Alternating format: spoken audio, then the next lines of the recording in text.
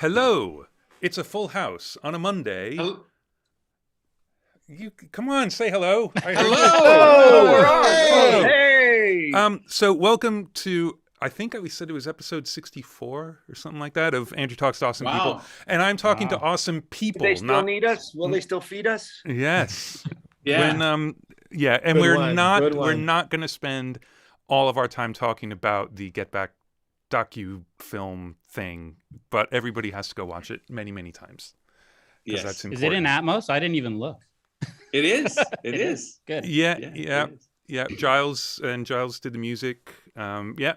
So there you go. If for nothing else than to see a young Glyn Johns just hanging out, like Look With at the More most, than hanging out. yeah, with the most badass coats and shirts. yeah, and incredible. Yeah. unbelievable jackets. Yeah. He was wins the prize. totally Yeah. pop-tastic. yeah. Yeah, it was Incredible. All right. So, beautiful. like I said, we're not going to spend the whole time talking about that. Welcome to the Atmos panel. So, I have here some people who know a hell of a lot about mixing in Atmos. And what I wanted to do was I'm going to start off with a very quick technical explanation of what it is so that we don't have to spend any time after that doing that. And we can just talk about how we actually do it and what we do and what we like and what we don't like and what's fun. Because a lot of it is quite fun. And I think that's something people don't really talk about a whole lot. So very, very quickly, for those people that don't know, Atmos is a Dolby technology that is an object-based monitor format. So there is not a set number of speakers. 5.1 was a format where there were signals for 5 speakers and a subwoofer. If you didn't have a center speaker, you didn't hear what was supposed to be in the center speaker. With Atmos, it's set up where there is a ring of speakers around you at listening level. There are some speakers overhead and there are subwoofers. And during playback, on the fly, whatever speaker setup you have is accommodated for by crashing down this big multi-channel thing to whatever your monitoring format is. So if you don't have a center speaker, for instance, the center channel information is spread out between the left and the right. And there's just a lookup table for how many dB do you turn it down, how many speakers do you put it in, and every position in the monitoring kind of area has coefficients so that depending on how many speakers you have, that's what you hear. So it's a very big difference. And the reason I wanted to make that clear was because some people are like, well, quad and then 5.1 and all that. It is a completely different type of technology in that it's adaptive to the consumer's listening environment and system. So that is the Atmos part of it. If you listen at home and you have, let's say, one of the sound bars that does Atmos, or you've got a Sonos setup where you have a sound bar and then a couple speakers behind you and a sub, the Atmos will reconfigure itself as it plays back. And it's pretty cool, actually. On relatively inexpensive consumer stuff, you can get a really nice thing going on that has more to it than just left and right, which is very cool. But the way most people are going to hear it is in headphones. And so I just want to very briefly touch on this. Okay, the headphone versions of Atmos are an extension to Atmos. They are not Atmos. Atmos is the speaker playback. That's what Atmos is, the object-oriented speaker playback. When we do a mix in Atmos, we deliver a multi-track file, and then there's metadata for how stuff should move around and where it should be placed, and then that's what's played back on speakers. For it to work on headphones, though, which is quite exciting and hopefully makes it work for more people around the world, there are 2 main formats at the moment. One of them is the Dolby binaural render, which is made by the same render that does all of the speaker playback, and then there is the Apple spatial audio.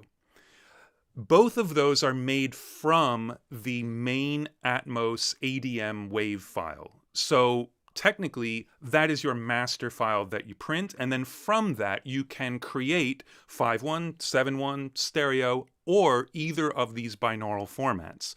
So one is created by Dolby, one is created by Apple. To hear the Apple version, you listen on an Apple device to Apple Music, and it will know if you're using the AirPods Pro or AirPods Max, which also have some head tracking to help you localize and things like that. But that is where you hear the Apple spatialized version. And the Dolby version used to just be on Tidal, but very recently Amazon Music has started streaming the Dolby binaural as well. So as far as I know, those are the only two music services that are currently streaming the Dolby binaural. They're very, very different. What they both try to do is to give you a sense of the space that you would get with your Atmos mix in headphones. And there are lots of things, and binaural is actually, it's the complete wrong word to use because binaural is a microphone technique. It is not a playback technique, but what it talks about in sort of the connotation of the word is playback to do with your head in a listening environment to try and recreate the environment something was recorded in.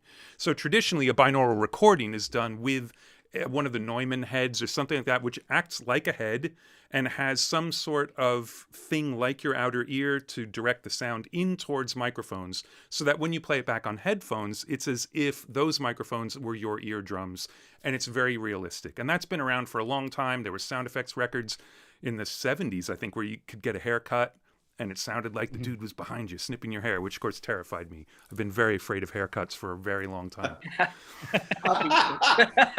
But if you do research in terms of how do you make things work in headphones, there are lots of things that add into it, but there are two sort of main things that your brain does to localize sound when you're listening just in headphones or when you're listening out in the world. One is called the head transfer function, which is how is the sound different in my left ear and my right ear, depending on where it's coming from. And your brain is very, very good at figuring out where stuff is based on the difference in sound between your left ear and your right ear. And then the other thing that really helps it figure that out is you move your head a little bit. And by moving your head, those differences are magnified, and then your brain gets even better at figuring out where stuff is, especially in the lateral movement around your head level. The up and down thing is a little trickier because basically what's happening is the frequency response of your ears change. When you're facing forward, 3.5 to 4K is what is really emphasized by the shape of your outer ears and your eardrum. As things go up, that tends to shift up to around 8K. But in headphones, that's just a little bit brighter, so it's a little tough to do that. And the only reason I wanted to talk about that is because the Dolby binaural render depends very, very much on the head transfer function, and the Apple spatialized render depends almost exclusively on the head tracking if you have the head tracking headphones. That's enough about that. Is that enough? Does everybody understand? That's an amazing explanation. I didn't know any of that. I'm really glad I showed up for this. I just made that shit up. Well put. Well put. Shit, man. So, and I will say, you can't put the binaural head in the middle of the room and make an Atmos binaural mix, No. Right. because we tried it and it just didn't work. No, but apparently Mark Rubel, who runs the Blackbird Academy at Blackbird in Nashville, did an amazing thing. And we were just talking about their Atmos room, which has some ridiculous number of speakers, and it's George Massenberg's old mix room. And you guys look it up online. There are lots of pictures. It gives you vertigo just being in the room, basically. But he did something where he put a microphone right in front of every one of those speakers and had a band play live and recorded it, then played back through those speakers. He said that the localization was absolutely insane. You could walk through the band. Everywhere you went in the room, it sounded exactly like the band was still in the room playing. Useless because you have to go to that room to hear it. It doesn't translate to any other room at all. Right. Yeah. So anyway, but I would like to introduce my guests. And what I was hoping to do is, like, real quickly, let's just go through here, and the answers are going to be very different. But I wanted to have each person sort of introduce themselves and talk very quickly gear-wise about what your Atmos setup is. What you've got for speakers, what you're doing for like a monitor controller, just the really basic, like how do you listen to Atmos as you're mixing. So on my left, I'm going to point this way, Steve Genewick. Would you like to start? Sure, why not? I'm Steve Genewick. I'm a staff engineer here at Capitol Studios, and I was the one charged first off with doing Atmos for music. Greg had done some already. We were kind of poking around with it, but we were kind of the first big studio, I think, to do music only. So I was the guy that was, basically Dolby. We built an Atmos room in our Studio C, and they handed me an REM album and said the band will be here in 2 weeks. Have fun, figure it out. So that's kind of literally that's what they did. Like, and they would. It was funny because Nate Kunkel was the guy at Dolby at the time, and Nate would come in and just to see, we were still ringing out the system, and there was bugs and all that kind of. And we would come in and have coffee, and I'd be like, "Hey Nate, when you this thing with the kick drum, how do you?" And he'd look at me and go, "Dude, you're the first person that's ever done it. I don't have an answer." So, which was not helpful, by the way. But actually, in a way, it was because I just had to literally make it up myself. So, but yeah, I'm here at Capitol. We have 2 rooms here now at Capitol, Studio C and then Studio E. Look, I can use my fancy camera now that they gave me. So this room is based around an S6 and PMC speakers. This room it's a 914 room, so there's 4 speakers above me. All PMCs, all in the wall, covered. It's nice and sexy, and it's really fun. Downstairs, I think there's 20 speakers. Because it's a longer room. And then also when COVID hit, the C word, we all got kicked out of our studios. So I had a bunch of mismatched speakers, and my wife was like, "You got to work." So we moved everything out of the living room, and I now have an Atmos room in my living room with mismatched speakers. I have PMCs in the front, and I have JBLs in the sides and the back. And is your wife rethinking the decision to lose the living room?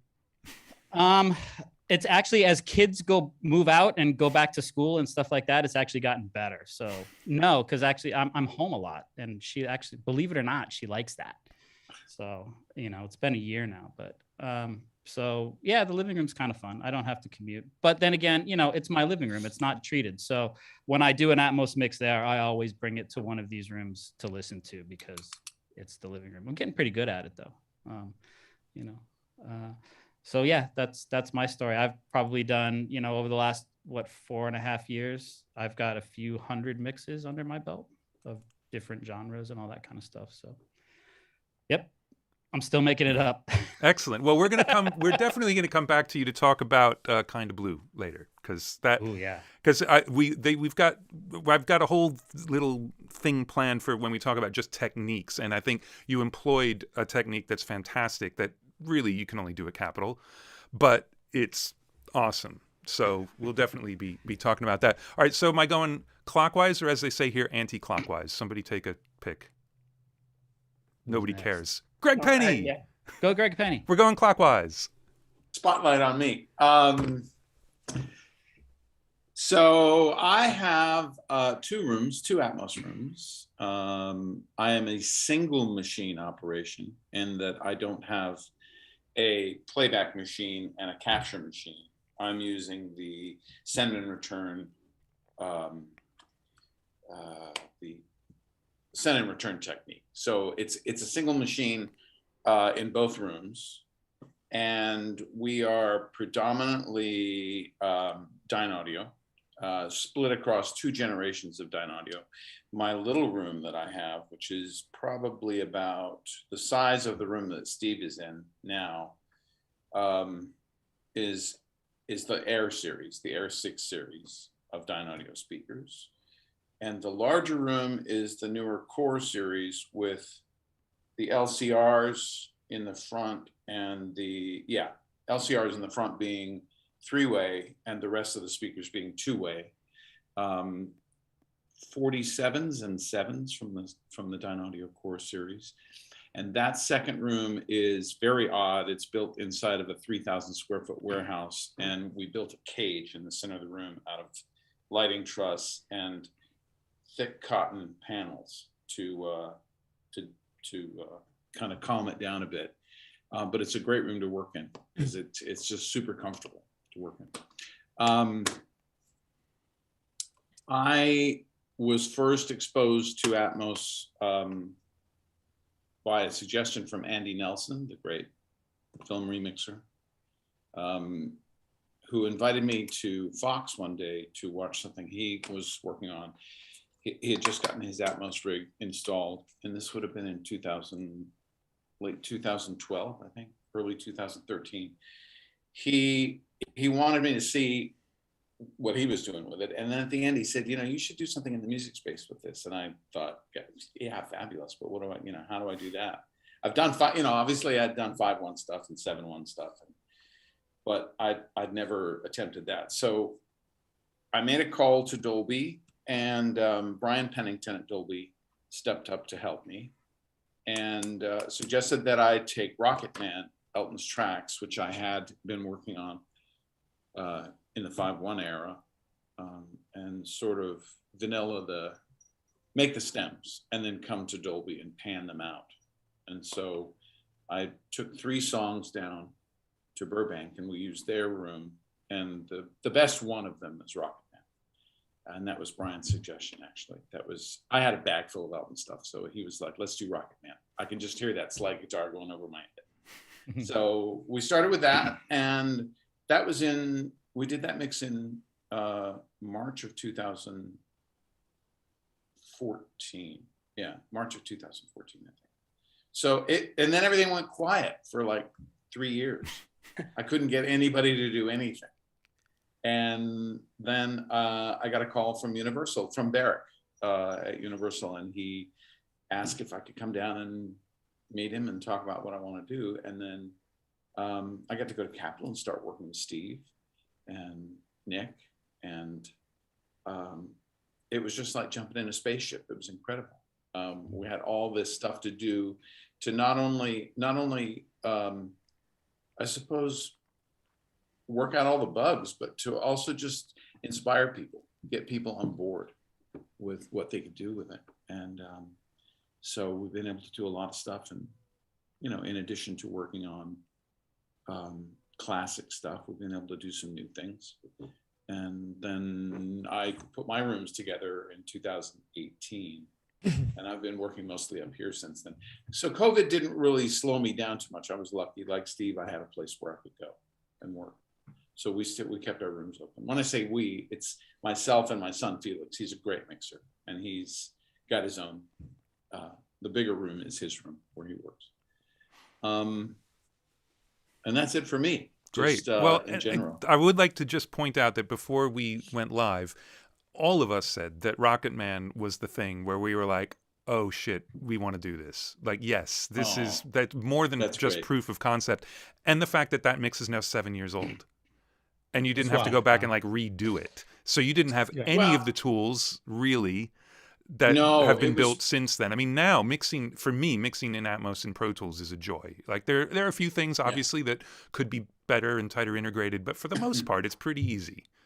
That couldn't have been easy. Well, that's why Brian was so generous to help me, because he knew how to figure it out.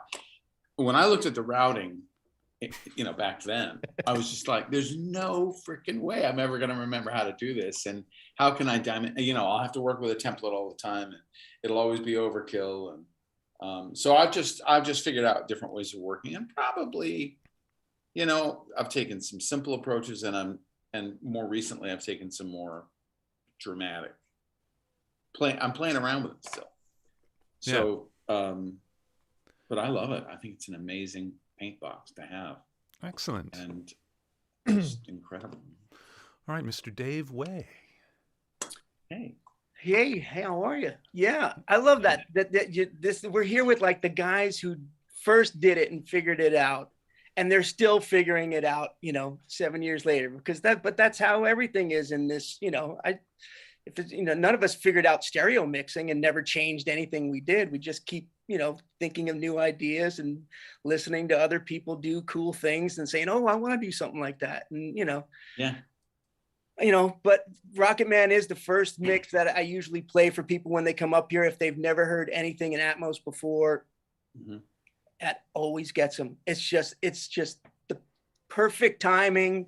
It starts in the front, and it's a song, and you're like, okay, I think I feel a little more ambience behind me. And just at about the time when they might be getting bored, the chorus kicks in and it all opens up, and they always just, they turn around with this smile, maybe they're getting goosebumps, and sold. I mean, and that's what sold me too. I mean, it's still just a killer mix. And I think, as we discussed before, it's a perfectly kind of written and produced song Oh, yeah. they didn't even know they were writing it for Atmos when they did it, but it was, I'm sure in their minds, this kind of 3D idea. So thankfully we were able to, Greg, you were able to, make that happen. We were lucky. Yeah, we were really lucky. On the receiving end, I think that the listener doesn't have to process too quickly what this experience is with that track anyway. Yeah. So they can swallow one elephant at a time. Right. It's a gentle, yes, exactly.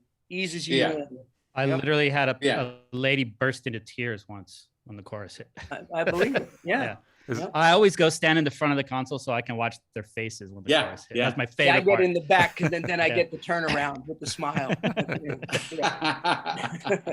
But yeah, so in my room here, Way Station in Los Angeles, I've got I'm also running it on one machine like Greg. So I use the Dolby Audio Bridge to talk back and forth between Pro Tools and the renderer. And I've got KRK V8s all around me. And then this is the latest Series 4 V8s that are very good. And some V6s. I got 7.1.4, so there's 4 V6s above me and KRK subwoofers. And I have an S4 and Focusrite interfaces and their R1 controller. And I do also have a Marantz Dolby receiver that I use. That was one of the first things I got when I first got everything set up and the Dolby guys were here and we had tuned the room to Rocket Man and all that. I was like, okay, great. What else can we listen to? After 10 times of Rocket Man, what else? As much as I love it, I want to hear something else. And they had a couple of other things, but I was like, all right, but how do we stream Tidal? And they're like, oh, actually, you can't do that. I'm like, what? I just spent all this money and time and I can't listen to Tidal mixes of Atmos. So I after like a week of starting to learn how to mix in Atmos, first of all, for me, coming from my stereo world where I had lots of different stereo speakers that I would listen to as I was mixing, now I just had one set of speakers to listen to. I couldn't reference it on anything else. I couldn't go to the car, I couldn't go to the living room. And now I can't even listen to what other people are doing. So, I'm like mixing on a deserted island somewhere, no idea how this is going to work or translate. And so, thankfully I went to Capitol for the first couple of projects to check things. And Steve was a big help for me, and Carrie and Brian at Dolby. But yeah, then I was like, I got to listen to what other people are doing. And there was more and more stuff coming out at the time. So I went and got a Dolby receiver to start listening to that. And I just sit here listening to other people's stuff in Atmos all the time. Welcome to the island. That is a point. I was going to kind of save this for the delivery portion of the show, but well, actually, Fab, go ahead, and then when it's my turn, I'll talk a little bit about that, how you can actually hear the different formats I was talking about before, because it's difficult. It's not the easiest thing in the world. But first, Mr. Fabrice Dupont, just down there. No, this order is perfect. This order is perfect because I'm the last comer to this island. I just got off the boat in so many different ways. So I have here my room, my proper Atmos room is only 4 weeks old. It's downstairs at Flux Studios in New York. Dolby, Kerry at Dolby I've been talking to him for about a year and a half about doing this.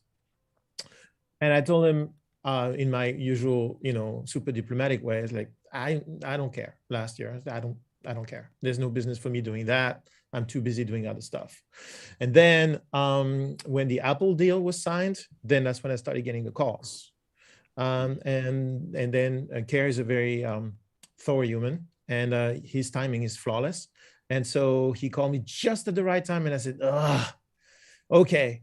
And so we had a room downstairs, it's called the Dungeon. because it's in the basement. And we turned that room into an Atmos room in 5 weeks. And we run everything off one machine. We use the Dolby Audio Bridge back and forth. For now, there may be other, as we learn more, we may upgrade that in the future, but right now it's working flawlessly. And because I'm French, all the speakers are focal. And the monitor section is a Trinnov Dupont 12. The reason why the speakers are focal is because I already had a phenomenal amount of those speakers on shelves all over the studio because I helped them design those speakers. So I had all those. So I have two Trio 11s, two systems, Trio 11s and sub 6s on the left and right. The center is a Trio 6. Everything else is either a solo 6 or a twin 6. And we have a 914 room.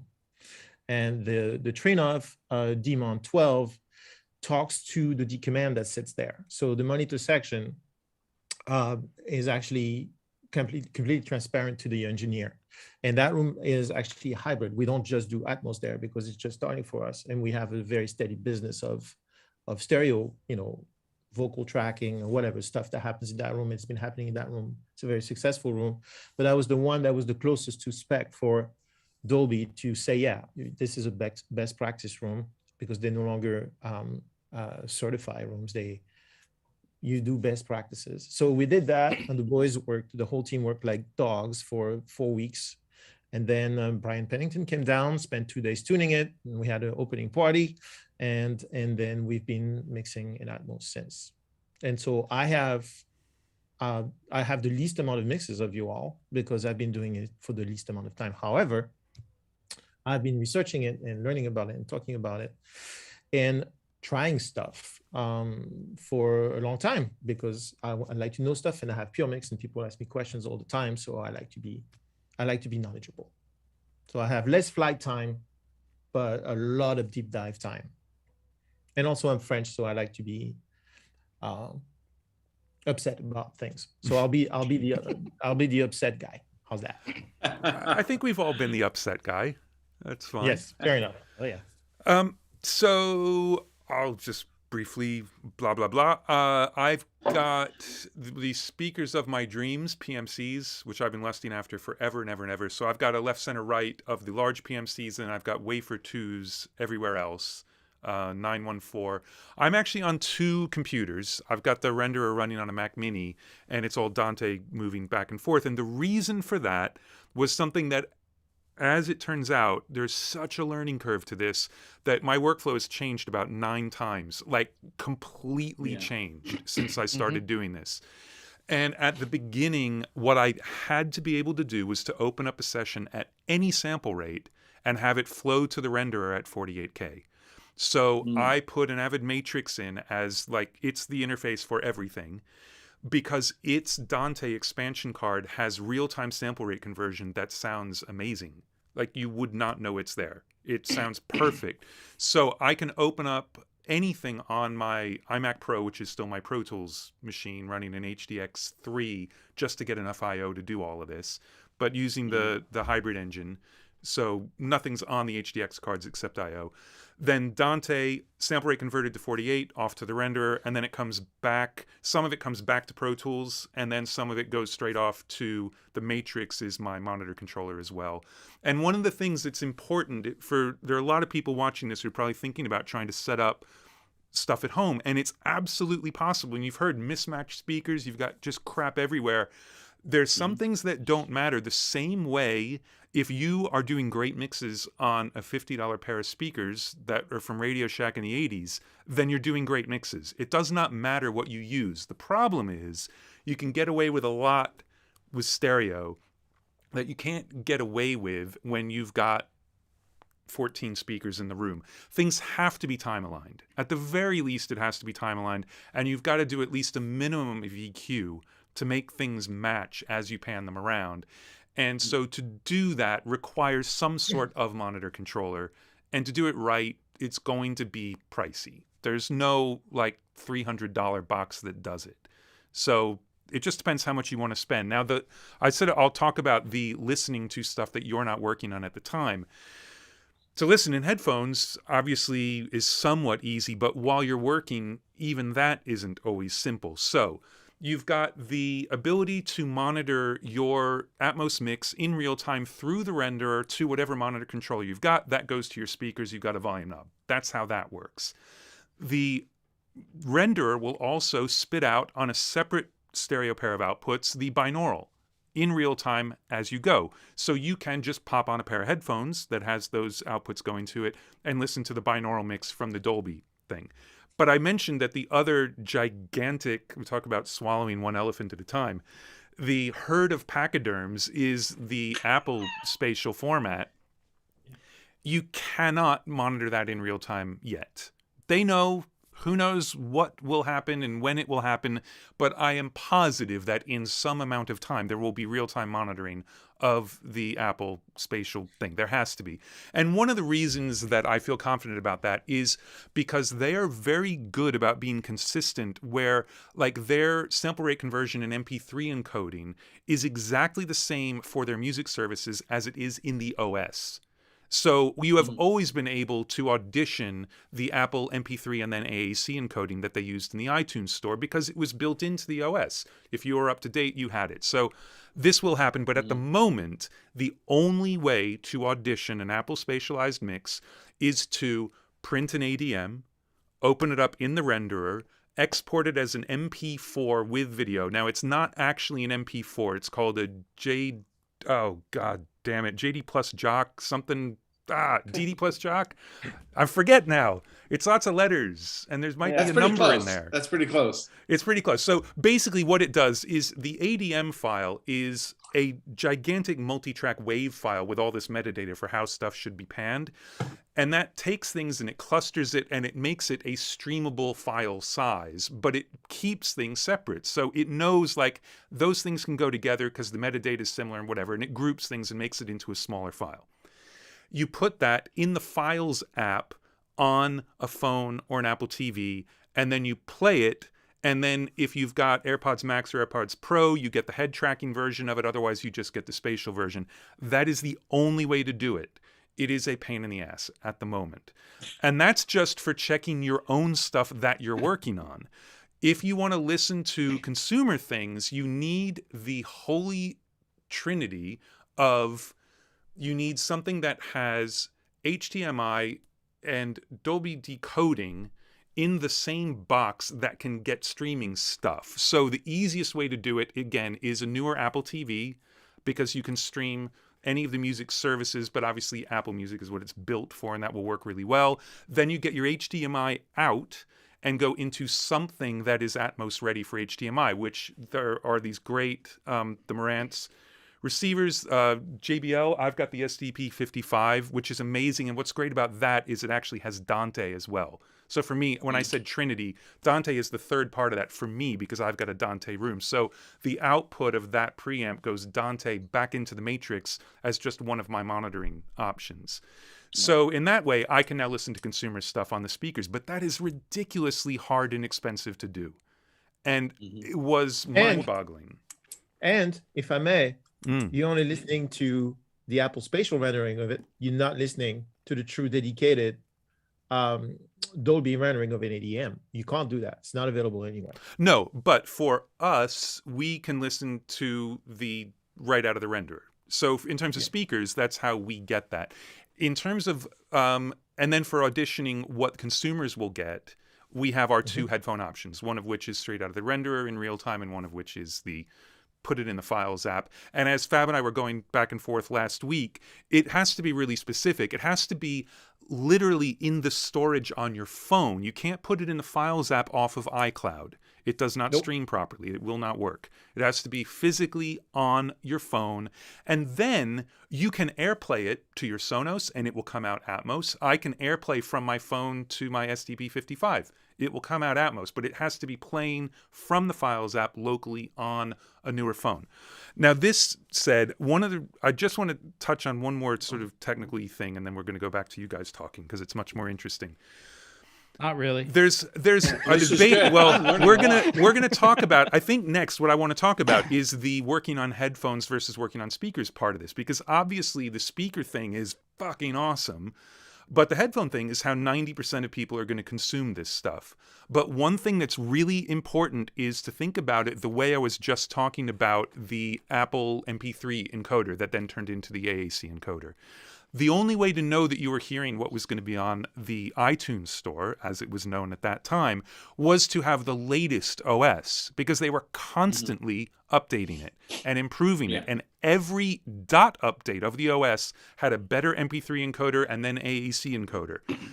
So that's what happens on the back end. And the exact same thing is happening on the binaural and the spatial rendering. iOS 15.1 sounds quite a bit better for phantom center stuff than iOS 15 sounded on the Apple spatialization.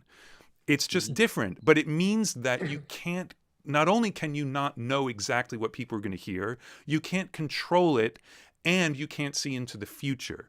So now let's start this debate about what is more important, because I've had conversations with people doing Atmos who couldn't give a shit about the speaker stuff, to the point where they're actually rendering other binaural renderers into the stereo and then turning off the metadata because they know that that's what that'll sound like in headphones. I don't want to go into the mechanics of that because that's just nuts. But and this again was part of my learning curve, was trying to be very, very true to the headphones, and then realizing from listening to Rocket Man again, like, no. The speaker is the master file. The ADM is the master. Everything until the end of time will be made from the ADM.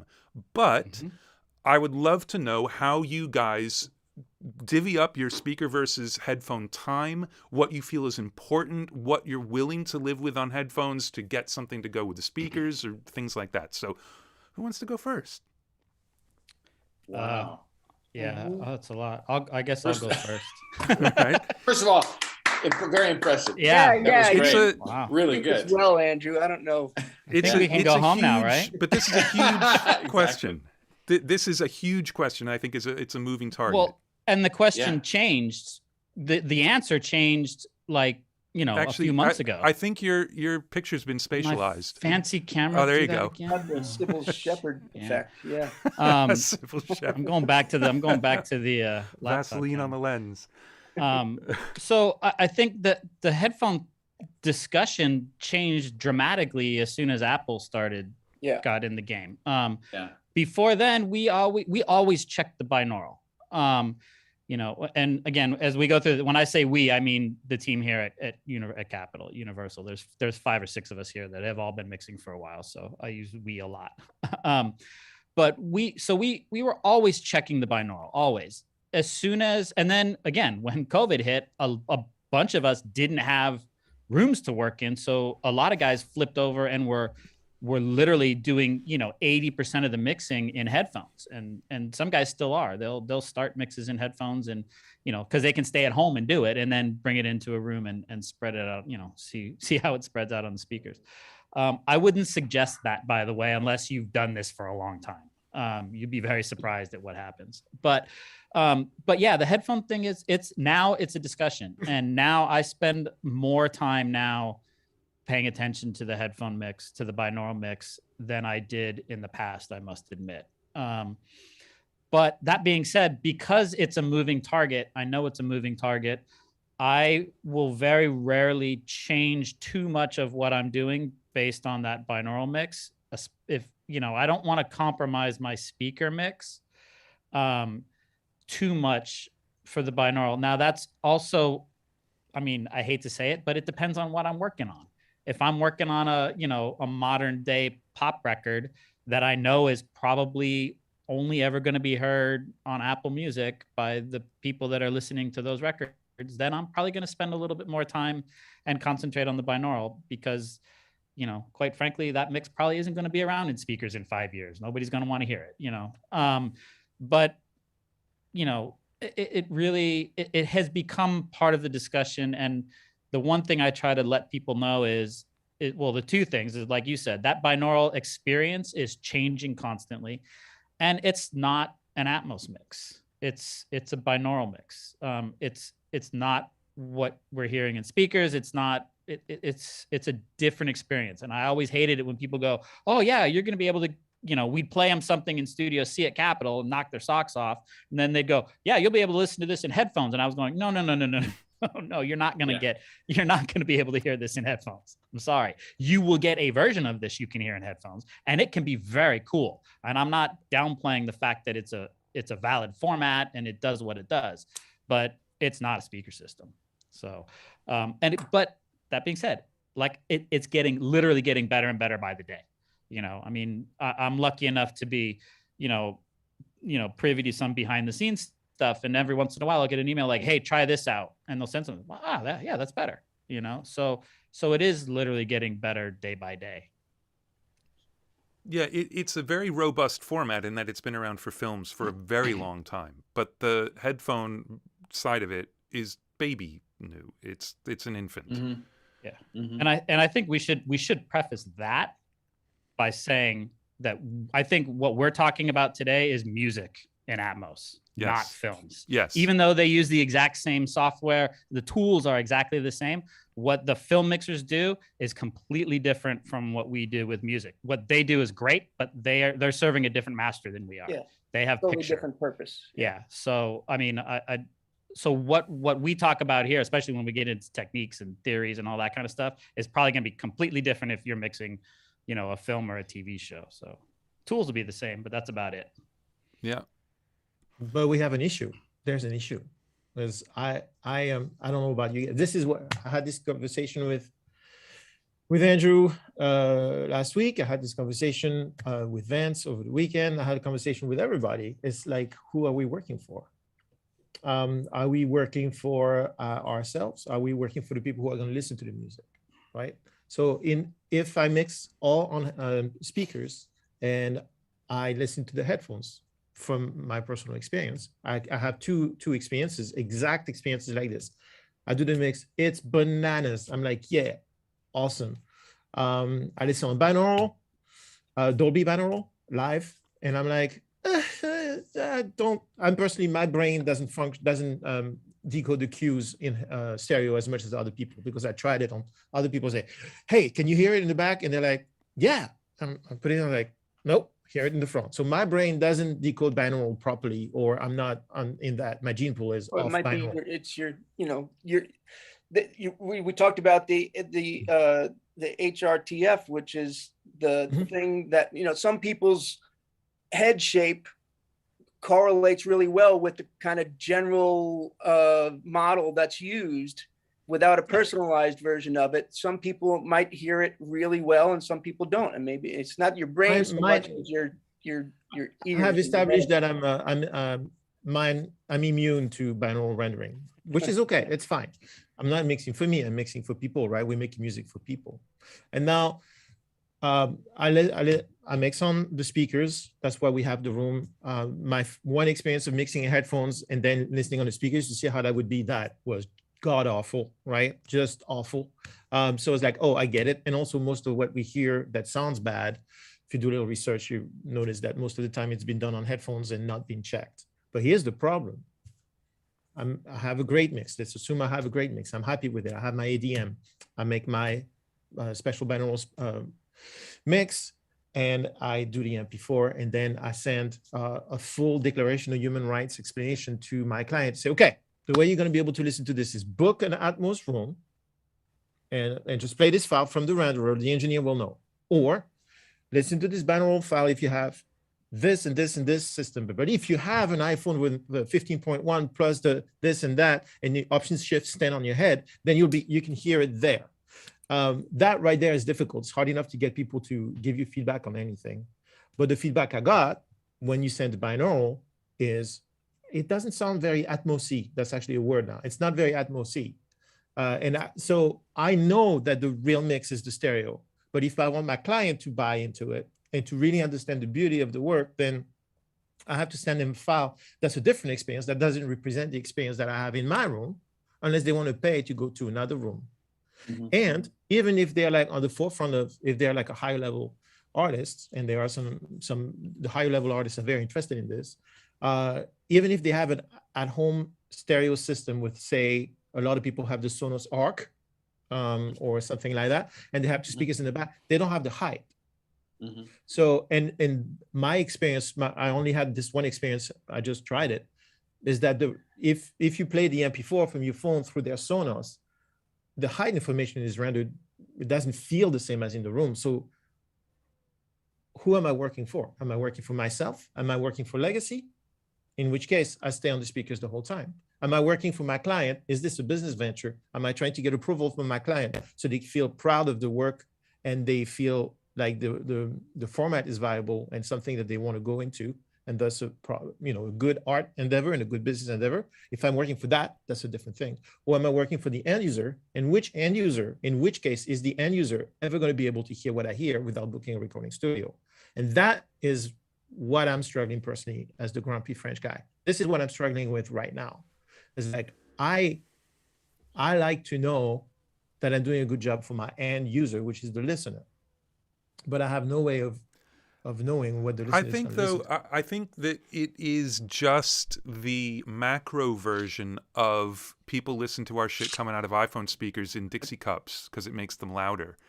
So it's been the same with stereo mixes where people absolutely cannot hear what you're doing, but it's always been about frequency response and dynamic range and like big engineering type words, not panning. It like the stuff that you do that's subtle in an Atmos mix on speakers, it's the stuff that gets totally destroyed in headphones. You go just outside the left and right in headphones, that is phasey and weird. Slam it into the back, and then they either hear it behind them or they hear it perfectly balanced in the front. I think that it's a combination of knowing certain things that will get destroyed with the current encoding for headphones and trying to avoid those particular things, and just realizing also that our stuff has been getting destroyed forever. And this is just a new way that it gets destroyed. I understand what you say, Andrew, and I imagine that everybody else is going to be on your side, but I feel this responsibility to my client for them to be happy with the result. And so far it's been pretty good, but I've had two grieving occurrences where like, what am I paying for? I don't like this as much as the stereo. It sounds phasey, or it doesn't. I don't understand it. And I'm like, dude, come over. But they can't come over from Seattle or wherever the hell they are. You know what I mean? And that to me, that's a hurdle. I was like, there's a disconnect there for me. So I think I think that hurdle is going to be, it will go away at some, as more rooms come online and as people get this and as people become more accustomed to listening to it. I think those kind of hurdles will be minimized. I mean, to Andrew's point, how many times have you sent the mix out and you get mix notes back and you kind of look at them and go, what the hell are these people listening on? And you find out a week later after 7 revisions, they're listening on their iPhone. Well, that's the way I listen to music. It's like, yeah, but you're giving me notes on the bass, So yeah, again, and I will look, it's happening here too. We had one artist where they were, the artist kept rejecting the mixes and we were like, what is he listening on? And they're like, he's listening in his car. We're like, what? You can't listen in your car. It turns out, he was streaming the binaural mix into he plugged in his headphone jack, and we were like, no, you can't do that. So yes, those hurdles are real. I mean, it is a real thing. We try to never let anybody approve anything if they're not sitting in front of speakers. We let them hear the binaural, absolutely, but we want our artists to hear it the real way, as we say. But I totally agree with you that those are issues that we're going to have to, as a community, we're just going to have to kind of deal with them, I think, to be honest with you. Dave, you look like oh, sorry. Go ahead, Greg. Go ahead. No, I don't want to jump. Well, I was going to say, you're not the only one that's facing these challenges. We've, Steve and I, early on, it was really difficult to try to figure out how to set the playback up for success, because half of it is making sure that when the artist wants to, they can A/B it against their precious stereo mix, or what they're used to, what they worked hard for, what the world has been hearing for however long it's been out or not heard yet. For me, the biggest, not the panning or any of that technology, but for me, the biggest problem has been volume level. Yeah. Because the artist wants to hear it at the level that they're used to, which is what, peaking at minus 0.05 at 0. And we've all shoved against that, and the loudness wars have, whatever they do, and I'm guilty of it, really guilty of it. But, and you're the most guilty of it, Andrew. Thank you. Right? Thank you. I won. Yeah, you hold the award. But when you then adhere to the and I got busted really hard. I mean, the powers that be sort of said, you've got to turn your mixes down. You're obliterating the spatial information. So when I started delivering at exactly minus 18, it was all I could do to match my room. And I put the original 2-track mix into my Pro Tools mix. So if I'm playing live from a Pro Tools mix to the artist, they're hearing the same level match that I have, and I use the meter to match it at minus 18. But that's sort of what we've been. And generally, it's down 11 to 12 dB. Anywhere from 10 to 12 dB is what you. Yeah, so that is a definite hit to the experience, and I think that's one of the. And then what you're saying to the artist is, but don't worry, Tidal has this little widget that compensates for that. Or, or my wife comes home from work and she says, I got this great playlist and I put a bunch of your stuff into it. She runs a hotel, right? And so it's a boutique hotel and there's really groovy stuff she plays. But she's like, Greg, every time one of your spatial mixes come on, it's like fucking this big. It's this big. And I'm like, oh God, that's bad. So, that's my biggest problem. But I don't know how we prepare. You just have to set the artist up. You have to properly set it up. I don't know, Steve, how do you do it? Do you just match it beforehand? Yeah, I mean, you got to match the same thing. If I'm playing back, I think one of the most important things is never play them their music first. Yeah. Never, ever, ever do that. Ever. Because that's going to freak them out. Always play them Rocket Man. Well, hey, because that is the first thing we always play to. But so never play them their stuff, first, because it's going to freak them out because it is a different mix. Yeah, you're totally right. And I tell them this is a different mix. This is not your stereo mix. I tried to match it as best I could. I tried to keep the vibe. But it's different. It's gonna be different. So that's what it is. For me, it's what you just said though. For me, it's, are we doing this to meet a quota, to meet a content quota that we need to hit at some point for these deals to work?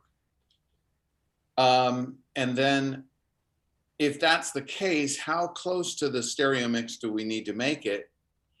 And why are we hamstringing ourselves when we have this incredible tool set to do incredible things? And that's where the rubber hits the road, or art meets commerce, or however you want to talk about it. That's a huge challenge. And I think epiphany number 173 for me was realizing that matching the stereo mix is matching it as far as the consumer is concerned, not as far as we are concerned. It's about the listener not saying, what the fuck is this? The listener feeling like, oh, yeah, this is the thing that I know, but it's different. They're supposed to go deeper into the experience with the Atmos. Yeah, mix. but it's a very different level of pulls them out of it. Yeah, very different level of trying to match things if you're matching what things feel like, as opposed to the mid-range is completely destroyed on this one instrument. And at some point, I would hope that that people will be used to listening to this stuff, and it doesn't become a you ruined the Beatles or whatever it is. Like, we don't have to go back to the old. Like, to be honest with you, most of what we're doing here is not catalog stuff. It's new releases. So the nice part about that is people don't have a preconceived idea of what this is sounding like. But they still have the stereo. You just hand them this, this is what it is. And also to that point, I have not had one artist that heard an Atmos mix and went, wow, this sucks. Every single one of them is, how do I get everything like this? So, I mean, one, you play it back to them properly. obviously. Yeah. We did have one artist who the playback was not curated properly, and they didn't like it. Once they ended up coming around, once we kind of, did the damage control on it, but the person doing the playback like literally went in and hit play on their song, and it freaked them out, and they didn't like it. But if we're still in the really early stages of this too, and it's we have to educate not only ourselves, but the public has to be educated and get used to it. Listen to the first stereo mixes. They're wacky, man. The drums are over there and the bass is over there, and none of this shit makes sense. And, I'm sure the first guy that shot, color film went, yeah, but nobody's going to be able to see this in color. Did he change the color? I don't know. Maybe he did. But I think, look, whether you like it or not, I don't think this technology is going away. There's an awful lot of big companies throwing an awful lot of big money at this. So, and that's great. I love it. I think it's great. But I think, and I also think we're getting to the point where the consumer technology is now going to catch up. This is one of the first times where we as the content creators have been ahead of the curve with the consumer. Where it wasn't like, oh, here's 4K TV. Okay, well, now go shoot a bunch of stuff in 4K and make this TV work. We were actually ahead. I mixed for 2.5 years without, the only way you could hear the mix is if you knew me, literally. We were literally mixing in a bubble. I had no idea. For the first year, I had no other place to go to listen. I only had one room to listen in, unless I could get Dolby to let me in the theater across the street.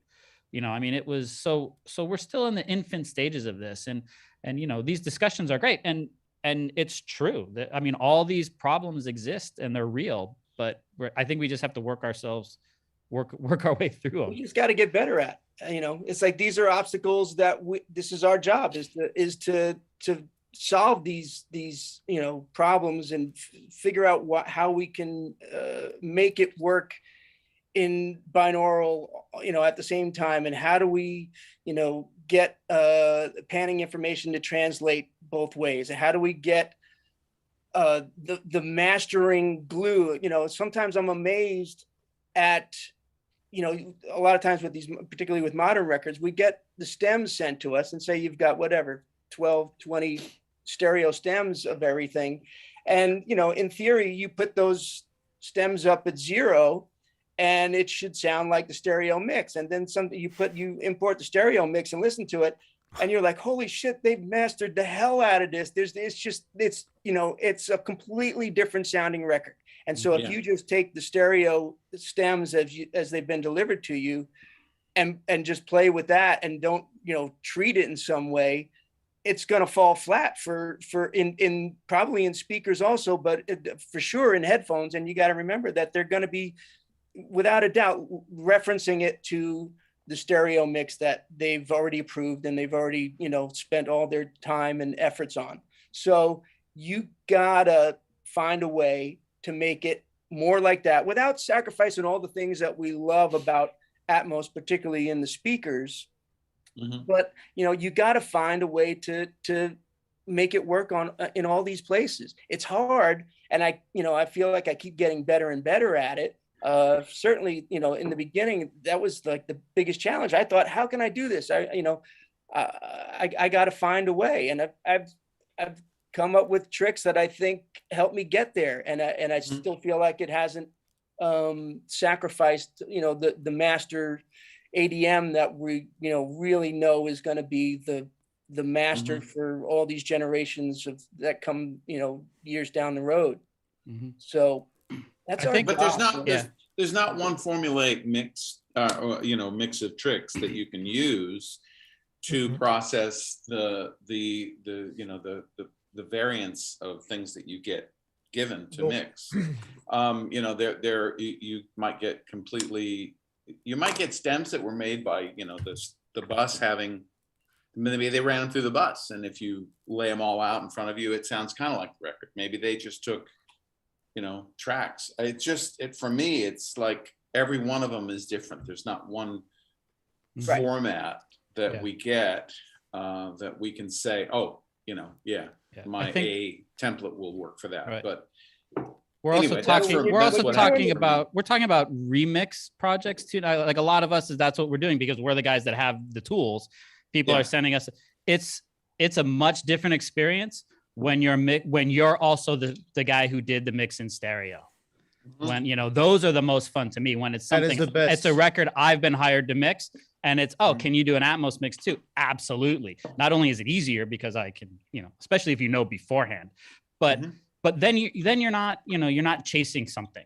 I always to be perfectly honest with you, the catalog stuff that I'm given, I get something catalog, and I'm like, oh God, here we go. Because I'm going to spend 90% of my time chasing the stereo, trying to figure out what reverb they used and was this EQ'd and is this even in the record and all, the pre-mixing stuff that we do. Yeah, It's really hard. it's a much different experience when you're mixing Really tough. something on when you're the stereo mixer. So, and we will, all of us and everybody watching this, we will get to that point where it's you're doing your stuff, and then so right now we're still chasing the phantom that's been handed to us. As soon as you don't have to do that, then you can tailor both mixes to work. Well, let me ask you guys a question about that, because I just did a couple records for an artist where I mixed most of the first record and about half or a little more than half of the second record, and I thought, excellent, I'm going to open up those stereo mixes. They were done completely in the box, and I'm going to go to town. And I spent the first few days trying to do it, and then I'm like, absolutely not. And I went back and printed myself the best set of stems anyone has ever printed. Yep. And I wrote some software to do it for me while I slept, and that's awesome. but I could not work from my stereo mix. It was just too tricky. Everything's too slippery when it's all there. Whereas once I could commit to the things I knew that we liked and just treat it as stems, it went really quickly, but I could still be really creative. And I'm curious what you guys think about that. I do the same thing. I commit all my I'll just commit the track or freeze the tracks sometimes. Mhm. So I have all my EQ and compression and all that kind of stuff. And then I kind of treat it, okay, now here's I'll bring it into my Atmos template, which is routing and reverbs and stuff. And I'll kind of treat it as a whole new mix, but at least my rides are there and the mutes are there and all that kind of stuff. The most fun one was the one where I knew I was going to be doing the Atmos mix before I even started the stereo mix. So I could kind of tailor the way my workflow, knowing that bang, I'm going to be able to turn all these reverbs on and suddenly I'm going to be in Atmos. And I mean, you still have to rebalance. It's a different mix. No matter what you do, it's a different mix. You cannot just take, even if you have, like I said, the best, like you said, the best in the box stereo thing there is, it's still a different mix. You have to rebalance. It's different. Go ahead, Dave. I did one. I'm interested to know if any of you guys have done this also. But I had one project that I thought that this would work well, where knowing that I was going to do the stereo and the Atmos mix at the same time, I started with the Atmos mix and monitored in 2.0 as I'm doing it to listen to the stereo mix.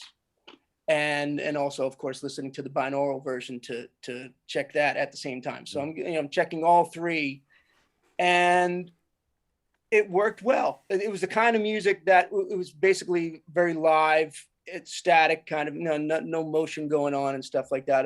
Kind of a folk record, and that worked well. As a matter of fact, I got to say it worked really well, and I want to do that more. I don't think I would do that with a very modern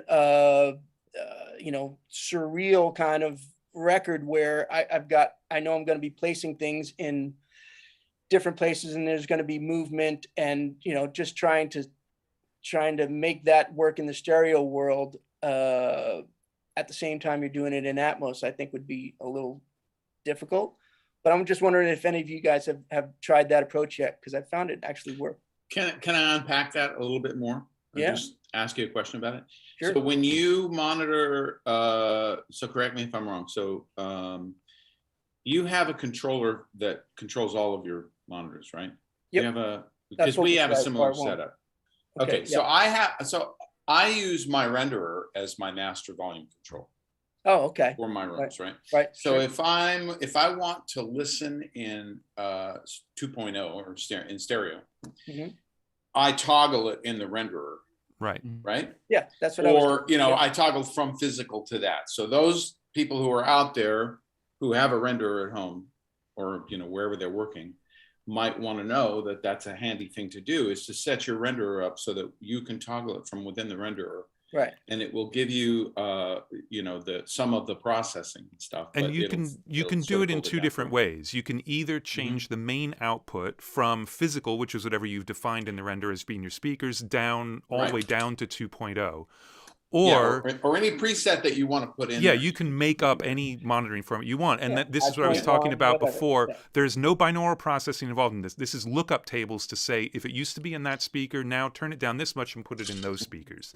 That's what that is. Right. But the other way you can do it, with the way I'm doing it, is the render will also spit out re-renders, which are the exact same thing, but in real time, but on separate outputs. So my renderer is always outputting 914, 7151, and 20. And I can just switch to different inputs on my monitor controller, but it's exactly the same thing. So that's all. It's important to. Yeah, it's all down important to mixing in real specify- time. Yeah, it's a down mix. It's a full down. Yes. It's not. There's no binaural. No. It doesn't try and recreate the Right. space. Not at It all. just This goes- is just level down mixing. Yeah. It's what they Yeah. call a crash down in film land. So I think that's very well named. now, Yeah. okay, let me ask you guys a question. So most of the records up for best immersive mix, whatever the category is called, the Grammy category this year, list a mastering engineer. Now, we've just touched on the fact that you have to match the mastering as part of the mix. There is no such thing as the creative mastering side. So, okay, very quickly. Two sides to mastering. One is file preparation, metadata encoding, blah, blah, blah. That is the technical side of mastering. Then there's a creative side where I'm going to put a multiband limiter, do some EQ, and back in the 50s and 60s, I'm going to add some reverb. Like, that was that type of mastering. Yeah. What does anybody know what was done by the people being listed as mastering engineers on these Atmos recordings? That's weird. I didn't even know that is true. And Well, Greg is need- listed as a mastering engineer on his own, and by the way, congratulations on that. Okay, But well, Michael that was Romanowski good. is, and I know that there is at least one mastering engineer who wants the stems and the ADM Darcy- and will then tweak that. But that's Yeah. mixing. That's That's not mixing. Darcy's all of Darcy Proper's mastering work that she's doing in immersive. She receives an ADM file and Right. masters from that. I would say, well, I don't know. I mean, it's a weird area. You get credited. I certainly didn't write myself in as the mastering engineer. They just had to put something. Mm-hmm. Well, I But, think that it was generated first by the label and then probably by the Grammys. But look, in the case of Morten Lindberg, right? So Morten is a one-man show. His stuff is definitely him doing his, whatever he's doing, whatever system he's working in, and then he's going back and doing a mastering pass. Right. I don't often do that, but I have done it. Most of the time, I just try to match it before it goes out Right. as an ADM. I try to match the original mastering on the record, or I will say arrogantly improve on it if I possibly can. Yeah. So that volume loss is not so immediately, so that, Right. well, just so that it works when it comes out. the Yeah. pipe. Well, Yeah. and in terms of in terms of what we have to deliver as people doing this, if you're delivering an Atmos version of an album that already is out, you have to match exactly the length of every single song. Mhm. And I would say, so you have to match the stereo version in terms of the mastering as well. And just a little trick for people who haven't done it yet, just something that you don't need to think about. You have to deliver mixes that are at -18 integrated LUFs across the length of the track. That's the spec you have to deliver. That's the spec. So what you do is you get all of the mastered audio files as they are delivered to the services for the stereo mixes. You go through, find out the level of every single one of them. Take the loudest, turn it down to -18, and then turn down all of the others that same amount. Don't turn them all down to -18, because if it was a dB quieter, now you've turned it up a dB. And now the flow of the record will be different. So this is just like a... Right. So you there know. is another terribly complicated way to do it. So here, something I didn't mention before, here at Capitol, we have 3 machine system. So we have a playback computer, which is our regular mixing Pro Tools machine.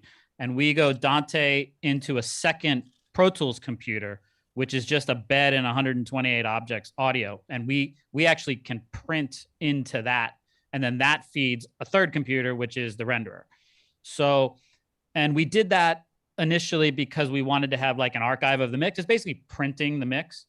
But what we weren't expecting and what works great is when you're doing an album project, which is fairly recent that we started doing complete albums, by the way. Like we did like one and then we were doing singles forever. So doing a single is much easier because you're only dealing with one thing.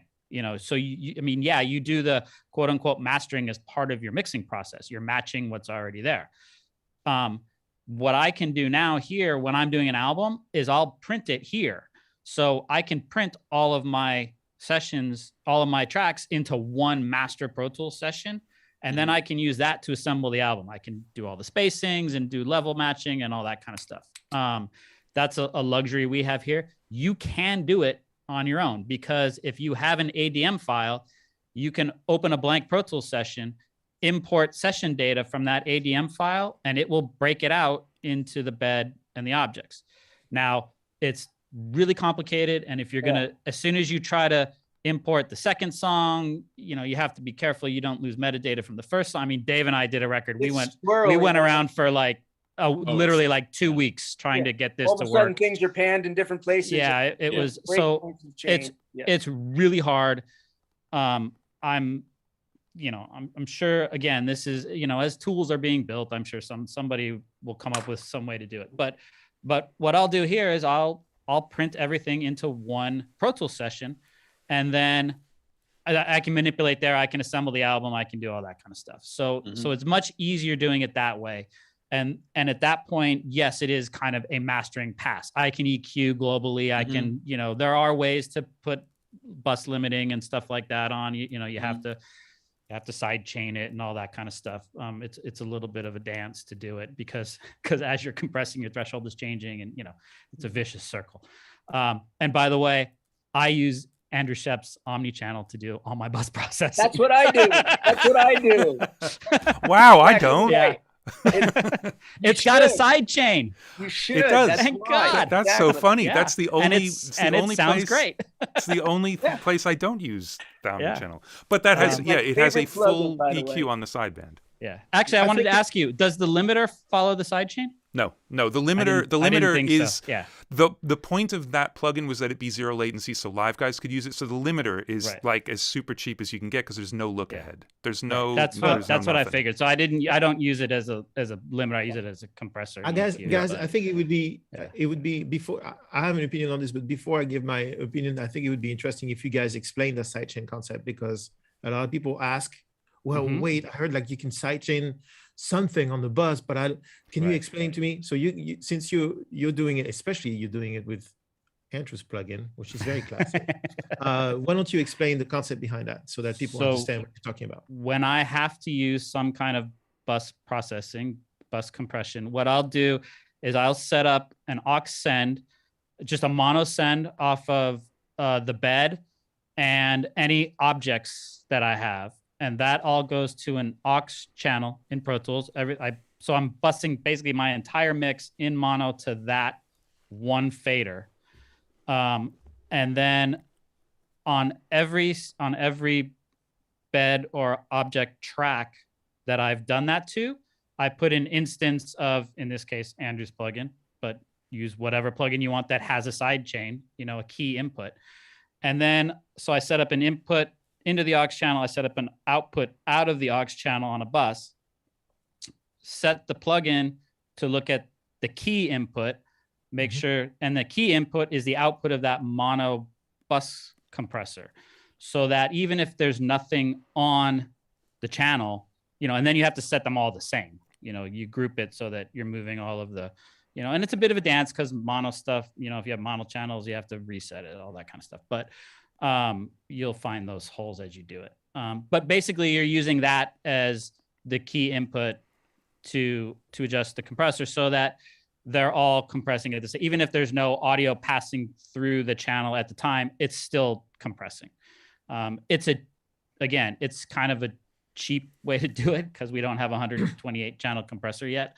But it does a fairly good job of doing that. You can squeak some extra level out if, I get pop mixes I have to match sometimes that have been hammered in mastering or whatever.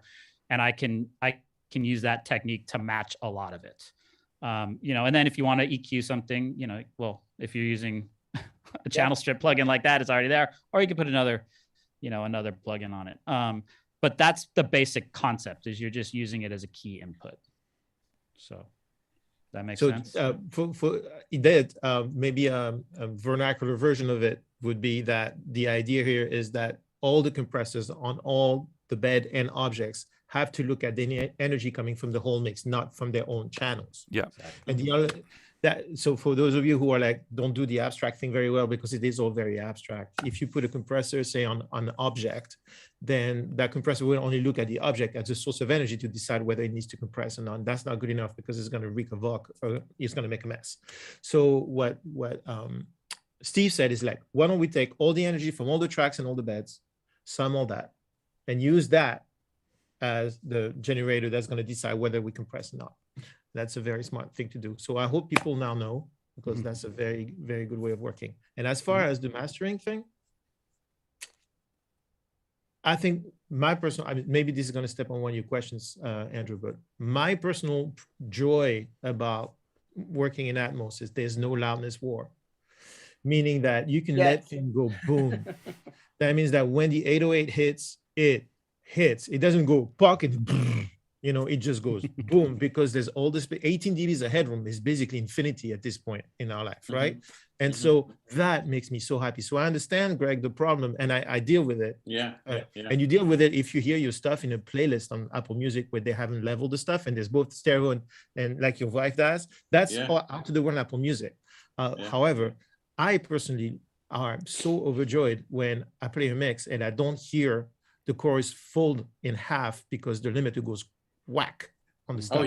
You can literally have dynamic energy, and you can, it's amazing. Like to me, that is regardless of the spatial stuff and all that stuff, it's the gift of Atmos to the music world, to be able to hear stuff soaring and choruses lifting and vocals stay in the same place when it's quiet and when it's loud, and dynamics and stuff.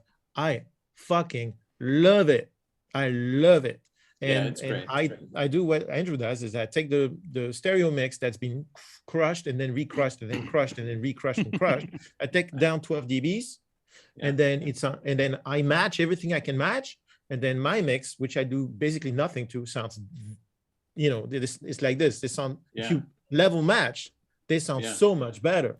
So that's beautiful. As far as mastering goes, if you do singles, if you're happy with your stuff, and you know your room is accurate, you don't need mastering. Well, I think a lot of us who've been mixing for a long time, unless we have a relationship with a specific mastering engineer, our mixes are mastered. They're not getting a whole lot of sonic change through the mastering chain. If they do, I kick it back. But Brian Lucy apparently is texting Mark about some stuff, because he's listened for the Greatest Showman record, which Greg Wells mixed and then he mastered. So we're going to get a little bit of insight, because I know that some mastering engineers are actually doing sonic things to Atmos records, and so I'm very curious to hear what he has to say. So hopefully we'll get in the that. concept of an album, because we know it's really hard already in stereo. It's hard enough to match. From track to track on an album, and you may not be mixing every track on the album. Right. So I can imagine the concept of an album being placed in Atmos, there's going to be discrepancies between songs. It's and having another set of ears to level that. But in theory, and in practice so far, for singles, which is I've been doing all singles, that I think because especially if we're doing things that have existed in stereo, we do have to match an existing mastered thing. So we are getting close to it, even if normally we wouldn't crush stuff or whatever. You you have to go there. Especially if the client says, hey, it doesn't have as much energy as the stereo mix, you know what they're talking about, Right. And if they added a bunch of top end and mastering, as you're mixing, you're going to be adding that top end, because you have that comparison mix to do. And there's something really fun about a multi-mono 7.1 SSL compressor. Like, that's a really weird sound, but it works. And the other thing I think that's important is that if it doesn't necessarily have to be this idea of like mix bus processing, because if you get the drums right and the rhythm guitars don't necessarily have exactly the same compression, no one's going to know.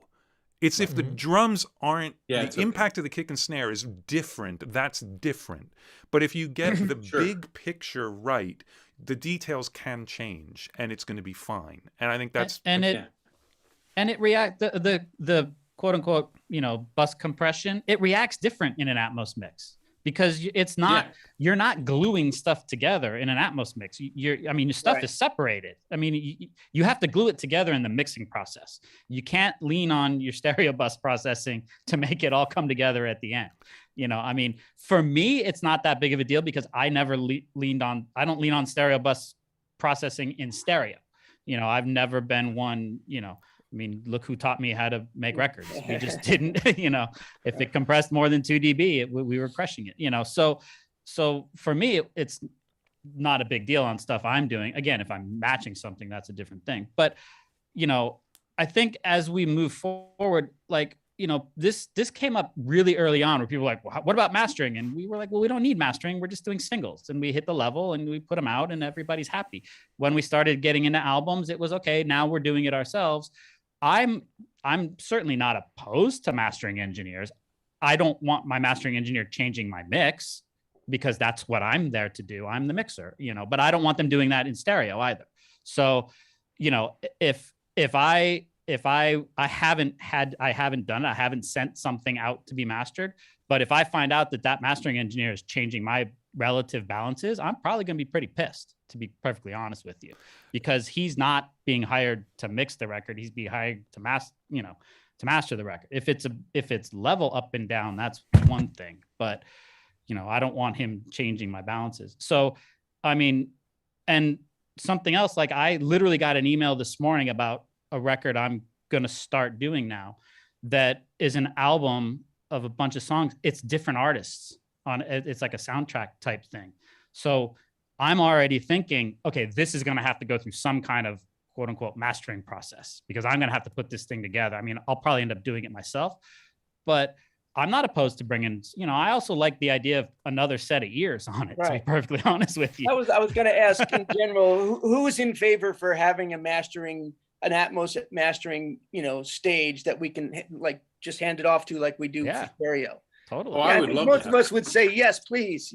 As long as they're, like you said, not going to be messing up your mix, which is right.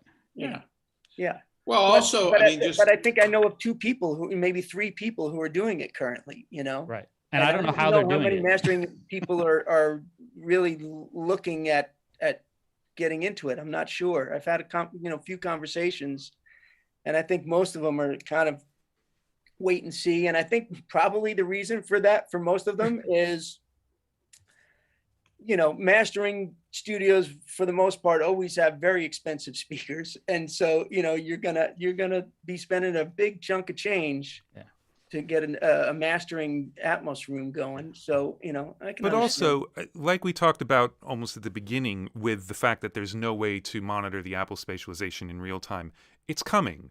So what you can do with an ADM will change over time. Right now, you cannot do anything other than encode it to other formats, other monitoring formats. Right. But you will be able to do it. Like right now, it's impossible to crossfade 2 Atmos mixes. Unless you've got a rig like Steve's and you're not using all the objects, and then he can kind of honeycomb his multi-tracks and make that happen. But us normal folk can't, you cannot do it. It's absolutely impossible. That will change. So some of these tools just don't exist yet. Yeah. But a lot of the tools we have now didn't exist 4 years ago too. Exactly. So but if you're talking about like crossfades on a record that's got crossfades, is that what you're talking about when you put it together? Well, if you have to do that, you can use 2 beds. Yeah. No, yeah, but you have to to print those songs at the same time. You cannot. You'd have to build it all into one session. You cannot take 2 existing ADMs and crossfade them.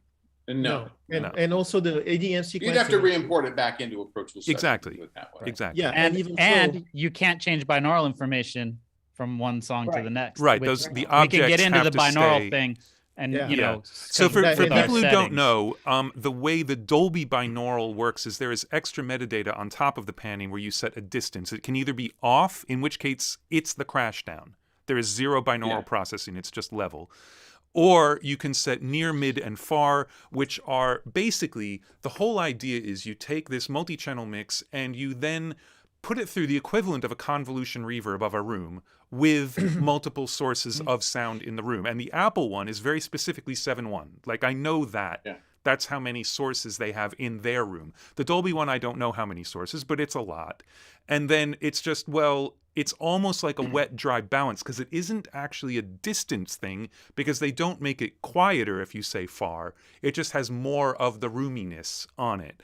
And a lot of people would argue that if you're putting stuff in the back, you got to keep it on far because otherwise people won't really hear it or whatever. But it's up to taste, and every engineer sets it per object in the renderer, and you can change it for every song. But as Steve just said, if object 7 that you're using for something isn't set to the same distance on two tracks, you cannot crossfade those things because the distance won't change.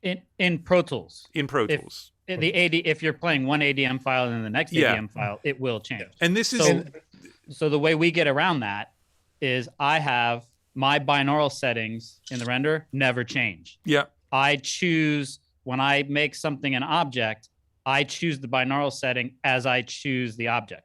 So, you know, in mine, I don't have my cheat sheet in front of me, but you know, the first 25 are my beds and my zones, and that's a whole nother discussion. But then like 26 through 41 are off, and 42 through 74 are near, and 75 through 90 are mid, and 90, you know. So I'll have if you look at my mixes, they're never in order. Like I'll have huge, you know, swatches of objects that aren't being used, and then 2 down at 102 and 103 or whatever that is. And that's okay. You don't have to use the objects in order. So that's how we get around that. So my binaural, again, from song to song, my binaural settings never change. It comes in as a plugin now, the settings, and it's every song I do is exactly the same. Now I check it, and if I go, oh wait, this might be cooler in far binaural, I just change the object that I'm using. You know, I have plenty of objects. The only time I've ever used all the objects was because I wanted to see if I could do it on one mix, and I actually did it. But typically I'm not, you know, I mean, we can get into the bed and the object discard. That's a whole, you know, we probably need another month to do that. But two extra points to add on what Andrew just said. For those of you who are confused, I was confused, so I know that, you know, it may happen. That settings near, mid, and far is completely independent from the panner setting and does not follow the panner setting in Pro Tools. Yeah. Meaning that you could have something that is dead front, left, right on your panner, and in binaural you setting up in the far. And the fact that you actually pan something in the back in the panner doesn't mean that it's going to be in the far in binaural. You have to make that decision separately. Yeah, far doesn't mean front or back. It means further away from the listener in the space. Yeah. So it's an interesting, a bigger convolution reverb around it. Basically. Yeah. And it's very interesting to play with that, to actually, for those who are refractory to binaural cues, that actually helps a little bit, the combination of the pan and the binaural setting. But that's an extra layer of work, meaning that you do your entire stuff, you work in your speakers, and you're really happy in your speakers. And then when you check on binaural, this is where you have extra layer of joy to be able to try and recreate that experience in this different format. The other separate fun thing is that the Apple spatial audio completely ignores the Dolby at the moment. Yes, completely ignores it. For now, so that's extra layer of joy. Yeah, it's fun. And as you do it more, you'll know what those things are going to start doing. So like I can do it pretty quickly now. General rule of thumb, really general, really basic. The more percussive and transient something is, the closer you want to keep it. So string pads, stuff like that, that's okay and far. Triangle, probably close, you know. So, you know, and off is okay. I use off all the time. So, you know, those, you have to play with those settings, but nice like concept. I said, you get used to it. You know, a lot of times I can set stuff up. Like I said, I go through my because my settings never change. I'll just assign objects to stuff and then listen to it in the headphones and see how close I get. And you get pretty close after a while. So so here's a question. Do you do your mix on your speakers? Set up your panning, your animatronic shit, and then X% through your mix, like, oh shit, I got to check on binaural. Let me go put these objects into the right objects so I can try and translate this. Or from the beginning, okay, this one I'm going to put in the ceiling, and this one I'm going to put in the back thus, and pan in the back. Thus I'm going to do, okay, this one will be in the far object. How do you again, it doesn't, so the binaural setting I choose is not affected by where I'm panning something. It's affected by, how close or far I want. To me, it's one process. I'm doing it, and I'm always checking. Again, I'll get my mix to a certain point, and then I'll put the headphones on. They're always sitting right next to me. Put the headphones on and listen for a while, and make sure that it's doing what I want it to do. Again, you as you do this more, you get used to the settings and what kind of what they're going to do and what's going to work and what's not going to work. So a lot of that. It used to be a real pain in the ass for me. I hated it. I had to go through, because you finish a mix and then you go, all right, I got to do the binaural settings now, and you have to sit down and listen to it. Then when Nick actually came up with the zones, it was like, oh my God, this is brilliant. Like, now we can just do this. So you do get quicker at it, just like anything else. Like, okay, I know that putting this back there in speakers is probably not going to work great. Even though we say there's no rules, there's stuff that just doesn't work. So, and like anything, as you do it more, as you mix more, that go to that compressor, not this compressor, that kind of stuff. So it becomes more fluid. I will say the learning curve in Atmos is very daunting. It's hard. I mean, you heard about Andrew's setup. That's before sound comes out of the speakers. Yeah. I mean, and then the techniques are a whole, we haven't even, we've been talking for an hour and a half. We still haven't even gotten and the learning curve, it's weird. Like, I feel as though the learning curve for just learning how to engineer and then mix was basically uphill. This is a roller coaster. I keep thinking I'm getting somewhere, and then I rip it completely apart and start over. And then I do it again, and I like, oh, now I get it. Like, no, I just fucked that up again. And it's kind of liberating in a way as well, because I think part of it is realizing that it is something that is completely different. And that's why I started working on stems even of my own mixes, as opposed to trying to work the way I would for a stereo mix. And there are times when I'm mixing in stereo that I'm actually really bummed out I'm not mixing in Atmos, because I know exactly what I want to do. But no one wants an Atmos mix of this thing yet. Like, all right, whatever. But it's a different discipline. And I think, there are going to be some people who are going to be amazing at mixing in Atmos who may not really ever get the stereo thing. But coming from the stereo thing, I think it's more we have to sort of put aside large chunks of what we used to always think about, because it's not relevant anymore. Like, that's the given. That's the, like, yeah, you know how to mic drums. Of course you do. Like, yeah, okay, you know how to mix, but now what do you do given this whole new playground, and how do you deal with it? And every different styles of music call for different kind of approaches, and I've come across some things too where certain clients are more averse to using the back too much and being too gimmicky, and they basically want an extended stereo mix, and so I would call that just conservative, a conservative approach, but then there are plenty of people who are like, no, go crazy, man, just go. They want to really explore this, pull up their shirt and play the cowbell and explore the stage. Yeah, so it's fun to try all these different approaches, and I kind of I try, and it's still so early that it's impossible not to go into each one without feeling, all right, what do I want to do today? It's like, okay, what's cool? I don't know. Let's just go and see what happens. And as soon as you think you've found it, like you said, Andrew, like, oh, I got it this time. Then the next song comes, and what you did, it could be on the same album, and what you did is totally irrelevant to, know. I always said when we were giving tours and stuff, like, especially when you talk about bus compression and stuff like that, like, our job as an engineer, especially on modern records, is to get the 10 pounds of shit into the 5-pound bag. Well, here's your 20-pound bag. Yeah. Just, I use way less EQ, way less compression. You know, you don't have to thin out your acoustic guitars to make them sit with the electric guitars. Just move them. Yeah. No? And one It's- great thing about this, like we talk about them having to deliver at -18, and the reason for having that much headroom is, what if everything had to come out of one speaker all of a sudden? Would it, you know, Right. there are reasons for it. But the awesome thing about it is it's an integrated loudness over the entire duration of the song. So if you've got stuff where the chorus is just fucking slamming, but you're at -17.5, turn the intro down. All right, now you're at -17.7. Oh, really? Extend the end of the song if you're not doing Longer something that's fade. already been released. Exactly. Like, and it's what the Atmos guys in film have been doing forever. Do you ever wonder why you can't understand a single word in any quiet scene in any movie on Netflix? It's because they've got volume guidelines they have to hit for every reel. So they need the loud stuff to be crazy loud, so the quiet stuff is so quiet you can't even hear it. Yeah. Now we get to do that.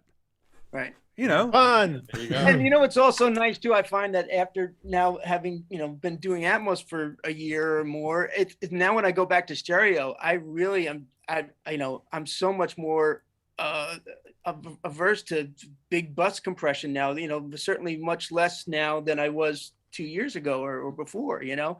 It's just made me reappreciate, you know, just having dynamics and, you know, because it's just one of the best things about Atmos is that we can now just breathe and open things up, you know. And I have a question for you guys though, because I've noticed, you know, in listening to stuff streaming off Apple Music and Tidal, every once in a while something comes on and I'm like, huh, because I know where my volume should be for everything, you know. And all of a sudden something will come on. It's like, that's loud. That's loud. How are they getting that or who's letting that happen? And I'm wondering if anybody here has had a mix rejected because it was too loud, and how loud it was, and or if you've been finding people pushing it and to see where the limits are. I don't know who the police are. I'm sure here. Greg Okay, knows. Greg's got an answer. I have an answer for all those questions. Great. I've gotten busted for delivering things too hot. By who?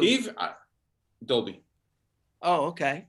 But it was really an educational process for me because you know, old things die hard. So I always felt if I was going to win the proposition of the client coming in or the artist being there, I try to give it as much heat as possible so that, you know, you set it up for success in a way.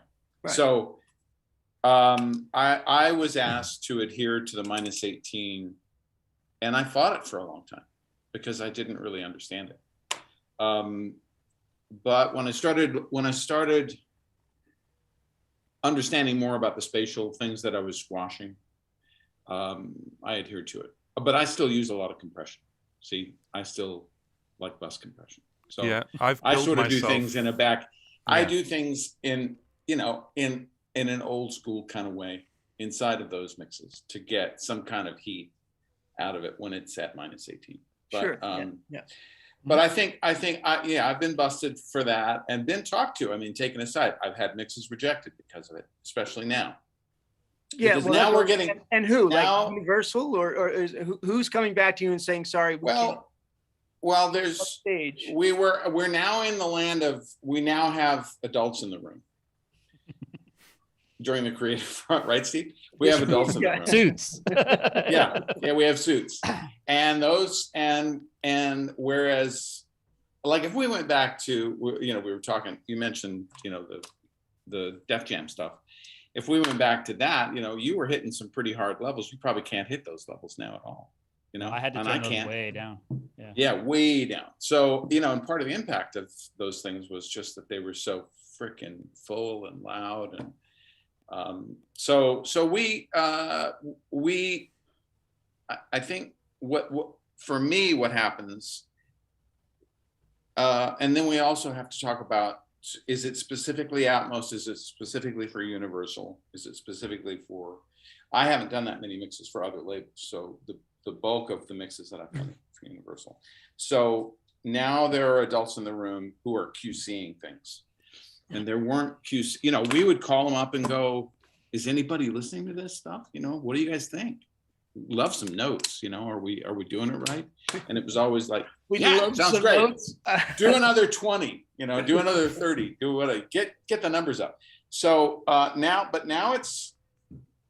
there's some more. You know, the notes that I get are, this is a dB too loud.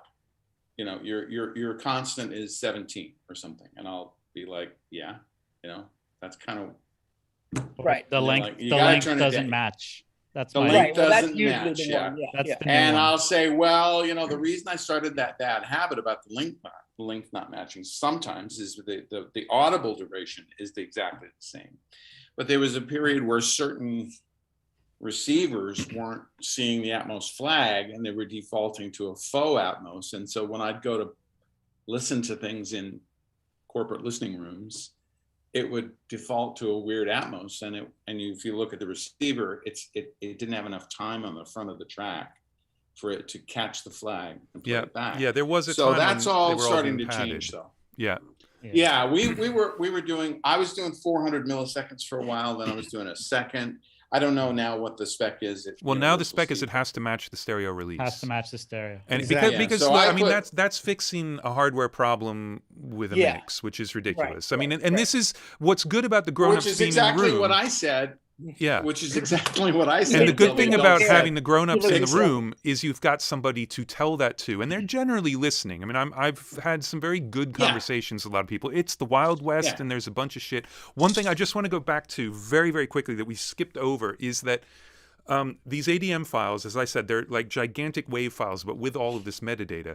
Both Yeah. Pro Tools and Logic, and I would imagine Nuendo as well, can open up an ADM file as if it were a Pro Tools session or a Logic project, and you're back to a multi-track with pan information. So this is a way that you could then have audio to master and things like that. Like it is, Yeah. it's not like this ADM is a magic thing that's all locked away. But so I did just want to mention that because that's also a good way where if you want to learn how to mix in Atmos and if you can get a hold of some ADM files, you can open up and you won't see the processing that sonically got things where they were, but you'll see exactly how the tracks are split up, what's going to what sort of object, how things are panning, and you can do that in both Logic and Pro Tools. And again, like I said, I'm sure other DAWs open up as well.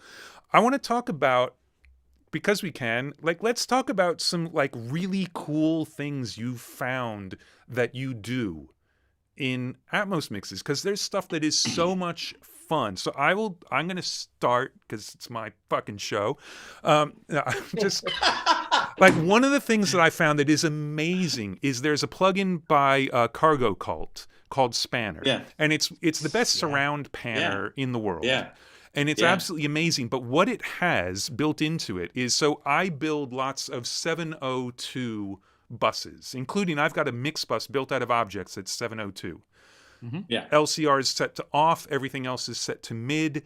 The panning gets weird around the sides as I cross from off to mid, but that's my problem. I can deal with it. But I can put multi-mono compressors. I can put the Fab Filter limiter, which is a true 702 limiter. Great. Yeah. So I have a mix bus. Yeah. But what it means is I can put stuff in a 702 aux, just put it in at 7.0, use Spanner to move stuff all over the place, including height, automate it, then copy that pan automation to the Pro Tools panner and assign it to objects, and now shit is flying all over the place. And I was saying before the show, like, boy, I like joysticks for panning. I've never had them, and maybe I wouldn't even need them. But Spanner, aside from just being a great panner, it also, when you have a controller and you spill out the controls onto an S1 or the dock or whatever, it has two things called spin and rotate, which are sort of meta functions that will automate the pan. So I just did some Hosier mixes, and he does these amazing like beds of background vocals through Leslie's. And so I would take them and split them out into a circle of vocals and then rotate them with them going up and down through the chorus. Very And cool. it's fucking awesome. And if you did it Yeah. manually, it would take you a month. It would take you forever. Yeah. And I've got a SoundFlow script that copies the pan automation, so that's quick. And in a matter of minutes, you're just grabbing a fader because it's fader flipped and doing the rotation speed, and then you can do these incredible effects using that. And the Nugent Halo upmix, if you just want to make multi-channel versions of mono or stereo things, is pretty stellar. Like if you get a stereo stem of vocal effects, you can turn that into a 702. And the thing about that plugin is if you don't binaurally process it, if you're just crashing it down, it crashes down perfectly back to the source. It doesn't get phasey and weird as you crash back down. So those are my two top tips. They also make one called Slapper too, a delay, the Cargo Cult. We use the Slapper delay all the time. Too. Andrew, you turned me onto that. I use it a lot. I think it would be really great because I get the emails and the texts and the thing. I think it would be really nice if you could explain your reasoning behind the 702 bed. Okay. So that people understand your reasoning. Otherwise, it's all very abstract. Okay. The reason behind the 702 bed is because that is the standard for the Dolby renderer. It is also the largest track width you can have in Pro Tools. When I can have a 704, I will have that. But I will also like to have a 504. And for the people who don't know what the three numbers are, the first number is the number of speakers around you at head level. The second number is subwoofer channels. You can have 12 subwoofers, but if there's a mono feed to them, it's still 0.1. So I don't bother with the subwoofer in the bed. I just have a separate send that goes to my subwoofers. Whatever needs to hit the subs, hits the subs through a send. And then I have 4 speakers overhead, and I like to play with that, even though no one's ever really going to hear it. So I have 702 because that's all you can do in Pro Tools. But if you take the pan automation from a 702 spanner and make an object move with it, the object can move in 916. It can move in 11, 2, 12. It can move in anything. So if you're circling down low, and then in spanner you do the height fader, it's now circling up high. And that will then crash down to however many actual channels you end up with. But so if I left it in my 702 mix bus, it would just be stereo and it would just be moving back and forth on the top. Yeah. But if I automate an object, it's still spinning on the top. And now it's just up to the playback system to decide how are you going to hear it. If it's binaural, there's going to be little front, back, and left, right encoding, which you may or may not pick up.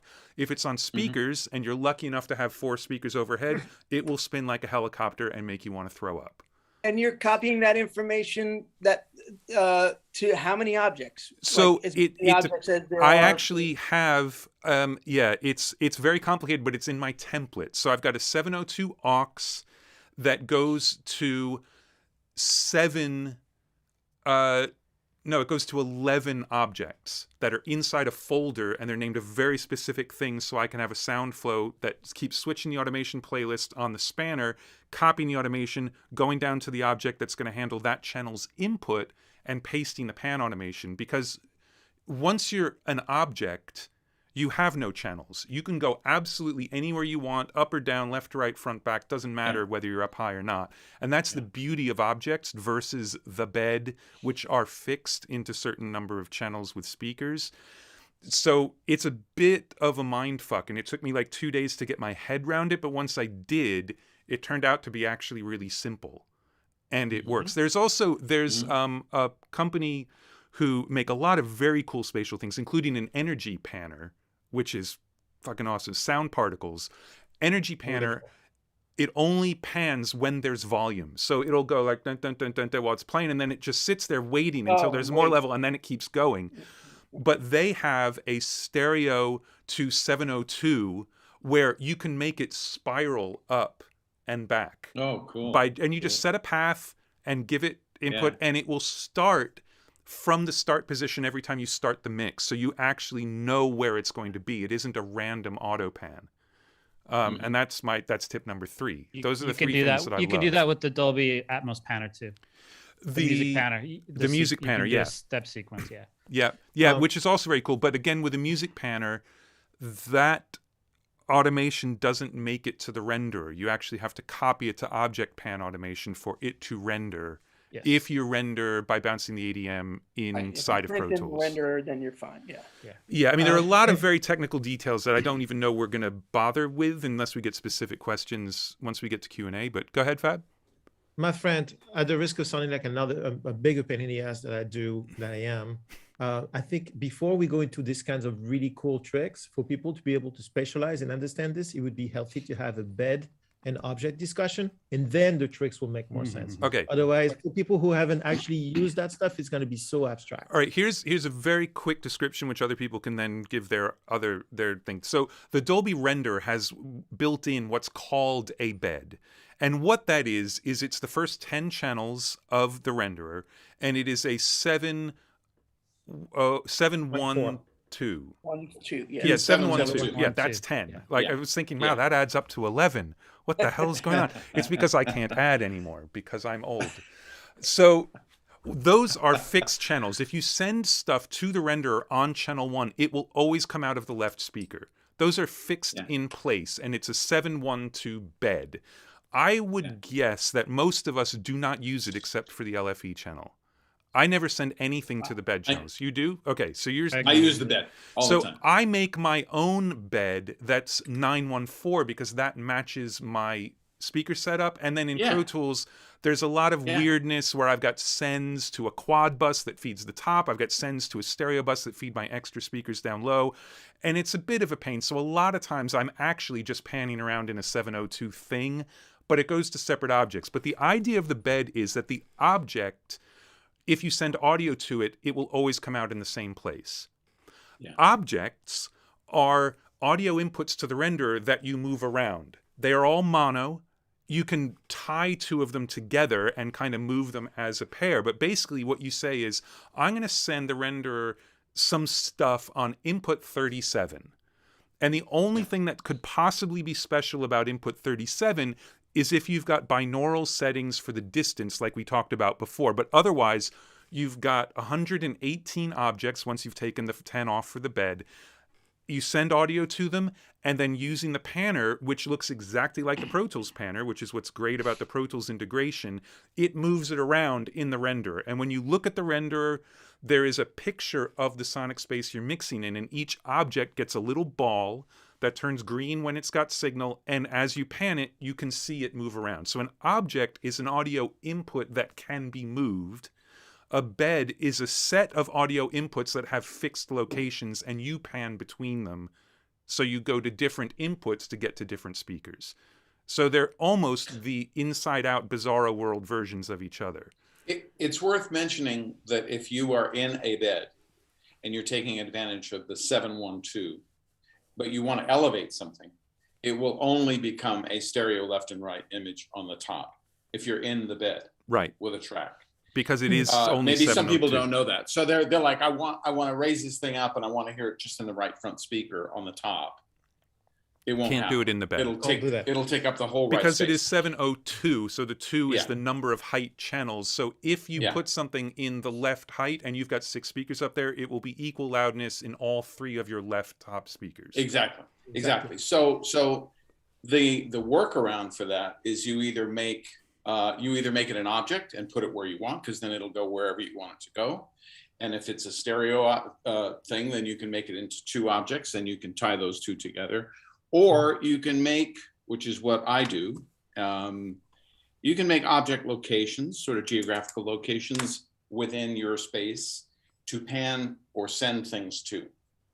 And so I have a hard framed left front and right, and a hard frame left front and right, rear front and right. And oftentimes if I want to move something in space, I'll send it to that.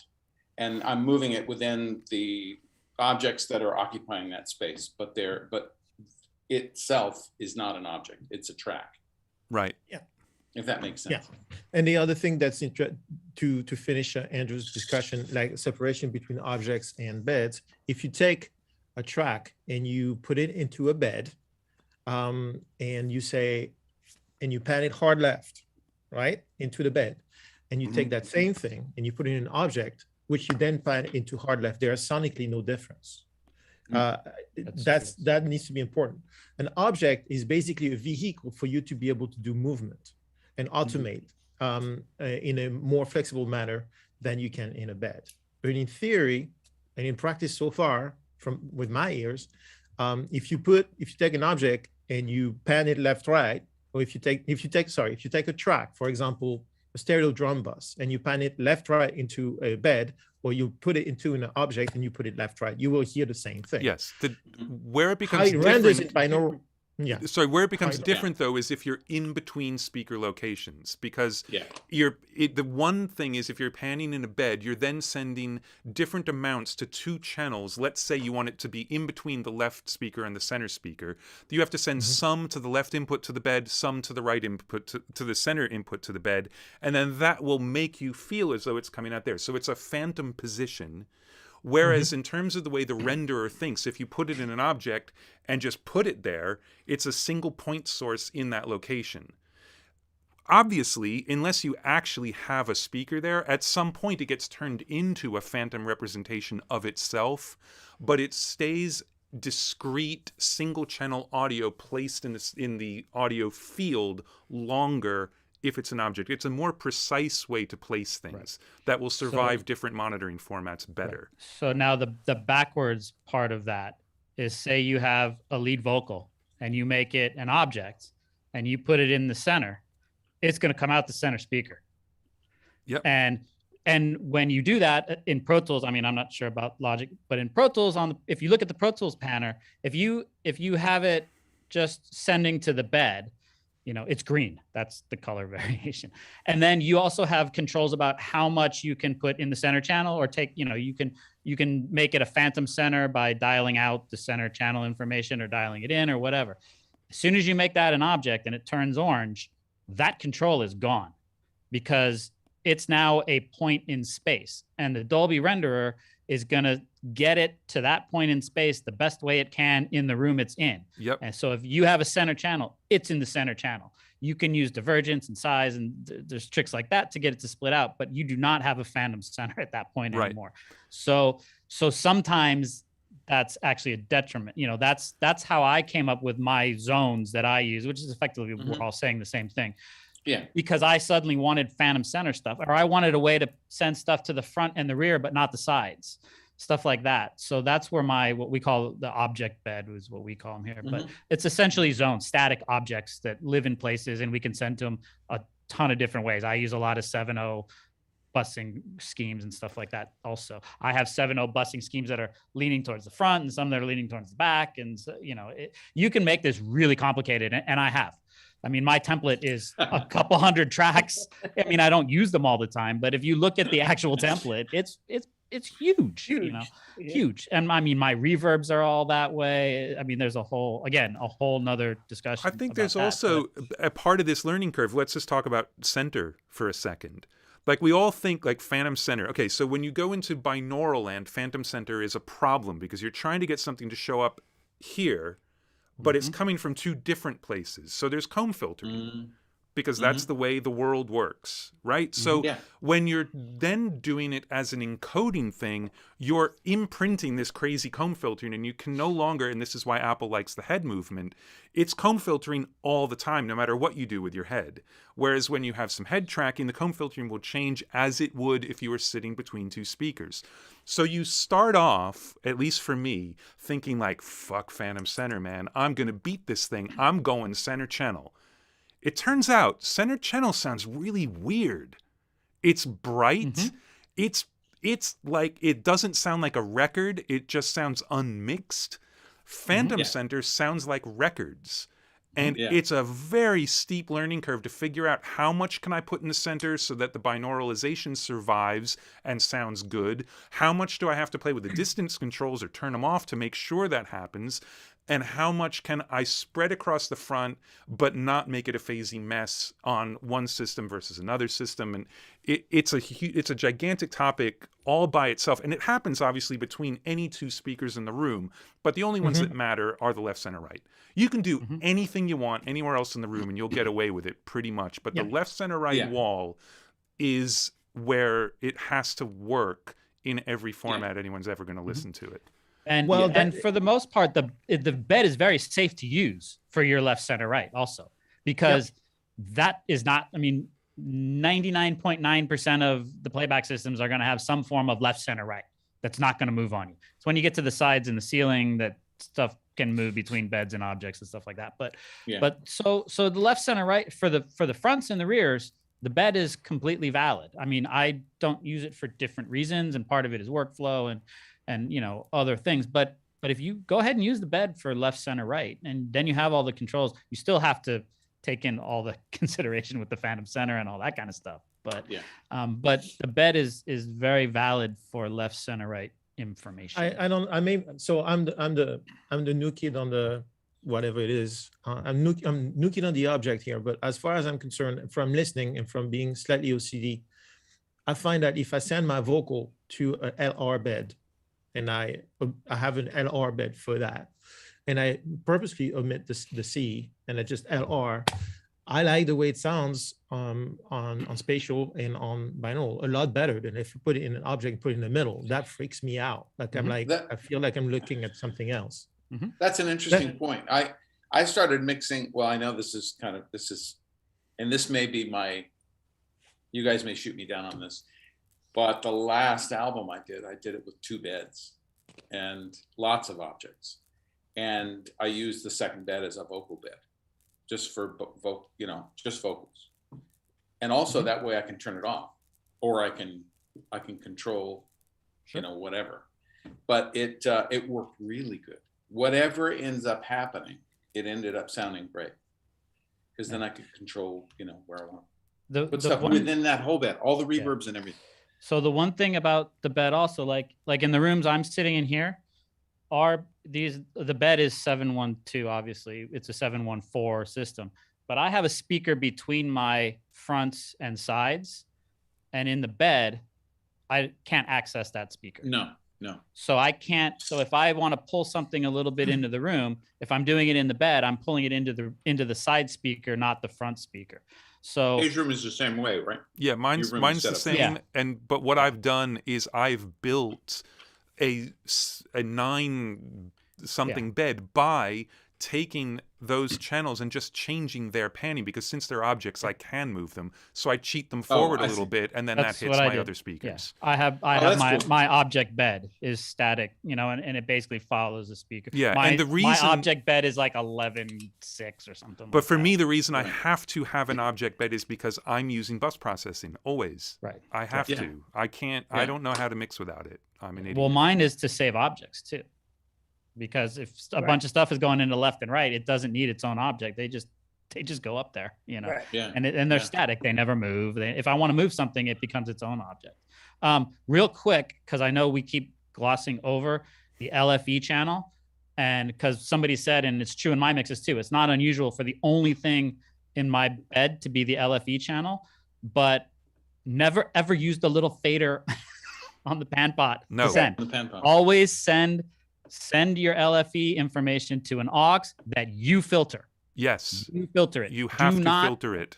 Do not count on the playback system to do it, because what we ran into is, especially as we were helping Amazon develop their smart speaker and stuff like that, some of these smart speakers and soundbars and stuff will take your LFE channel and just roll it in which case it's rolling in full range. Even though in your room it's being managed by your bass management, and your subwoofer doesn't pass anything above 150 or whatever, but you're actually sending full range stuff. So make sure that you manage your LFE channel yourself, and then you will know. It's really simple. You set up an aux channel, you put a filter on it. I think mine goes at 150 or whatever it is now. Isn't it 120 the standard? It could be. But as long as you're doing something, as long as you are managing that LFE channel, you don't want to send full range stuff out, because even though the systems are supposed to do that, they might not. You never know. Right. Yeah. I'm not sure everybody got that. Just so because it is a question I get a lot. Right. So for those of you who haven't gotten it, quick rewind. What Steve just said is, you have on the Pro Tools panel, you have a little LFE sound, which is really tempting. It's like, shit, I can just like, or I have my 808, I can send a little bit of my 808 into the LFE, which is great. By the way, LFE and subs are two different things, okay? A sub is a speaker that produces a lot of low end. It could be used to extend the range of an existing speaker, but LFE is inherited from film mixing. It's low frequency extension, I think. Low frequency effect.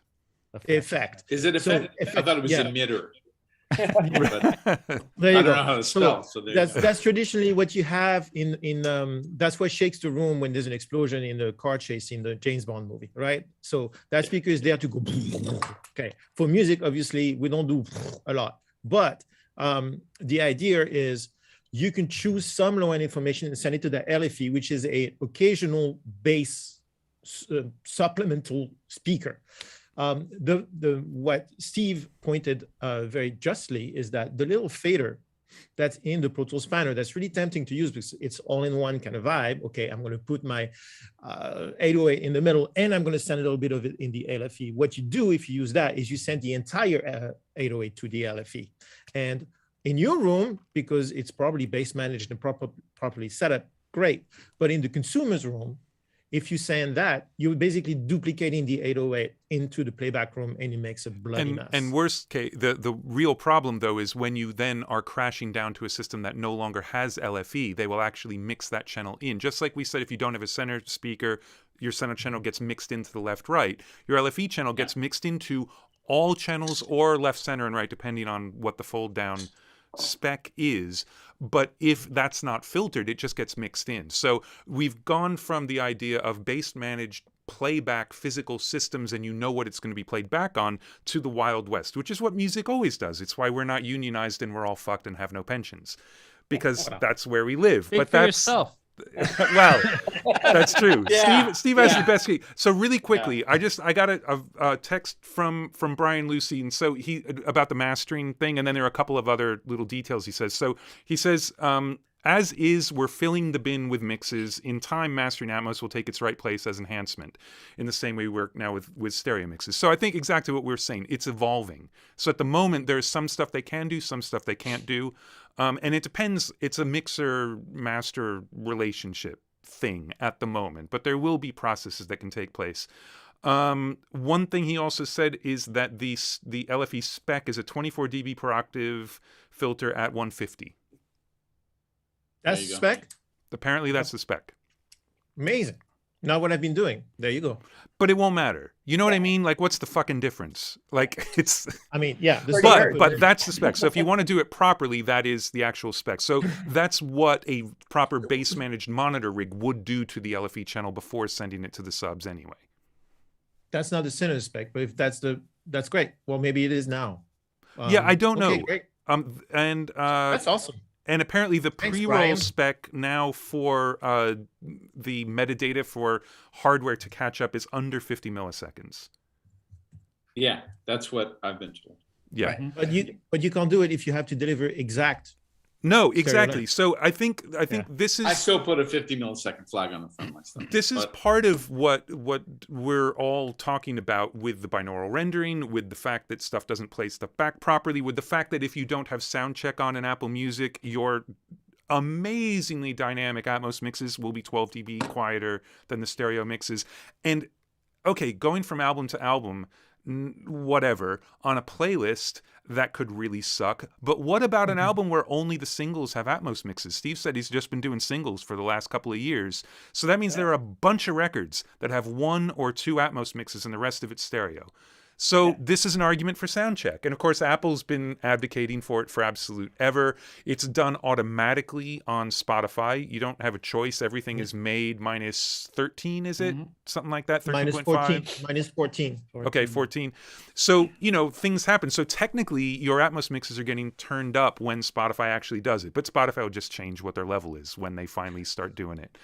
Yeah. So there's I can speak knowing this. Apple has been advocating, and forcing everybody to level match, which is a beautiful thing, except for themselves.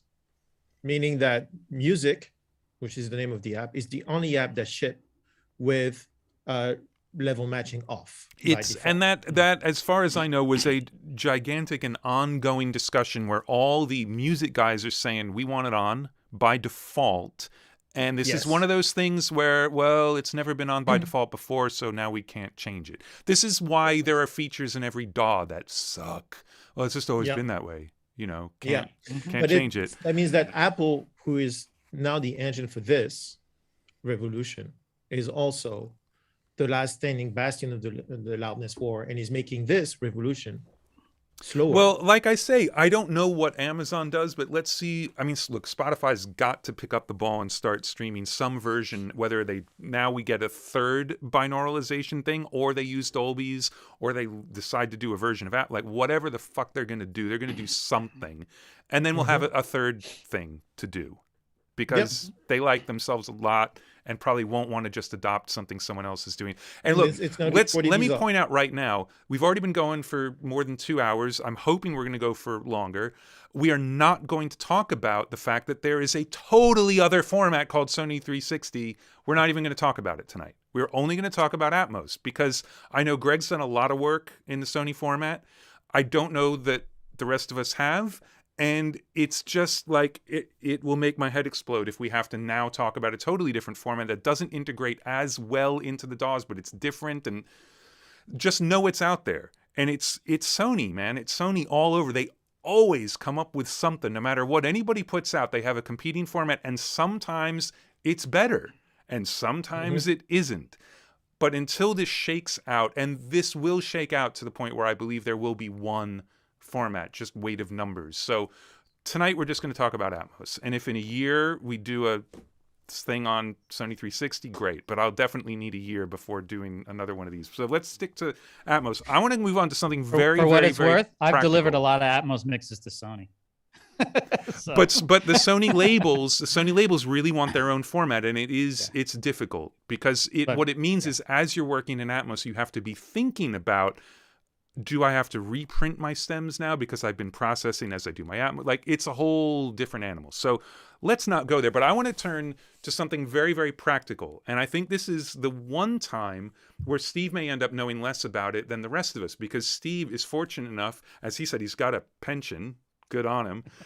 But he's staff at a place that is doing lots and lots of Atmos mixing, which means he's been exposed to tons of it. So in terms of the actual mixing, all over it. But I want to talk about the business side of it, which hopefully I'm involved in that side too. Good. Okay.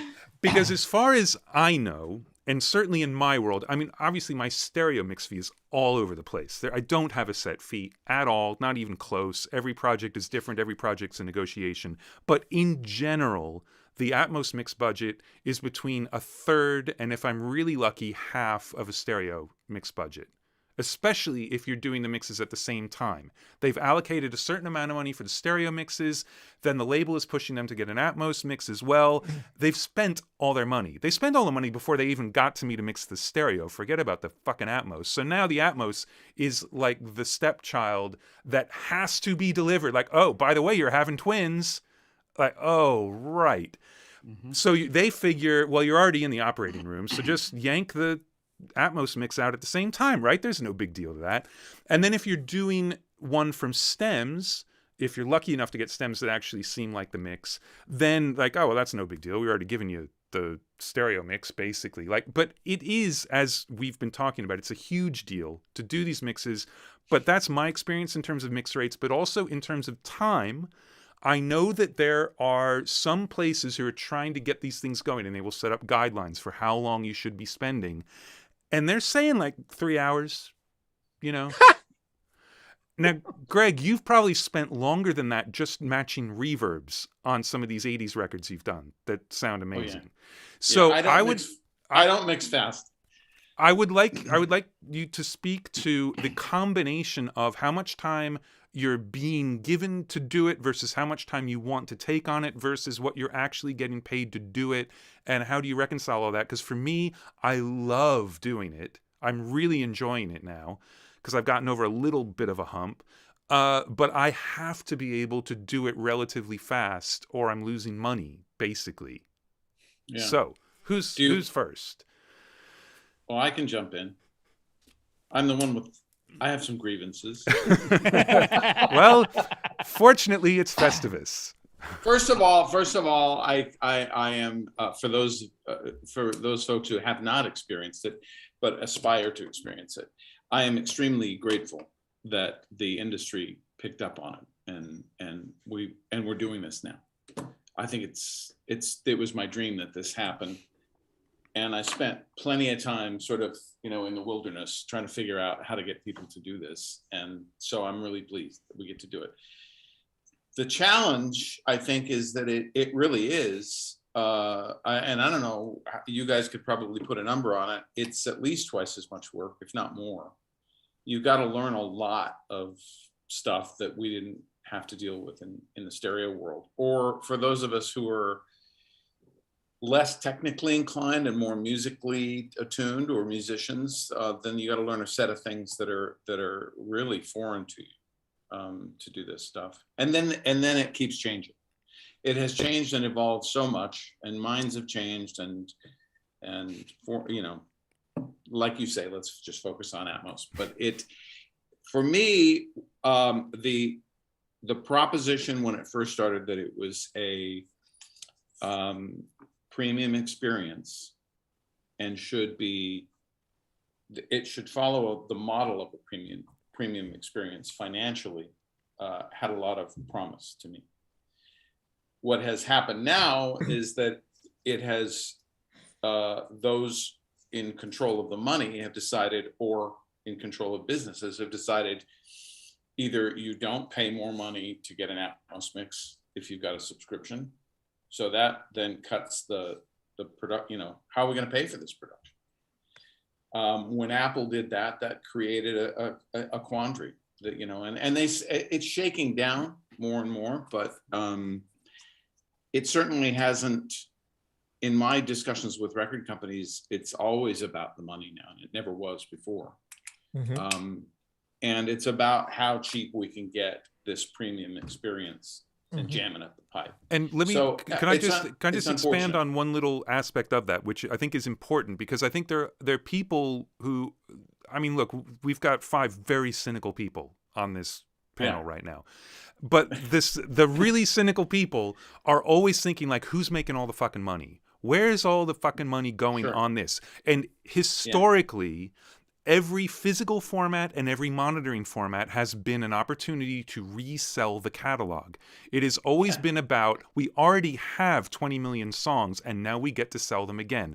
I own every single one of my favorite albums in many, many, many formats.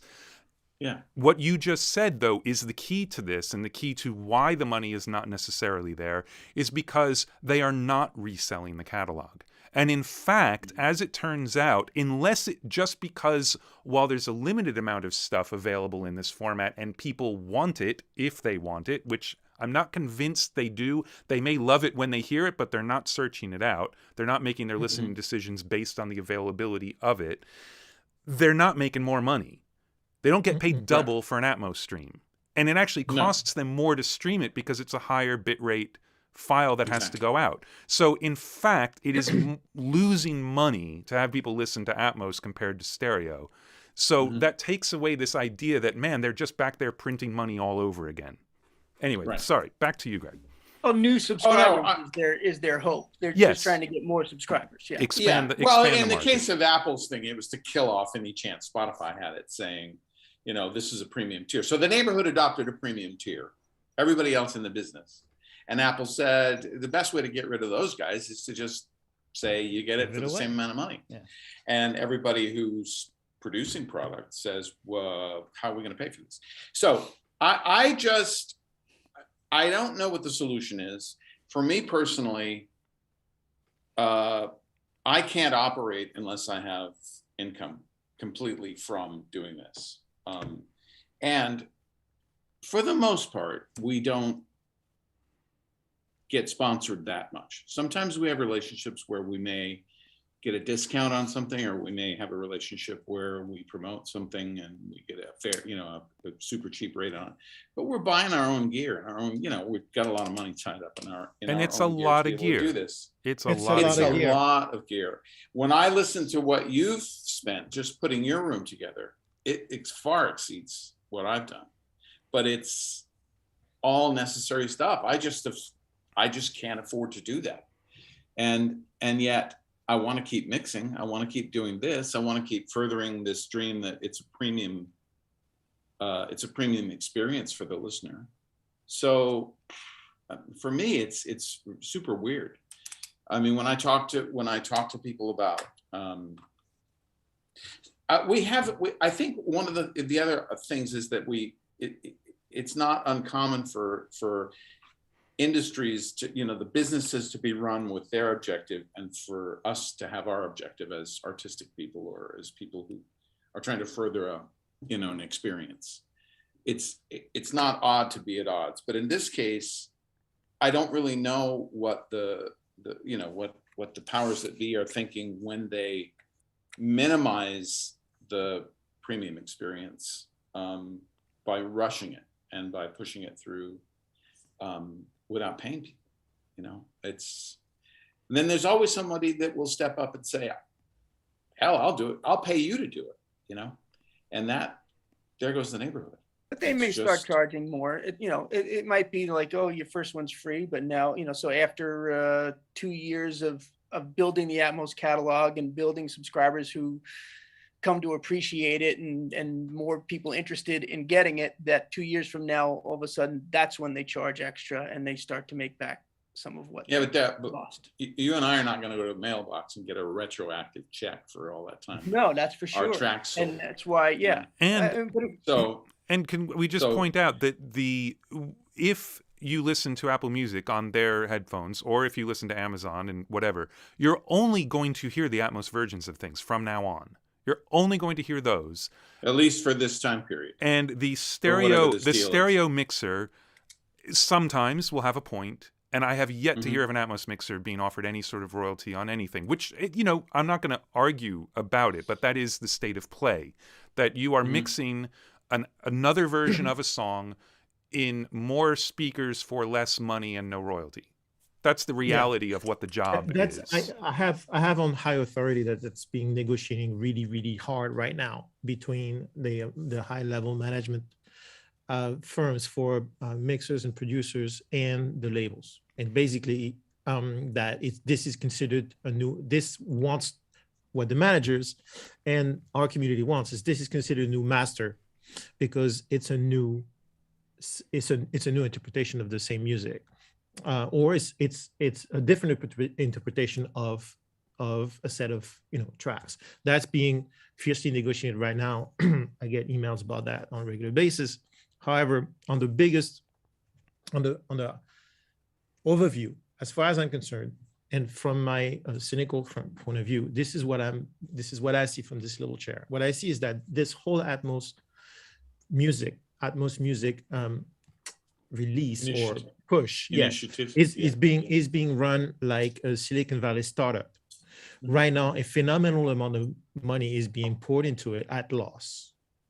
Is basically being funded like Uber used to fund things. Basically, we're going to pour $1 trillion into Uber. We're going to put all the local systems out of business because we're going to be the standard. And then eventually, when we grow up, if we grow up, we will be profitable. Right now, Atmos is a loss for everyone. It will stay a loss for everyone for a long time. However, they want it to happen, so they have to pay someone to make it happen, right?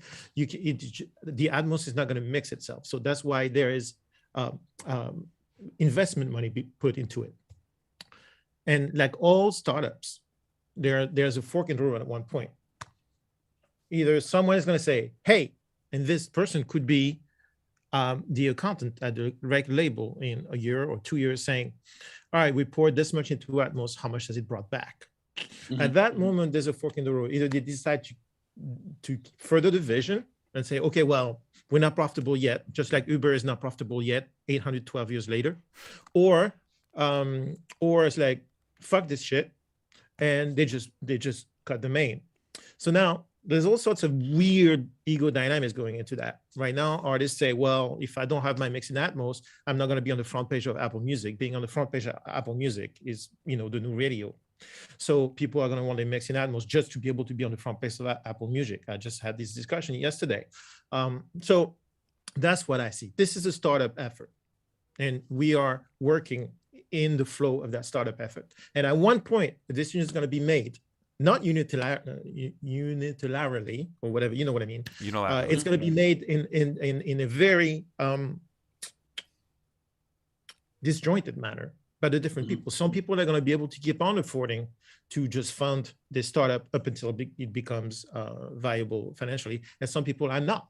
And then it's going to create this weird further chaos of what we have right now.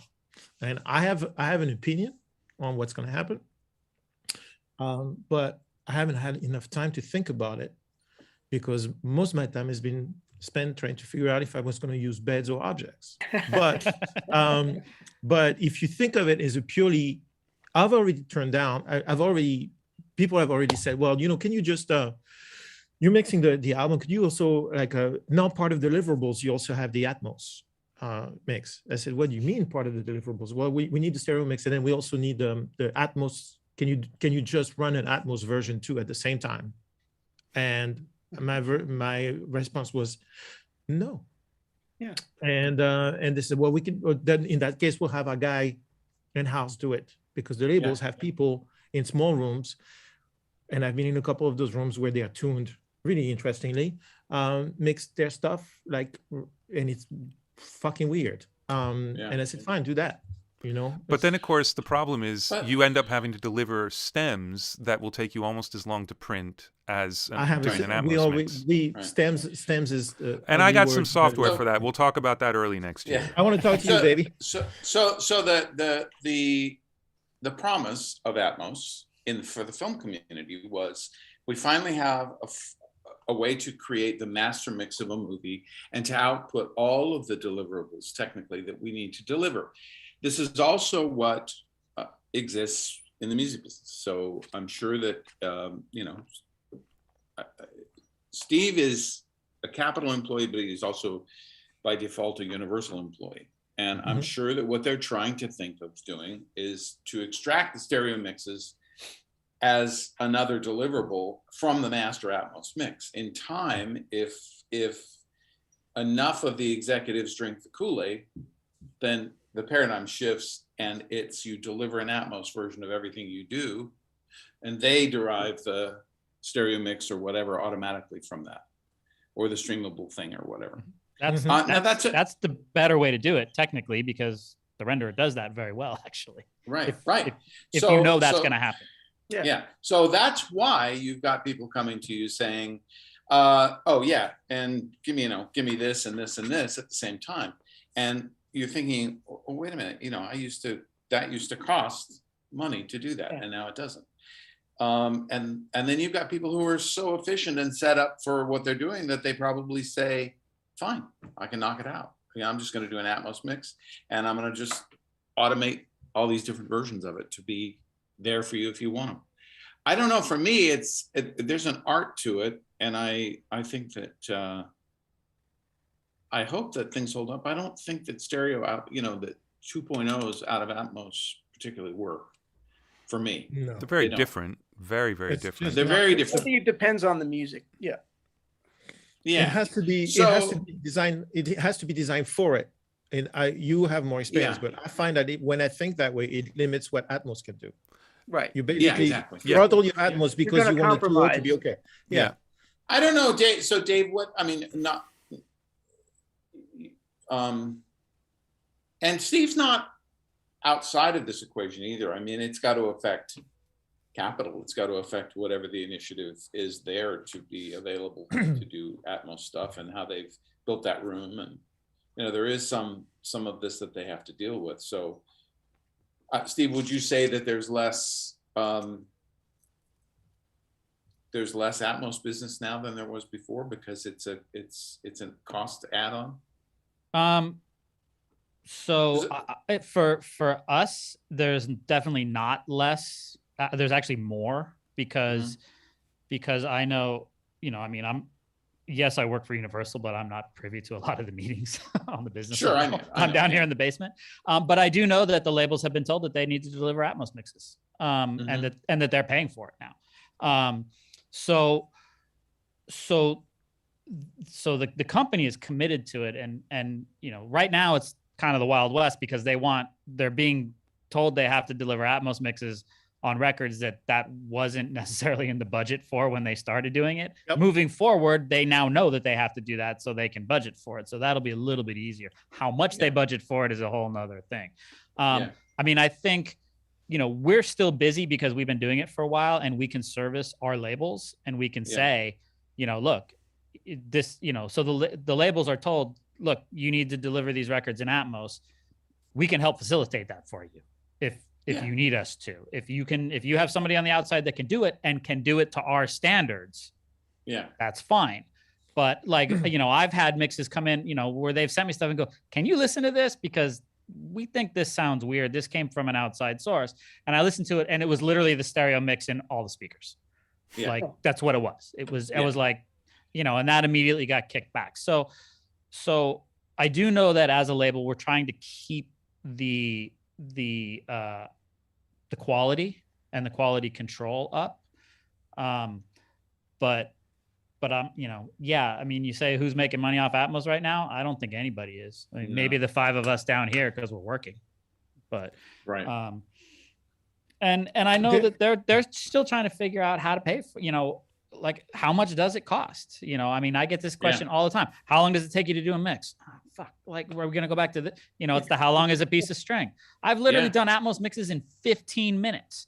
It was a piano and a voice, so there was nothing to do.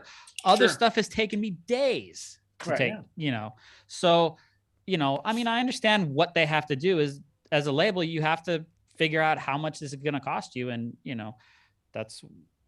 it's trying to put a price on, to put a price on something. I do know that they're trying to keep the quality level. I think we've kind of set a bar here, and we're trying to stay above that bar. Right. But we're getting asked even as a studio, because we're not only a record label, but I also work for a studio that has to make money because, we're a commercial facility. We have to charge, even though it's internal work, we still have to charge the labels. So we're in the same boat as everybody else. It's, I mean, it's a little bit easier for us because we're being fed work, but, I know we've internally just, water cooler talk around here. It's like, oh shit. Well, all these guys are getting rooms now. We hear all these, all the big mixers are getting their own rooms. Like, does that mean our work is going to go away? Because, I mean, we have those internal discussions is who's, Atmos is great right now, but, as soon as the Andrew Scheps of the world start doing it, who wants the rest of us? Well, I don't think, I'll tell you that's not my experience. No, I'll tell you that's not all my experience. And to be perfectly honest, look, if you're the guy that's doing the stereo mix, you probably should be the guy that's doing the Atmos mix. Yeah. I fully agree with that, even though it could take some work out of my room. But again, it's all evolving. We don't have the answers because we've only been doing this for literally 3 years. I mean, it's still the Wild West. So near as I can tell, the only people making money off it right now are speaker manufacturers and interface guys. Yeah, more speakers. That's the answer. Yeah. Well, how about you, Dave? I mean, I feel like exactly this. It's so early still, and yes, there's going to be more and more guys. A year ago, I felt like when I set up, it was a little more than a year ago. I was like, am I going to regret this? Is there going to be work? Is anybody going to hire me for this? And I just kind of went out on a limb thinking, I believe in this format. I'm excited about doing it. And I had done one mix already at that point, and I loved it. So I was like, okay, I'm going to do this. If I lose, I lose, but I want to do it. And I immediately, not immediately, but very quickly started getting work. Work started coming in, and it's still coming in. It's, it's been a year now. I'd say it's the same as it was at the very beginning. And that's good. But one of the good things I think that's come out of it is an appreciation again from labels in particular about what we do and what our worth is, as engineers and mixers. that, you know, because I know for the last 10 years, it's just been more and more, you know, we need stems for nothing more, and we need you to do the whole album for half of what you would have gotten for it 5 years ago. Yeah. And you know, it's just beating you down on what your worth is, when you know, I started doing this 30 years ago, and you're asking me to mix a song for the same amount that I did when I was a kid who didn't know what I was doing. And now I have to supply a studio and all the, all this equipment and 30 years of experience. And, it's just, it doesn't make sense. And I feel like now, particularly with the learning curve involved in getting into Atmos, and just on a technical side, the investment into it, and then also just getting good at it. It takes a while to figure out all these issues that we've been talking about in order to get something that works everywhere. Yeah.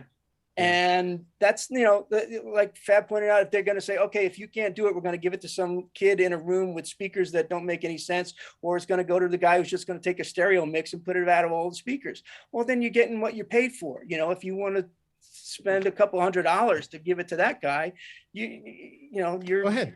Yeah, go ahead. You're missing out on the whole thing.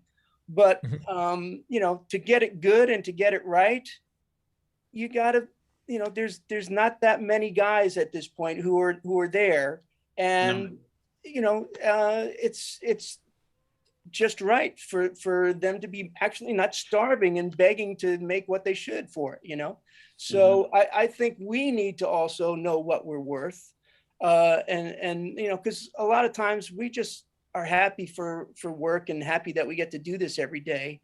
But, there's not a lot of, it's an art, doing it really well is not something everyone can do, and it's happening already very quickly, that the technology that you need to pull this off, to do it, is, you don't need to get all the speakers, and you don't need, very soon all these things are going to be integrated into Pro Tools or whatever, to where you can, a guy in a laptop and some headphones is going to think, oh, I'm Mr. Atmos now, and turn out really shitty Atmos mixes, and charge people for it. That's already happening. It's happening already. Yeah, Exactly. it is happening. But is this any different than the stereo world?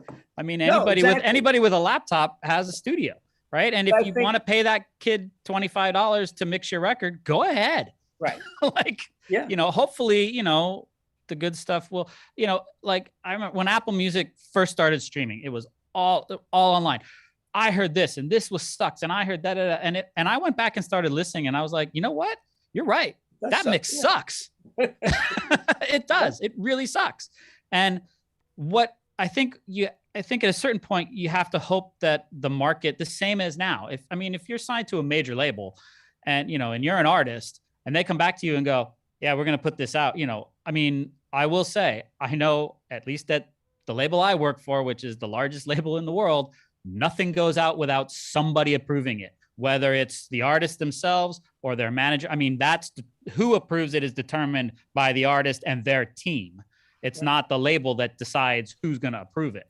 So everything gets approved by somebody. And if you're an artist and you're approving the guy who did the $25 mix, more power to you, man. That's your record. Yeah, there've been a lot of apocryphal stories of like, oh, Apple's doing mixes in the basement, and it's not true. It isn't true. No, nobody, that's not true. There have been times when an artist was ill-informed or didn't understand what it was they were being asked to approve, especially a few years ago. So there could definitely be confusion, but there has never been like a sausage factory cranking out shitty Atmos mixes and everybody's like, cool, man, put it on the systems. And It the doesn't artist exist. doesn't know what it is until they hear it on Apple Music. No.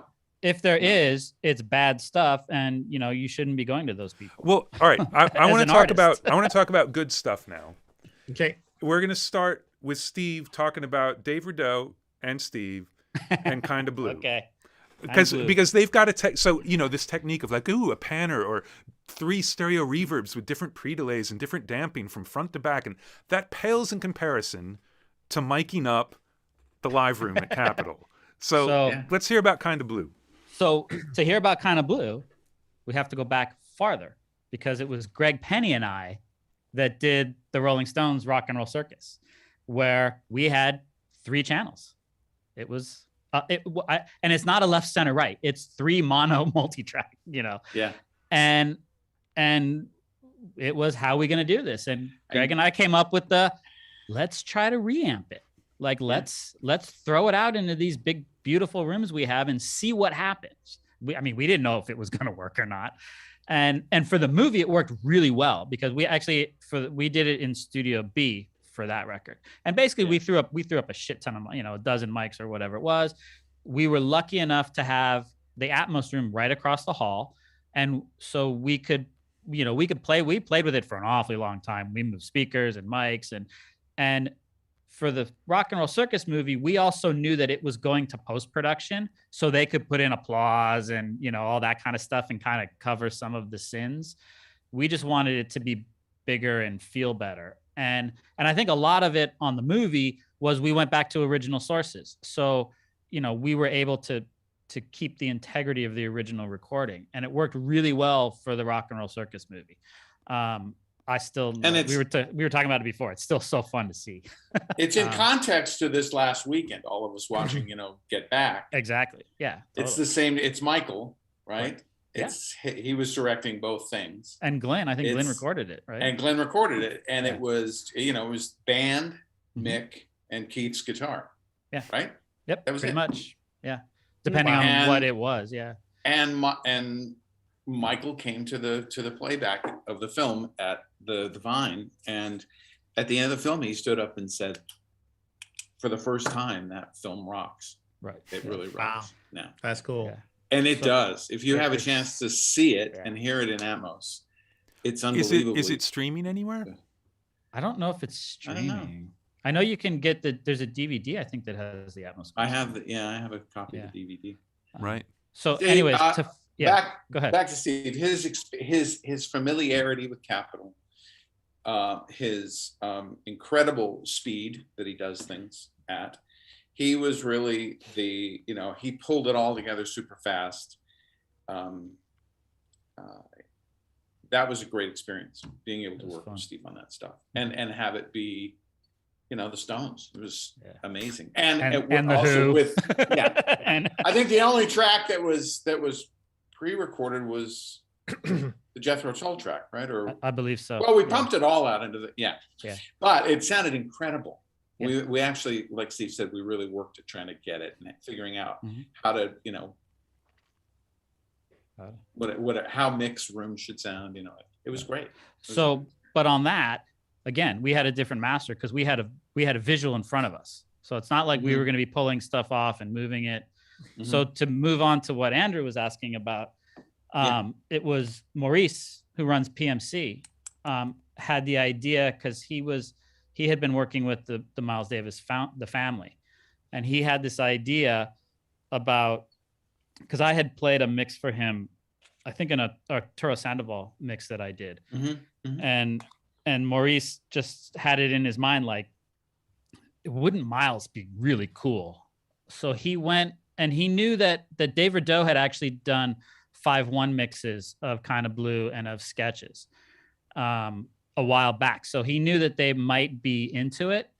So we brought him in and played him some stuff. And then Maurice turned, he said, well, what about Kind of Blue? And they were like, if you guys can figure it out, we'll listen to it. So it was basically, we did it kind of not on spec, but it was like, we'll see what happens. And I thought, well, let's do the same kind of treatment. Is we'll just use the room. So in this case, we used Studio A at Capitol, and I think there's some video online. YouTube. Yeah, there's a great video with little snippets of you and Dave Right. and the setup. And we kind of did the same thing. And going into it, I started listening to the record again. I mean, I hadn't listened to it with like the engineer hat on, so started listening to it, and I was thinking, there's no bottom end on this record. This is gonna be one of those where we're gonna have to. Like, we may have to pull some tricks out here and see what, and I wonder what's on these 3 tracks. Is this going to be weird? So the first thing is we got digital copies of the original tapes. So the original 3 tracks. So track 1 had piano and alto sax. Track 2 had bass and trumpet. And track 3 had drums and tenor. I think that's how it went. Wow. So, and when you put them up the middle, that's the record, right? Because it was made for mono. So the releases that are out, you know, they have them left and right. There's all kind of wacky releases of it. But we thought, okay, well, this is going to be cool. It's Miles, but we may have to do this and that and the other thing. And literally we hit play on before we did anything Atmos, we hit play and our jaws hit the floor because it sounded so good. I mean, it was full. It was huge. So basically what we did, and then, you know, I had a bunch of mics set up in Studio A, couple speakers, and we actually bounced them off the glass of the two booths in there. And again, same thing, brought the mics back into a Pro Tools session, and we were able to sit in the studio, in Studio C, in the Atmos room, and kind of balance the Atmos-y part of it, this reamp that we did. We were able to balance it until it felt right to us. And it took us a while, you know, okay, let's try it loud, let's try it soft, let's do this, let's do that, you know, till we had it feeling, basically, we figured we want it to feel like you're in the room with them. So it used to be that, you know, you could listen to it and it was you sitting and the guys on the other side of the glass playing this great music. We wanted it to feel like you were in the room with them. So we kind of got that going, and we got it to a place where we felt it was great. And basically what we did is we didn't use any of new stuff in the front speakers. So the left, center, right is literally like, that's, you know, I always joke, the left, center, right is Columbia Studios 1957 or whatever it was. And the rest of it is Capitol Studios 2018. Yeah.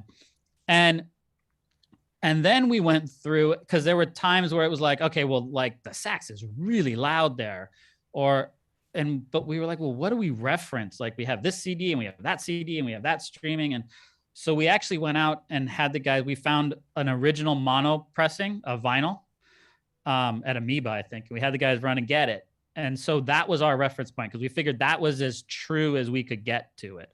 So we would go through, and then we figured, okay, well, now we have to mix because this is a multi-track. And we would go through and like, oh, right, there's that spot where, you know, Cannonball just comes blazing into a solo. Well, let's check it. And we would put on the record, go to that spot and go, nope, it's way too loud on the record too. Okay, cool. You know, or like the bass, I wonder if they EQ, like, is there more reverb? And we put it on and go, nope, the reverb that they printed is what's there. And we went through the record, and every time we found something that we wanted to manipulate, we would check the vinyl. And every time we went, nope, that's the way it is on the vinyl. So Wow. by the time we got to the end, we had used no EQ, no compression. We didn't even do a fader ride. Wow. So That's Wow. so great. and it plays back. And when you play it back now, and obviously you guys have probably heard it, but it's you can play it back and you get sucked into it Totally. almost immediately.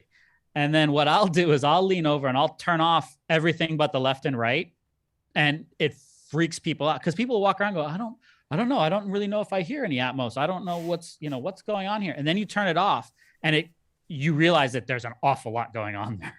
But there's no miles flying around the room, there's nothing moving, there's nothing like but that. it's fantastic. Really, and again, a lot of it is we were able to go back to the original tapes. So sonically, it sounds better than any CDs that are out there. We actually did a stereo version also. I don't know if we gave it to them. I don't know if they're going to put it out, but just because it sounded so much better. But it really is, it really sucks you in. And I've done a lot of the Blue Note stuff, the old records.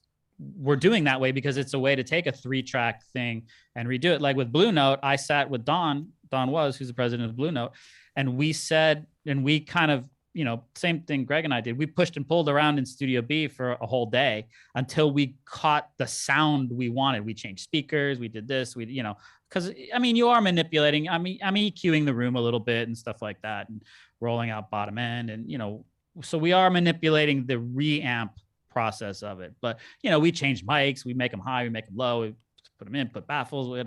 And Don and I settled on this is the Blue Note sound.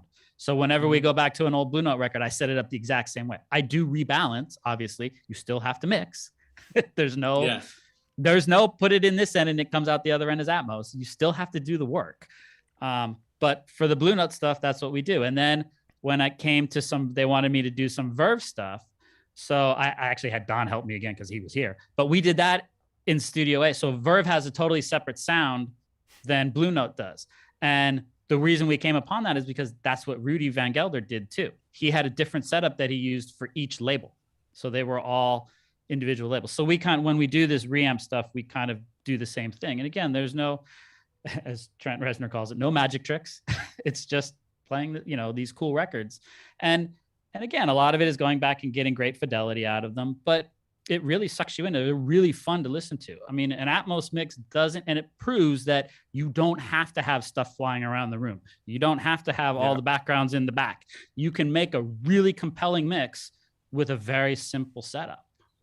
There's another mix. I know Dave always plays it. I did this Gregory Porter thing, and it's just Gregory and a big ass orchestra, and Al mixed the stereo and I mixed the Atmos. And again, there's nothing flying around. There's nobody moving. It's just this great big orchestra and one guy singing great. And it's dynamic as all hell. There's probably 30 dB of dynamics in it.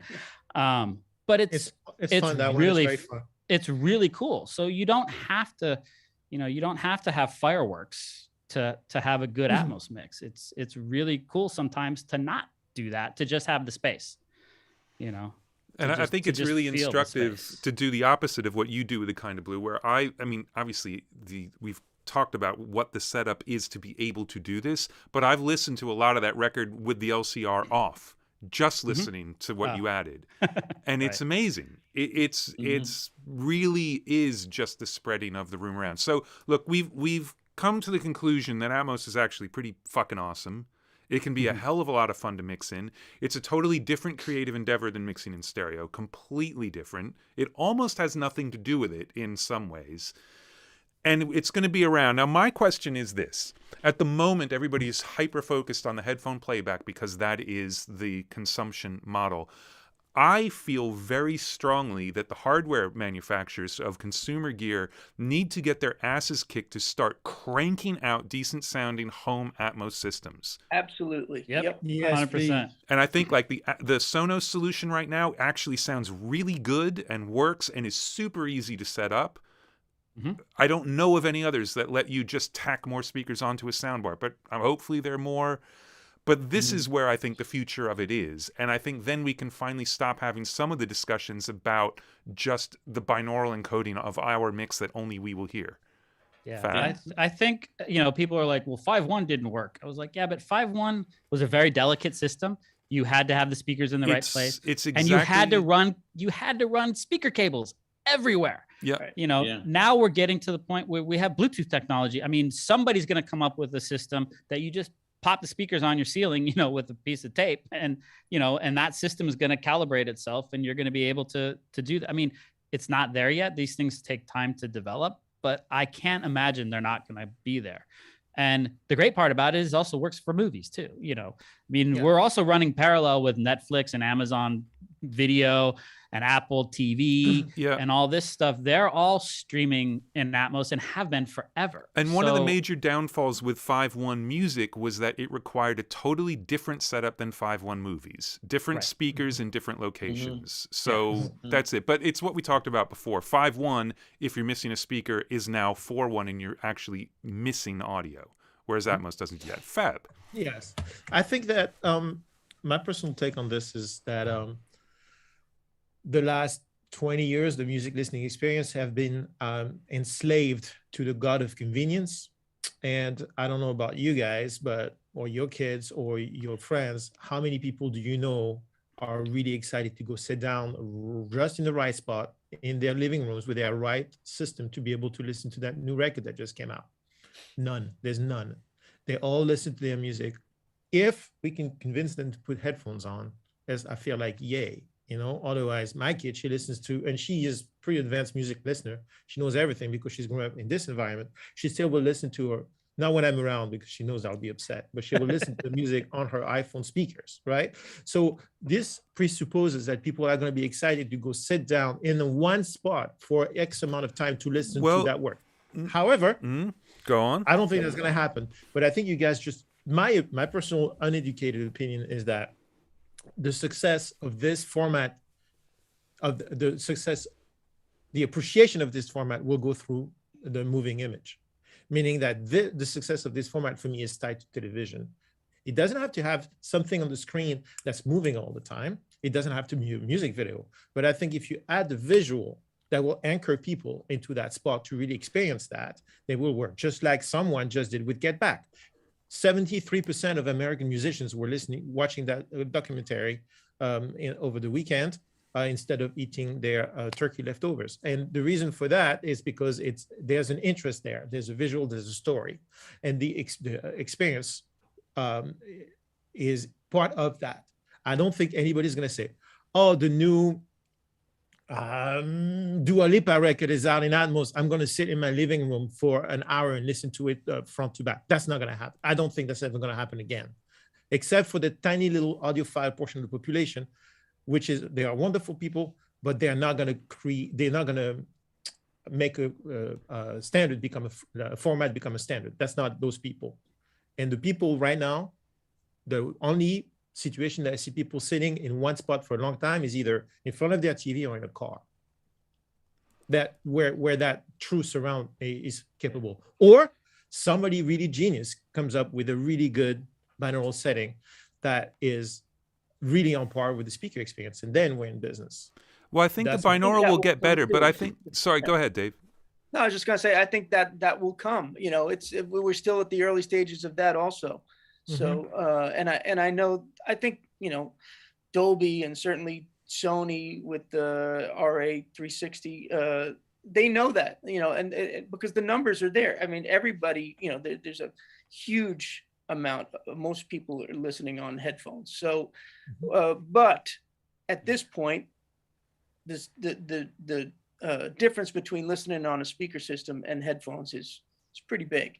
So, and you want people to get excited about it. I know some people who really are excited about Atmos in headphones, certainly depending on what they're listening to. Like we've discussed already, there's some not great mixes and there's some great ones, but it's gonna evolve and develop on both fronts, you know. But I don't know what's taken the speaker manufacturers so long, because that's here right now. I think it's Christmas time. Why am I not seeing every, you know, hardware speaker manufacturer coming out with an Atmos version of their latest, you know, and speaker? I think also that it's best if you can get people to sit in the right place, but it doesn't require it so much. Because even like the Echo Studio, which was Amazon's, like, I mean, until about less than a month ago, that was the only way to hear Atmos on Amazon Music, was through their Echo Studio, which is laughable,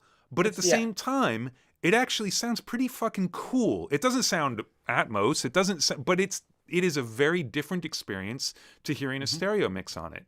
And the sound bars aren't just LCR anymore. They have lots of extra tweeters, and they're listening to their environment. The HomePods listen to their environment. So they're all auto-tuning, and they're able to give you some sense of space, even if it's not a calibrated system. And just like we at the very beginning talking about the object-oriented thing versus the straight number of channels thing, that sort of playback system where it's almost an object-oriented playback system, where like, well, I can't give you height and rear, but I can certainly give you more than just left-right.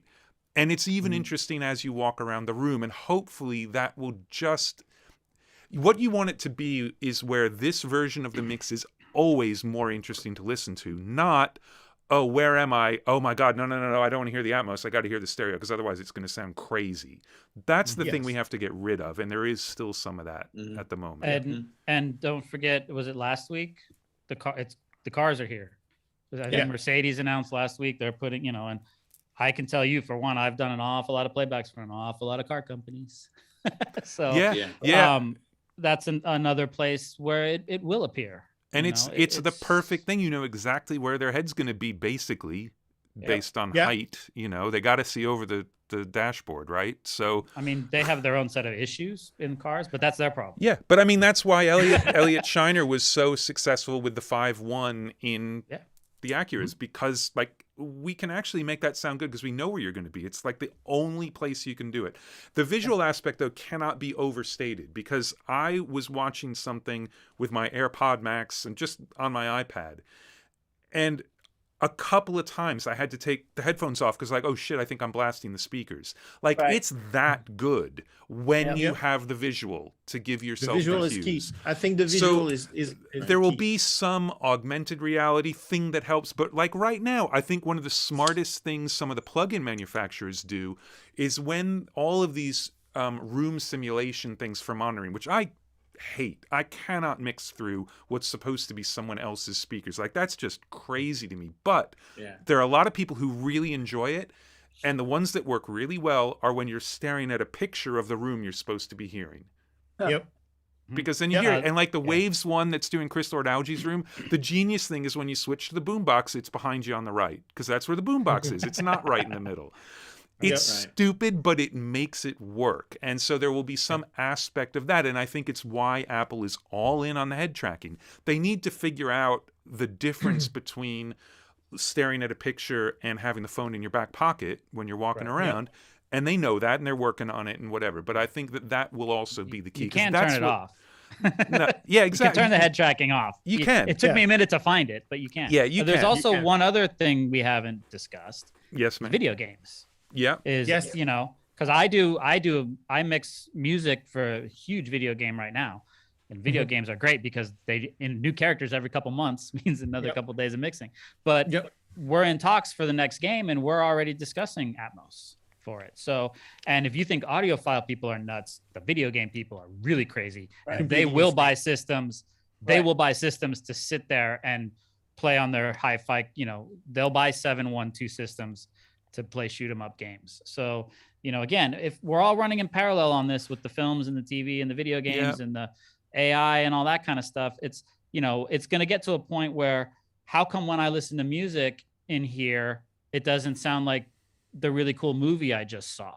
Well, now it can, because we can do that. And actually, and hopefully we can, you know, I mean, I've talked to many movie people too, where I think some of the movie guys are actually, you know, because we as the music mixers are using the systems way more aggressively. Some of the movie guys are, I think, starting to pick up on that a little bit. Go, oh, wait, we can push this a little bit farther. We can, you know, let's use the height speakers a little bit more. You know, so, or you're going to get to the artist that's got the, you know, the next Bond film, and he's going to go, well, why can't we use my Atmos mix? That sounds really great. You know, and yeah, the background vocals are in the back, but why can't you just drop that into the movie? And also just the way the music get is there. being used in some of these shows. I mean, I think it's Billions, where every time there's a song, it comes from all over the room, and it's awesome. Right. It's really great. And then there are other shows where it's always that left-right thing. And like, well, that's not actually that much fun anymore. Right. But that's a creative choice somebody's exactly. making, and they can make it. Exciting. Yep. Yeah, but I think it is also it's the allowing yourself to do that. It's like when I started doing this, I was being very conservative, and it was my wife listening to Rocket Man and saying, "Why can't you do something like that?" And like, "Oh, I think I actually might do something like that." And it just, you need to learn to allow yourself to do it. And this is part of the matching the spirit of the stereo mix versus matching the stereo mix and all of these things. And it's such a gigantic learning curve. And we're all like, I would think we can say we're pretty fucking good at mixing in stereo already. And to have it be this much of a learning curve for us, maybe people coming into it cold actually have an advantage because they have no preconceived notion of what something should be or whatever. But it is a really interesting process. And I think what Dave has said is key, is that it is getting back to the art of the individual mixer. And they're going to start to be people who have styles in their Atmos mixing as well. Like, oh man, we got to get that person to do the Atmos. We just haven't done enough yet. You know, that's already happening. I've had artists say, who did that mix? I want that guy, even though they don't know who it is because it's one of our guys. But whoever did that, you know, I've been sent stuff like, oh, so-and-so heard the record you did for this, so they want you to do this. One thing I will tell people, because a lot of the people watching this are maybe just getting into it. I think the idea when you start mixing of starting conservative and then is the complete 100% wrong way to do it. Start going fucking crazy. Put the drums in the back, play with it, move it, and then reel yourself back to good taste. Yeah. But you should start by going nuts with it. You know, it's, I mean, when they sat me in this room, not this room, that room, and said, look, here's the Atmos system, here's a record, go nuts. And I was like, well, what are my constraints? And they said, nothing, it's a full range system. All the speakers are full range. Anything can go anywhere you want. I said, really? They went, yeah, do whatever you want. You don't have little speakers in the top and little, it's a full range system and it's tuned. It's great. So I did. I put, and I had to reel myself back from, I can't put all the, putting all the drums in the back. It's not that it sounded bad. It felt weird to me musically. So you still, again, it goes back to this. You still have to be a mixer. You still have to have good taste. Yeah. And sometimes putting the drums in the back is bad taste. Sometimes it's great. Yeah. But I mean, you still have to have that. But I would say if you're starting, just go for it, man. I mean, it's so much fun. And then you'll realize the stuff that doesn't work, or somebody will tell you, I mean, you come back the next day and go, all right, that didn't really work. I mean, I still do it to this day. I'm still always playing around. And at some point I go, that guitar's just driving me nuts back there, and you move it back up here or whatever it is. Some stuff doesn't want to be, like I spent 3 days mixing a Rolling Stones song so that they could hear Atmos, and it was almost impossible to do because they don't like to be split apart. But I've had this discussion with a couple of other guys. I think we've talked about it too, Steve, particularly about that Stones song you're talking about. But, I've had some reactions from people. Granted, I think most of these people with this comment were people who actually haven't listened to Atmos, but they have been burned or seen 5.1 kind of, come and go. And but this fight or flight reaction thing that people talk about, where it's like, oh, we're as humans, we don't like to hear anything behind us. And I'm like, no, that's not true. I mean, that, we don't like to hear bombs and gunshots behind us. It makes us turn our heads and go back there. But, there are certain sounds that can be behind you that you find soothing. And, and so what you just said, oh, okay, the drums behind me, that just doesn't sound right. It doesn't feel right. But, a pad or maybe a string part, or some other like warm sounds and things. It all depends on, what the sonic quality of the sounds are. And you play around with this stuff and you find out where it is, and it also depends on the relationship to what everything else is doing. So but also I think you can make a very strong neurological argument against that argument, which is we do like to hear stuff coming from behind us. If we didn't like to hear things like that, there would be no horror movies. The whole point is you can experience things that if you were out in the woods would terrify you, but you're in a safe space, so it's actually pretty fucking cool to be scared. Yeah. And it's kind of like a ride. It's like a Back to the Future ride or whatever, where it's thrilling. So I think it's actually been proven that we do like to hear things from behind us, that conceptually that's actually a thing. As humans, we love to be put in uncomfortable situations in comfortable places. Because it's an easy adrenaline rush, And it is odd when you first hear it, because especially if you're used to this, if you've been listening to stereo your entire life. I mean, I'm sure stereo was weird the first time somebody heard it too. Right. But you sit in the room for 15 minutes and you're like, oh, okay, now I get this. Now I understand. So can we say that if Magic you do Alex? It right, like I have, So can we say that Magic Alex is vindicated finally? 8 speakers for 8 tracks. Yeah. I don't know. Magic Alex still holds a very weird place in my heart. Yeah. If he was able to build them out of that bass guitar thing that he came up with, it's pretty. So look, I've only seen episode 1, so no spoilers. All right. Oh, I'm sorry. Look, we've been at this for over 3 hours. Are we cool to do some Q&A? Get some Q&A from the people who've been watching? Yeah. Is everybody good with that? Yeah. Is there any? There are things that we haven't gotten to. There are people watching. I can guarantee. A lot of people are watching. I went and did a panel at Abbey Road a few weeks ago. It was part of their 90th anniversary week, and it was Chad Blake and Sylvia Massey and me. And Chad hasn't done anything in Atmos, and Sylvia and I have done some stuff. I think Sylvia's done more than me, but 70% of the questions from the audience were about Atmos, and we were not talking about it on purpose at all. That wasn't the point of the panel. So everybody is thinking about this and wants to know more and wants to try and figure it out. And so let's pretend we figured it out and answer some questions. Is that cool? Okay, that'd be great. All right. It depends on the song. Oh, Can we order in that's some my lunch answer. while we're here? Yeah. Yeah, you feel free. We need some virtual lunch. Yeah, it's 20 to 11 here, so I'm good for lunch. Oh you yeah, know. good. I had Okay, lunch. you're on. Yeah, it's beer time. I'm gonna It's lose Miller my time. room soon, so I may have. to Okay, bail out. if you got to go, I will thank you now. Well, you're gonna see somebody walk in And start and- doing a vocal and bar. start. Yeah. Well, see, That's cool. Do they know vocals about Atmos? and vocals from long behind as- you. So Yeah, as long as when they come in, they're back here in my headphones. That's all that Exactly. matters. that'll be fine. So let's see. Mark may have just gone to the bathroom. I don't know. He might be coming. Scared him. No. He's, Mark he's is on the there. other channel. Yeah, see, even Mark doesn't watch this. Hi, Mark. Hello. Hi. Got a lot of questions, guys. Yeah. A lot of questions. And look, I know Yeah. we skipped over some stuff, and I know there's some misstated things that I've said and whatever, but the point was to just get the idea across. And so far for me, the idea is that it's actually really fun, and I hope it sticks around. Yeah. Yeah. Okay, so this has been one of the most attended Andrew Talks to Awesome people in a long time. And as a result, there's a lot of questions waiting for you guys. So the way that we do this is anybody watching, we take our questions on Crowdcast. There's a place that you can submit your question at the bottom. Everybody who's in the Crowdcast room can upvote each other's questions. So you guys who are in there, if you see a question that you really want answered, make sure you upvote it now. And we start with the most upvoted question. So that comes from David.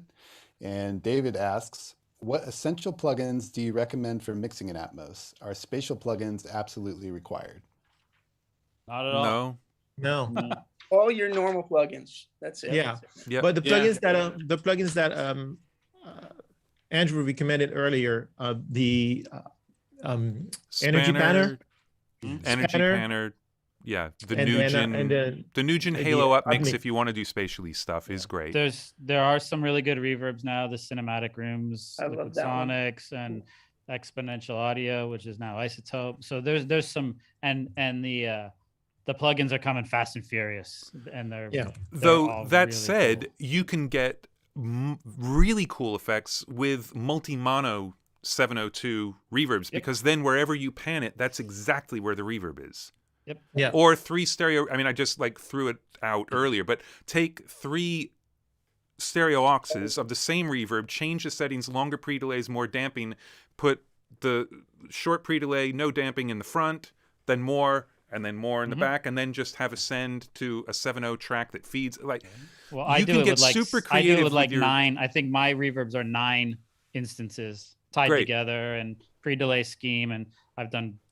People can find videos mixed with the masters. and so those plugins are really shortcuts to all the tricks that they're basically those tricks inventing in one plugin that does it automatically, which would be great if somebody is not 100% in control of their routing. They can just have a 712 bed and put the reverb across and enjoy that thing pre-made. You know, some people Yeah. like to roll their own, some people like pre-made, but you can absolutely run with what you have in Pro Tools, no question. yeah.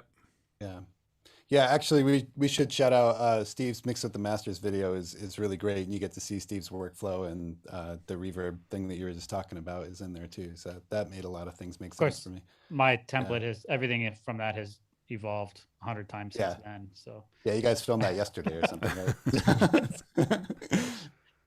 I actually had about 12 hours notice to do that too. Yeah. They were like, "We're coming tomorrow." done. I was like, "Oh, great. Okay." Yeah. Great. All right, next question, boss.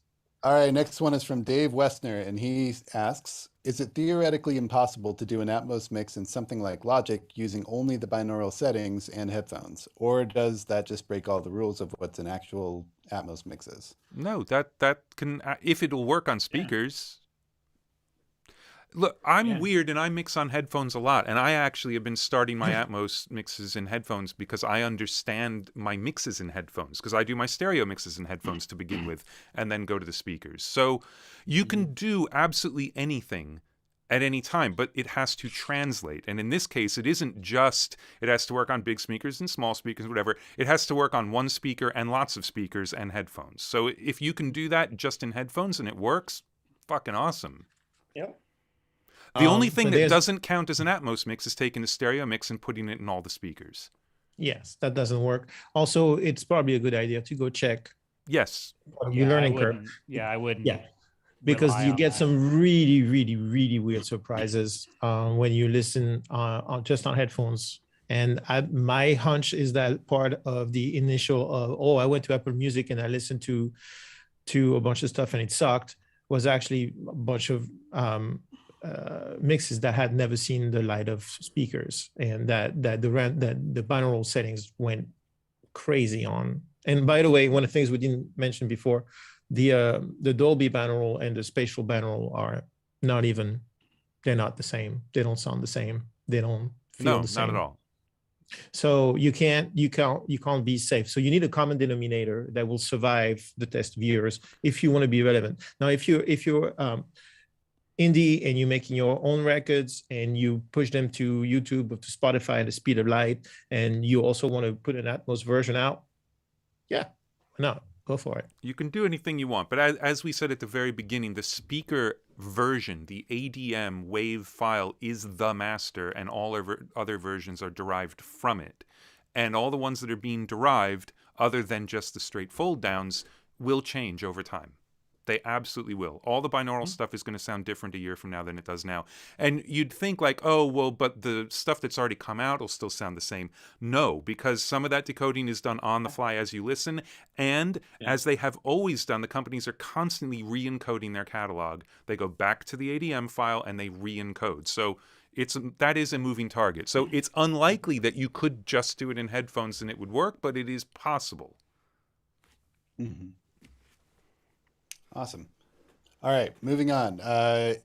This question is from Todd Burke, and Todd asks, is anyone gaining plugins somehow? Say Pultex on your bed and or Object Masters acting a bit like a mix bus EQ where tweaking one instance affects all of them?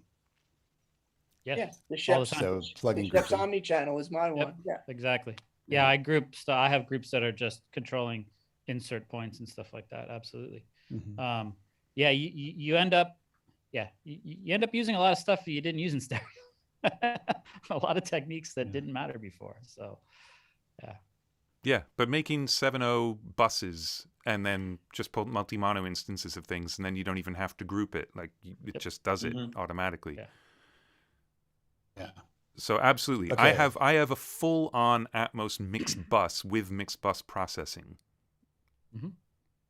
Yeah, so do I. I don't always use it. It's turned off, but if I need it, it's bang, turn it on and go. And do you do that on masters, or do you do that across masters, or do you do that across the objects? Across an aux that then feeds objects. Yeah, but also anything that's a free object on its own that's not going through any of that still needs that same processing. Yep. I do it across my bed, and then I'll duplicate it on the objects that I want it to be duplicated. Yeah, as long as it's hitting as long as everything going out is getting that processing, however you do it. Though sometimes it doesn't need it. Sometimes if Yeah, you're just you could- moving an it- ambient yeah. pad around, it doesn't. Yeah. Who cares if it's Right, it EQ'd doesn't- exactly the it doesn't same? need it. Cool. Okay, our next question is in regards to producing music. This is from Enrique, and he says, hi all, I apologize if this was asked before, but has anybody experienced requests from artists or labels wanting to produce their project already in Atmos versus producing in stereo? If you have, I'd love to know what some of your experiences are. Well, Dave, you've done some recording with it in mind, right? I did the first thing I did in Atmos was a record that I produced where I knew I wanted to mix it in Atmos, and so the idea of that was, the things like panning positions were in my mind from the very beginning. Basically, the way it was done was it was a Hawaiian album where it was basically live off the floor with all the musicians in the room at Henson Studio D with no headphones, kind of in a circle, and I had a bunch of mics all over the room, a lot of them in the center, including the binaural head, which I had the idea of the binaural head actually being useful in the side speakers, because that's more, if you're sitting in the middle, that's more like what a binaural scenario works as. It needs not be in front of you, but on your sides. And actually, it ended up working quite well, I thought. So, but there's, in that case, it was a matter of trying to capture the room in all of its glory, so to speak, kind of like what Steve does when he's doing the Blue Note or kind of blue things, where you're sending it out into the room and then trying to set the mics up to capture the sound of the room. And so, but the idea was, the musicians were all around you, not kind of front loaded with ambience in the back. And it worked really well for that music. Then I did another album where we thought of it at the beginning that was completely different, which was like a rock album where, stuff was coming from everywhere. And so none of the ideas from that Hawaiian album carried over, but it was more of a general idea of having lots of ear candy to be able to put everywhere. You kind of had the basic foundation of the rock band, but I'd say we produced it with a bit more ear candy than we might have had it just been conceived of for stereo. And I think we are all so used to producing music for stereo that we take it for granted that's like a natural thing, and it isn't at all. I mean, look at the Beatles records. They were produced for mono up until the White Album, and then they were mixed in stereo, but those are crazy sounding mixes that now everybody wants to, like, I want to put the drums on this side, but it was because they didn't have pan pots. Like, it's weird. And so this evolution, I think it's going to take a few years of producing records knowing they're going to be in Atmos before you'll actually start building an arrangement. Right now, we will automatically say, what's going to balance that guitar? And okay, we're going to double the guitar, or is it going to be okay on its own? We'll put the Rhodes. Like, you're always thinking about where stuff is going to be in stereo, and we will just be thinking. I already do it now while I'm mixing in stereo. Like, oh, okay, I can do this in Atmos. So the recording process will catch up. And I see artists when they come in to to have a listen, you can already see the gears in their heads thinking about their next record. And okay, now that I see what this is. I particularly I think with vocals, singers now have this wonderful space to play with that, because we all struggle so much with stereo, and we realize this when we go back to it from Atmos, is trying to, as Steve said, 10 pounds of stuff in a 5-pound bag. And so when now all of a sudden you just got this big sandbox to play with, it's inspiring. You can't wait to get started.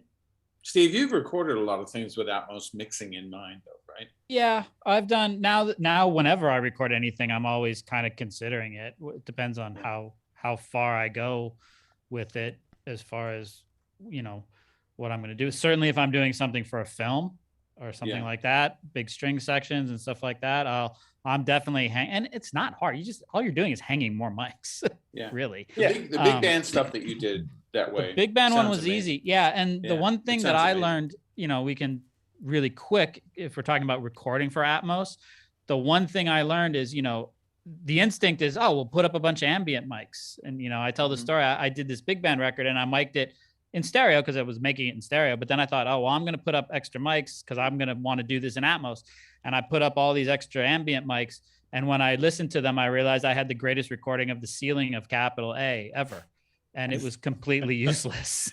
So I ended up dropping a lot of the mics were dropped down to like ear level.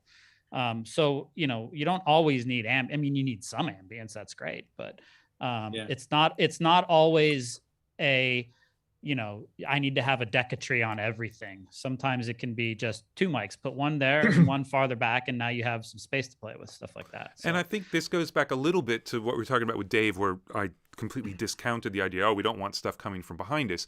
What you don't want is something coming from behind you that you feel like you need to turn around and look at to understand what the hell it is. It doesn't mean stuff can't be back there.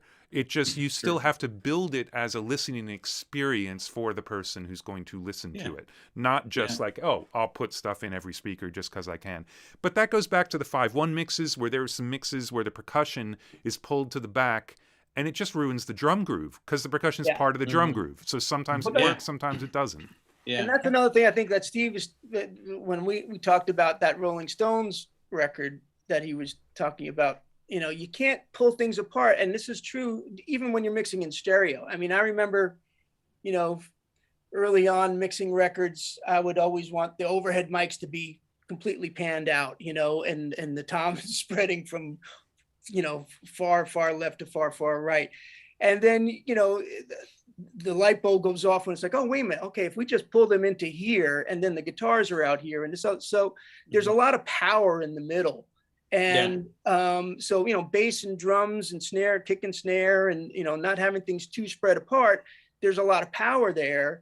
And if you start pulling it apart, and this happens very easily in Atmos, if you start tearing it all, between front and back, it makes no sense. It just sounds weak, so takes away the energies. So there's also a bit of sleight of hand where sometimes you don't want to be able to hear everything distinctly and point to it. Sometimes there's got to be some mystery, and it has to just blend with other sounds to where you don't know exactly what you're hearing, but you love it. Wait, I think it's Todd who asked the question, right? The last question. Yeah. I was just going to mention that one of the UMG things that I did was to work with Stefan Flock, who works at he came from Emil Berliner Studios in Berlin. He does a lot of classical things. They sent us to the Vatican to record the Vatican choir inside of the Sistine Chapel. And so we did it as an Atmos capture. So we set the room up. We set the room up with mics that would give us the feeling of the room, and it was pretty freaking compelling. I would say it would be similar to probably the way you captured the Hawaiian record you're talking about, where you really try to focus on getting the whole feeling of the room. Yeah. And we were lucky enough to have Cecilia Bartoli walk in and be the soloist on the night of the gig. And luckily the mics we caught everything. We used an ambio mic because you can't put things on the walls or hang things. But that was something that worked out incredibly. It's incredibly moving in Atmos to hear a choir in that room. And I love the idea of a rigger and some chains in the Sistine Chapel. Oh yeah. Right here, right? Here, boss. Yeah. Whoops. Yeah. Whoops. Yeah. And they chase you out. You got an hour in and an hour out. That's it. Wow. But it worked. It worked good. Well, here's a question. So Fab and Andrew, let's say that you get called in to record a rock band. Are you still going to mic it the same way as you did before Atmos? Yeah, no. I'd probably add one or two mics, but I don't like a drum kit, a rock drum kit. What am I going to do other than maybe an extra set of room mics or something? Yeah. That's what I would do. Yeah. I would actually. Yeah, it's not going to change a whole lot, but I would be adding more ambient room mics that may or may not get used and pushed to the back. Yeah. But I think this is more about arrangement. It's more about okay, if I could in a stereo version fit two guitars and a Rhodes doing this thing in the chorus, now I can fit 5 things doing it because I need them to all connect, and I can't just take those 3 elements and spread them out because the track will fall apart. So I will have more elements so that I can get it behind you. And I think that I haven't done it yet, so I don't know, and it might be terrible. Because the other thing is, you can't monitor in Atmos while you're tracking. I mean, Dave could, because he's got his tracking room right there. But I can't. I'm going to be going to a studio that's going to have 2 speakers. And, do I really want them to set up an Atmos thing in the control room while I'm tracking? No, not really. So I don't know. I don't know exactly how that's going to work. I've actually been talking to somebody about doing that just as a proof of concept. Like, because we can do it here, because we have a control room sitting next to I mean, it's not the same room, but we have a control room sitting next to a live room. So I think this stuff, the production stuff will come. I mean, we've talked to, especially some of the like more EDM and kind of, or, the computer generated music, like the dance guys, the pop guys. And we've talked to some of those guys about, hey, let's just put you in a room and like, here's the system. And, and they create listening to it. So yes, as the technology moves forward, absolutely, it's gonna. There are actually electronic artists who are really pissed at us for taking over the Atmos thing because they've been doing it for years for clubs. And they're like, what the fuck? These guys aren't doing Atmos. I'm doing Atmos because there is stuff everywhere all the time. So, and I've heard that from a couple of different people, artists who've been doing this for 10 years, you know? Yeah. I find it exciting to try the drum thing, to try and see what can be done to redefine how that sounds in this format. Because that's one of the most tortured, the way a drum set, a live drum set sounds in a room and the way it sounds coming out of a stereo mix are like distant cousins, right? And depending on the kind of music, but most of the time, no bass drum sounds like that. It just doesn't. Not these days anyway. I find it very interesting that's something that's I already started to think about the minute I started mixing in Atmos, like, next record that I can start from scratch, and I can do in that room downstairs, because there's a live room attached to it. I'm like, I'm definitely going to try some shit. And what Andrew said, definitely extra ambience, but also how can we more spatialize things more on the individual instruments that the drum set is a collection of. I find that very interesting. Yeah. And I was going to try putting more ambience up high, but I hear it from a reliable source on this call that I don't want to make my ceiling. So maybe I'll revisit that idea. You just don't want to just mic your ceiling. Yeah. But it's also, we have to rethink our idea of the mix space, because right now, I think even while I'm doing the Atmos, I do think of, if it's a stereo thing, I think of, well, it's stereo, but how far back do I want it? But what if I want it front left and rear, front left and rear left? Like, that's a stereo thing as much as that's a stereo thing, as much as that's a stereo thing. So, you know, mixing it in a cube I've done it. I've had stereo front, like just on the side, move the stereo image that way. It can work great. Again, it's all a matter of, it's always song by song. Yeah. Yeah. Even more so now. That's an interesting thing, or it trips me to bring this up, because Morten Lindberg, who runs 2L Records in Norway, is a renowned multi-channel producer. And no one is signed to the label, but projects are signed to the label. So what he does is he chooses the space first, and then he chooses the piece, and then he chooses the artist to perform it. And therefore he achieves this whole holistic thing based around the space. And his records are unbelievable. They're incredible.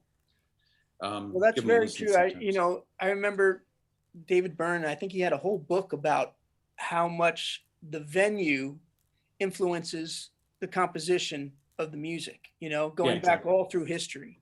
And the venue doesn't only include, a concert hall versus a punk, CBGBs or something, but it can mean whether or not it's MP3s in headphones or Atmos, the technological venues. So we're now, as we keep saying, this is early days, and people are going to start really playing around with things and experimenting in ways that we probably haven't even thought of yet, or we've thought of and tried but thought it sucked. But somebody's going to say, no, I like that. Let's, that sounds wrong to us, but they're going to make it sound right. And then all of a sudden we're all going to be wanting to do that 5 years from now. Exactly. I mean, think about an artist like Bowie making records in Atmos. Like, that dude was not afraid of anything. And there are going to be a lot of artists right now who are going to be not afraid of it. And it's not going to be new and weird. It's just going to be what's happening. Yeah, right. I think they're starting to, I had an artist that I've mixed a couple of catalog records for, and I saw him a few weeks ago because they were here doing a writing session. And the first thing out of his mouth was, man, you're going to have fun with this next record, which doesn't mean that he's producing for Atmos, but it means he's got it in his head. Right. So it's there, because it was literally the first thing out of his mouth when he saw me in the hallway was, man, you're going to have fun with this next record. He didn't even say hi, Steve? No, literally the first thing out of his mouth was, you're going to have fun with this record. That's cool. Nice. Okay. It could be 3 years before he's done with it, but. He's a real artist. That's probably true.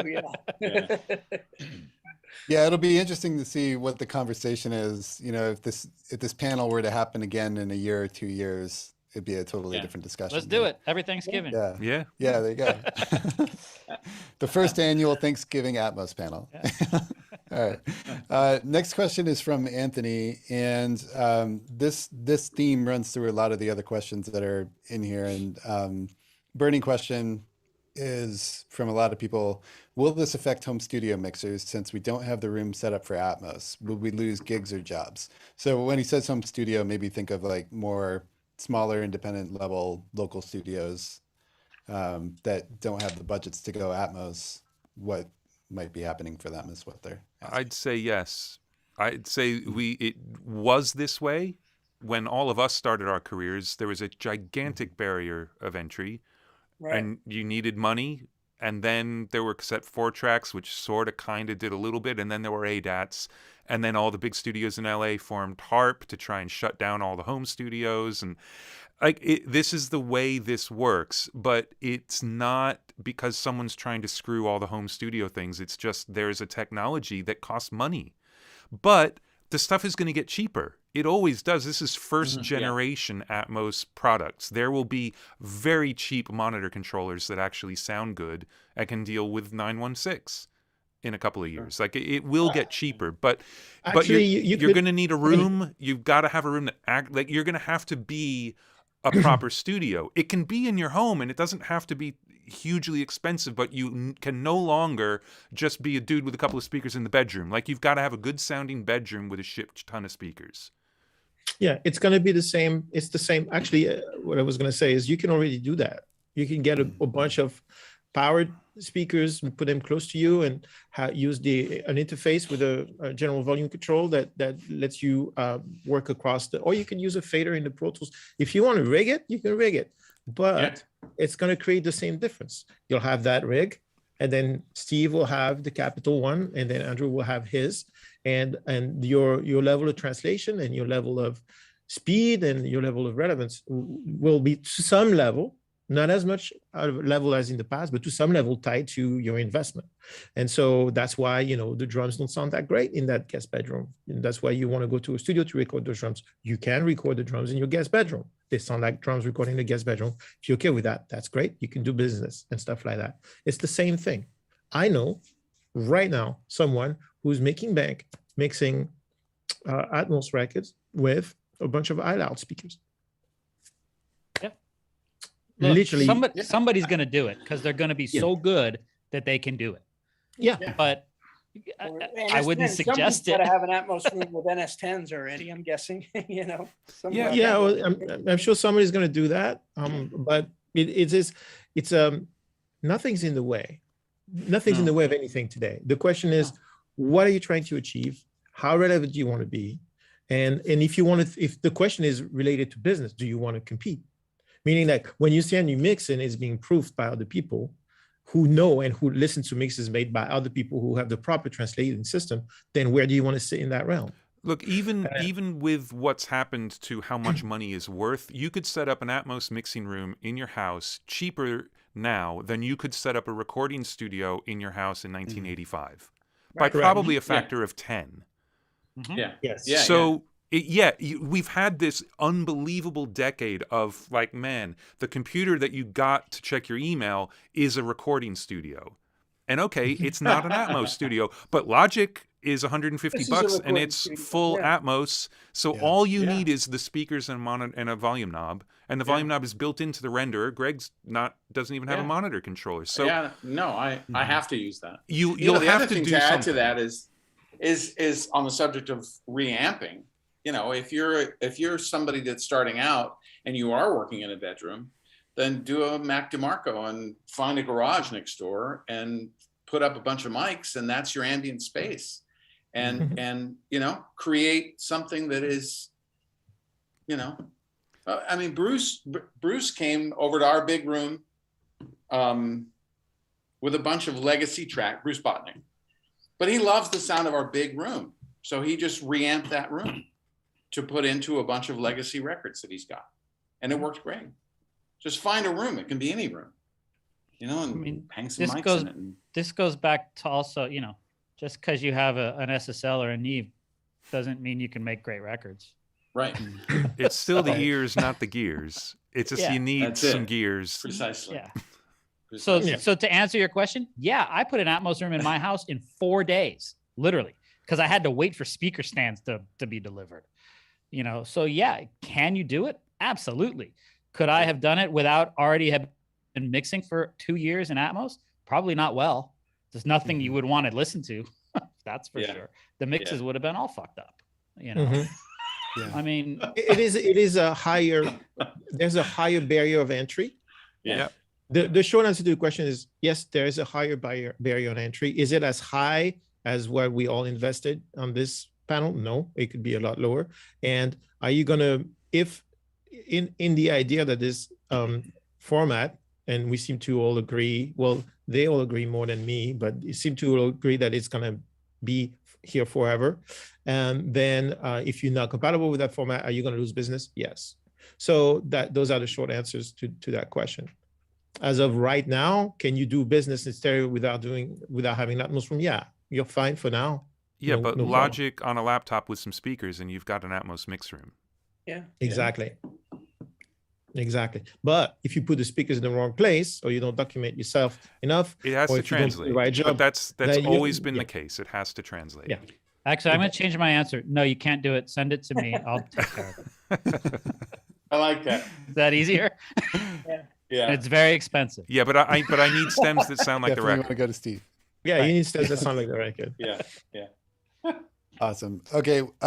Next one on that same train of thought. So I'm in the process of building an Atmos mix room. What advice or recommendations do you have? And maybe that's again just very like quickly go through the basic list of things they could get. or You watch have to out be for, able consider. to you have to be able to delay compensate the speakers. That's like one of the That's- most important things. So you need something that can do that. There are lots of different things that can do it. The SPQ inside of renderer the can do that. matrix. Yeah, the renderer can do it. The Renderer renderer can can do do that. it. Yeah. Mhm. But you have to be able to measure it and do it properly. Yeah. But there's So free knowledge. there's free room measurement software. You can so you have to set your monitors up properly, no matter what they are. I'd say Yeah. you can't really. I mean, you guys agree 712 would be kind of the minimum. You got to get something up above your head, and I don't think 5 around Yeah. is enough. You need I the have side. I have 712 at home. I have 712 at home, and I really need 4 up top at least. Yeah. I would say 714 if you're going to be doing professional work. And the Dolby think spec is 914 is minimum, but you could get Spec- away with 714. 714. 714. Yeah. I think You it's sure? 714. Yep. Pretty sure. Maybe when sure. they were Well, maybe- certifying, it might have been 914, and now that it's Yeah. best practices, maybe it's 714. Yeah, Yeah, I believe 714. and that is certainly the- makes sense if you're in Pro Tools because that's the width of the track. So, Yes. Yeah. and I would say Andrew- just in terms of building the room, the deader you go, the better. You've got sound coming from everywhere. Just deaden the fucking thing. Don't worry about making Yeah. it sound good. Just make it not sound like anything, and Yeah, no so you can ping. hear your Yeah. speakers. Yeah. Lowest possible RT. Yeah. Absolutely. The last time we did an Atmos talk, Andrew, you had a really good tip, which was recording the click track from each speaker. Yeah, if you need to To figure out time your align, programs. yeah, the ghetto way to do it is you put a microphone about where your head is going to be and make sure it doesn't move, then record the click coming out of the audio interface on 2 channels. One of them loop back into an input, and that's your reference, and the other goes straight to a speaker and record that on another track. That's the delay between the direct and that speaker. Do it for every speaker individually. Find the longest one. That one gets 0 delay compensation, and everybody else gets the difference between that speaker and it. And you Have can a go very around with a nice weekend, calculator. gentlemen. Very nice weekend. Right. All week. Yeah. But it doesn't need to be a Exactly. referencing. This isn't for tuning. It's not for EQ. Just the delay compensation. You can use delay, any yeah. microphone. Just Omni would probably be ideal, so you don't have to move it. Yeah. Yeah. Awesome. Okay. Our next one. Here we go. And your speakers don't all have to be the same thing, but they need to be similar in terms of their voicing. It can't. Yes. You need to be able to pan stuff around the room and not cringe. Yeah. And they need to be able to have enough dynamic range that if you need something loud in the back, they don't crap out and distort.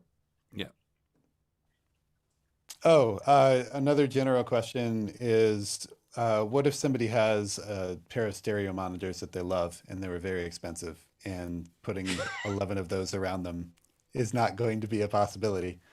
Find something Find a else cheaper by the set of same speakers. manufacturer that's small. Yeah. I mean, that's what I've got. Yeah, I've got the same the manufacturer, small, though, the is the really big tiny, the issue. wafer twos. I mean, they're like architectural speakers. They're meant to be built into a wall or something, but they sound Yeah. enough like the big ones that they work. So exactly what I was just saying. Same family. But you can keep Yeah. your front Yeah. wall with your great Yeah. speakers, but you have to level match enough that you don't like refuse to pan important things out of the front wall. So your speakers have to be good enough around the room that you're okay to pan stuff. The principle, in theory, the principle is that if you put something on the front left where you have your $1 million speaker, and on the back right where you have your $8 speaker, they should sound the same, right? So Theory. go from there Yeah. and adjust accordingly. Make that jump. Yeah. Or think of it this way: you could sell your $2 million speakers Yeah. and buy 15 cheaper speakers that all sound really Yeah. good. Exactly. Yes. I would add this, and I've done it with my rooms. I don't have speakers that are very big. I do have three-way speakers that are smaller. But I think the larger gun you point at your head times 12 is a dangerous thing anyway. You start to lose, I personally go with the smaller speakers. That way I can pinpoint where things are coming from. So if anybody out there is listening and they're in the market for speakers, then maybe consider getting the little brother of the big brother. And the other thing that's going to maybe surprising for people who haven't experienced this, at least that was my first thing, is mixing. Atmos sounds unbelievably louder than it seems, meaning everything feels loud. Like it feels like it feels loud. And I'm a bit of a wuss with level. I like to work quiet, except when the drummer is around, of course. But when there's no drummer around, I have a tendency to turn shit down all day long. I just turn it down because I just can't take it. And in Atmos, when I started where Brian Pennington started, which was like 82. Yeah, yeah. I can't do it. I'm like, No, sorry, dude, I can't do it. And I went all the way down to like 78, 76. 76, that's Dolby SPLC in the room, and for his reference. And so when he played your mix of Rocketman at 82, I literally thought I was gonna die. I was like, I gotta leave. I'm sorry. It felt so like it's too much for my head.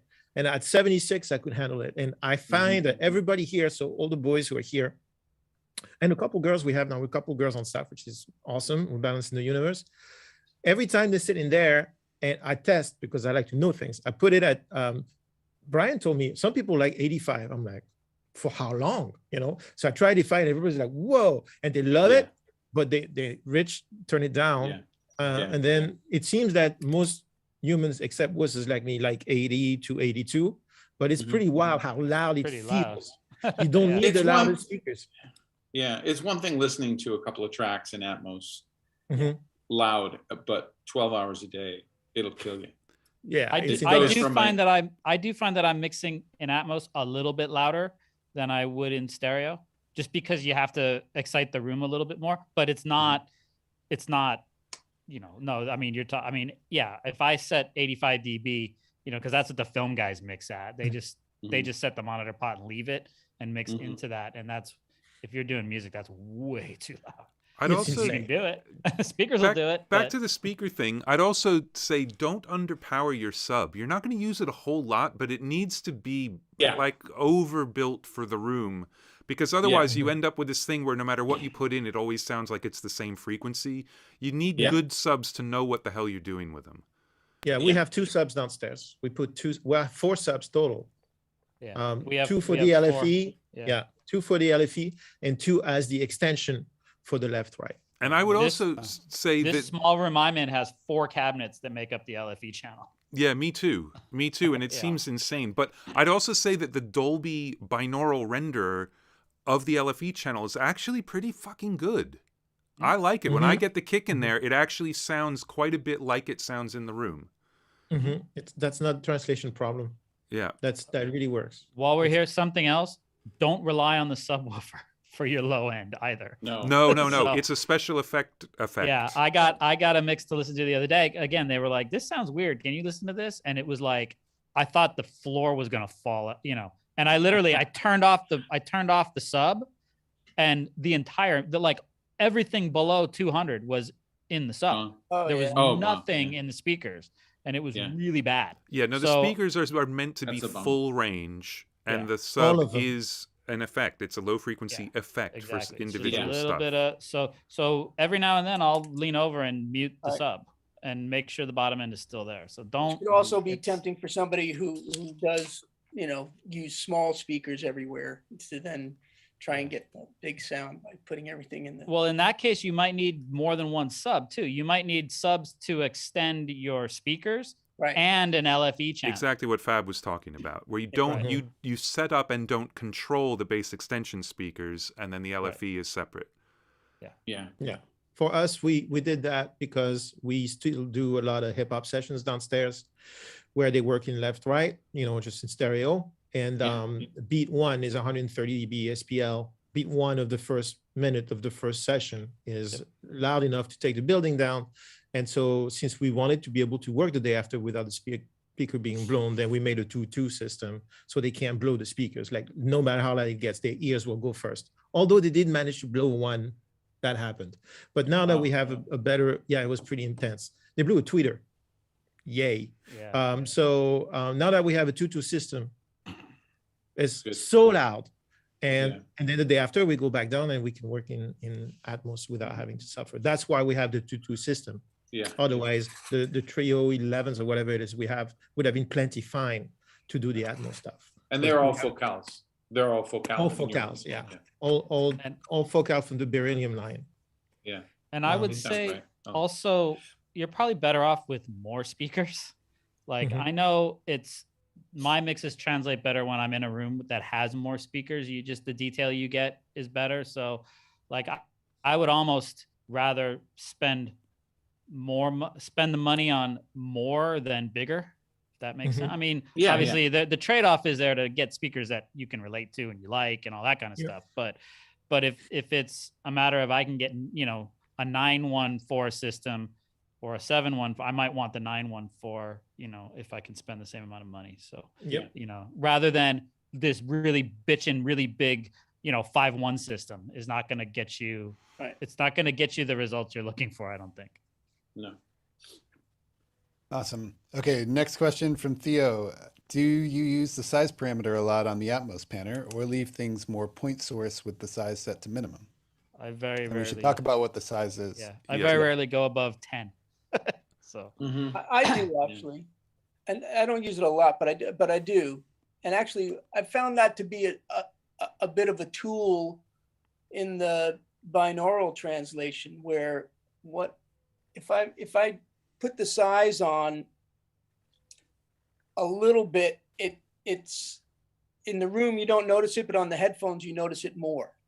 And so what I tend to do is when I go to that binaural check, if I feel like I'm missing something that seems louder in the room, but when I get to the binaural that it's kind of lower, if I just tweak that size a little bit, all of a sudden it just pops out in the headphones and doesn't seem to make much of a difference, if any, in the speakers.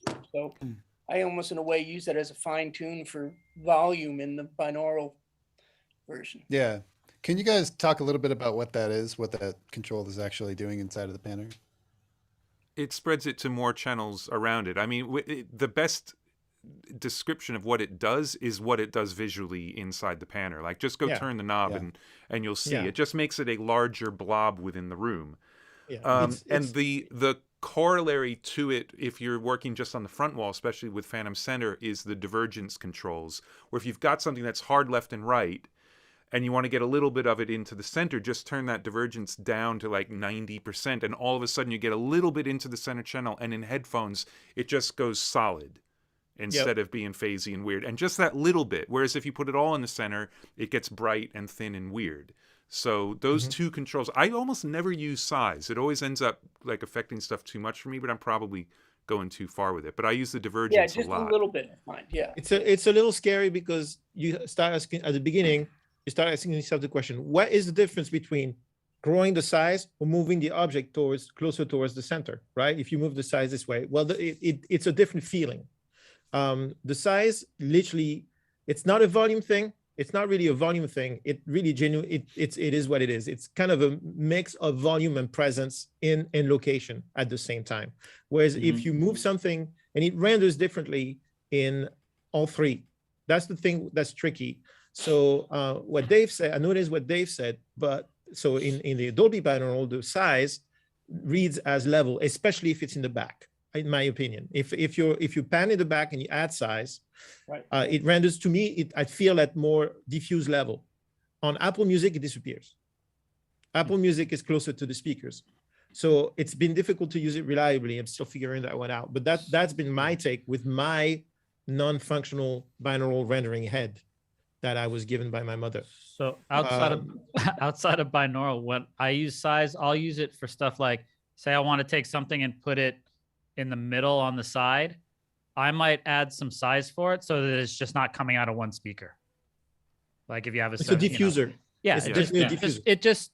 it give it a little bit of size and it bleeds it into the speakers around. Yeah, it I a mean, little and bit- keep a in little bit mind more. that other than the binaural metadata stuff, every single one of these things is just following rules for how much level goes to how many different speakers. That's it. So none of it is processing in the way dynamics processing or harmonic distortion, or all it is how much of it goes to how many speakers. So you've got to play with it and learn what it's doing, and then you'll know when to go for it. Because it's very difficult. Like the way the panner is built, you're panning around the walls of the room you're in.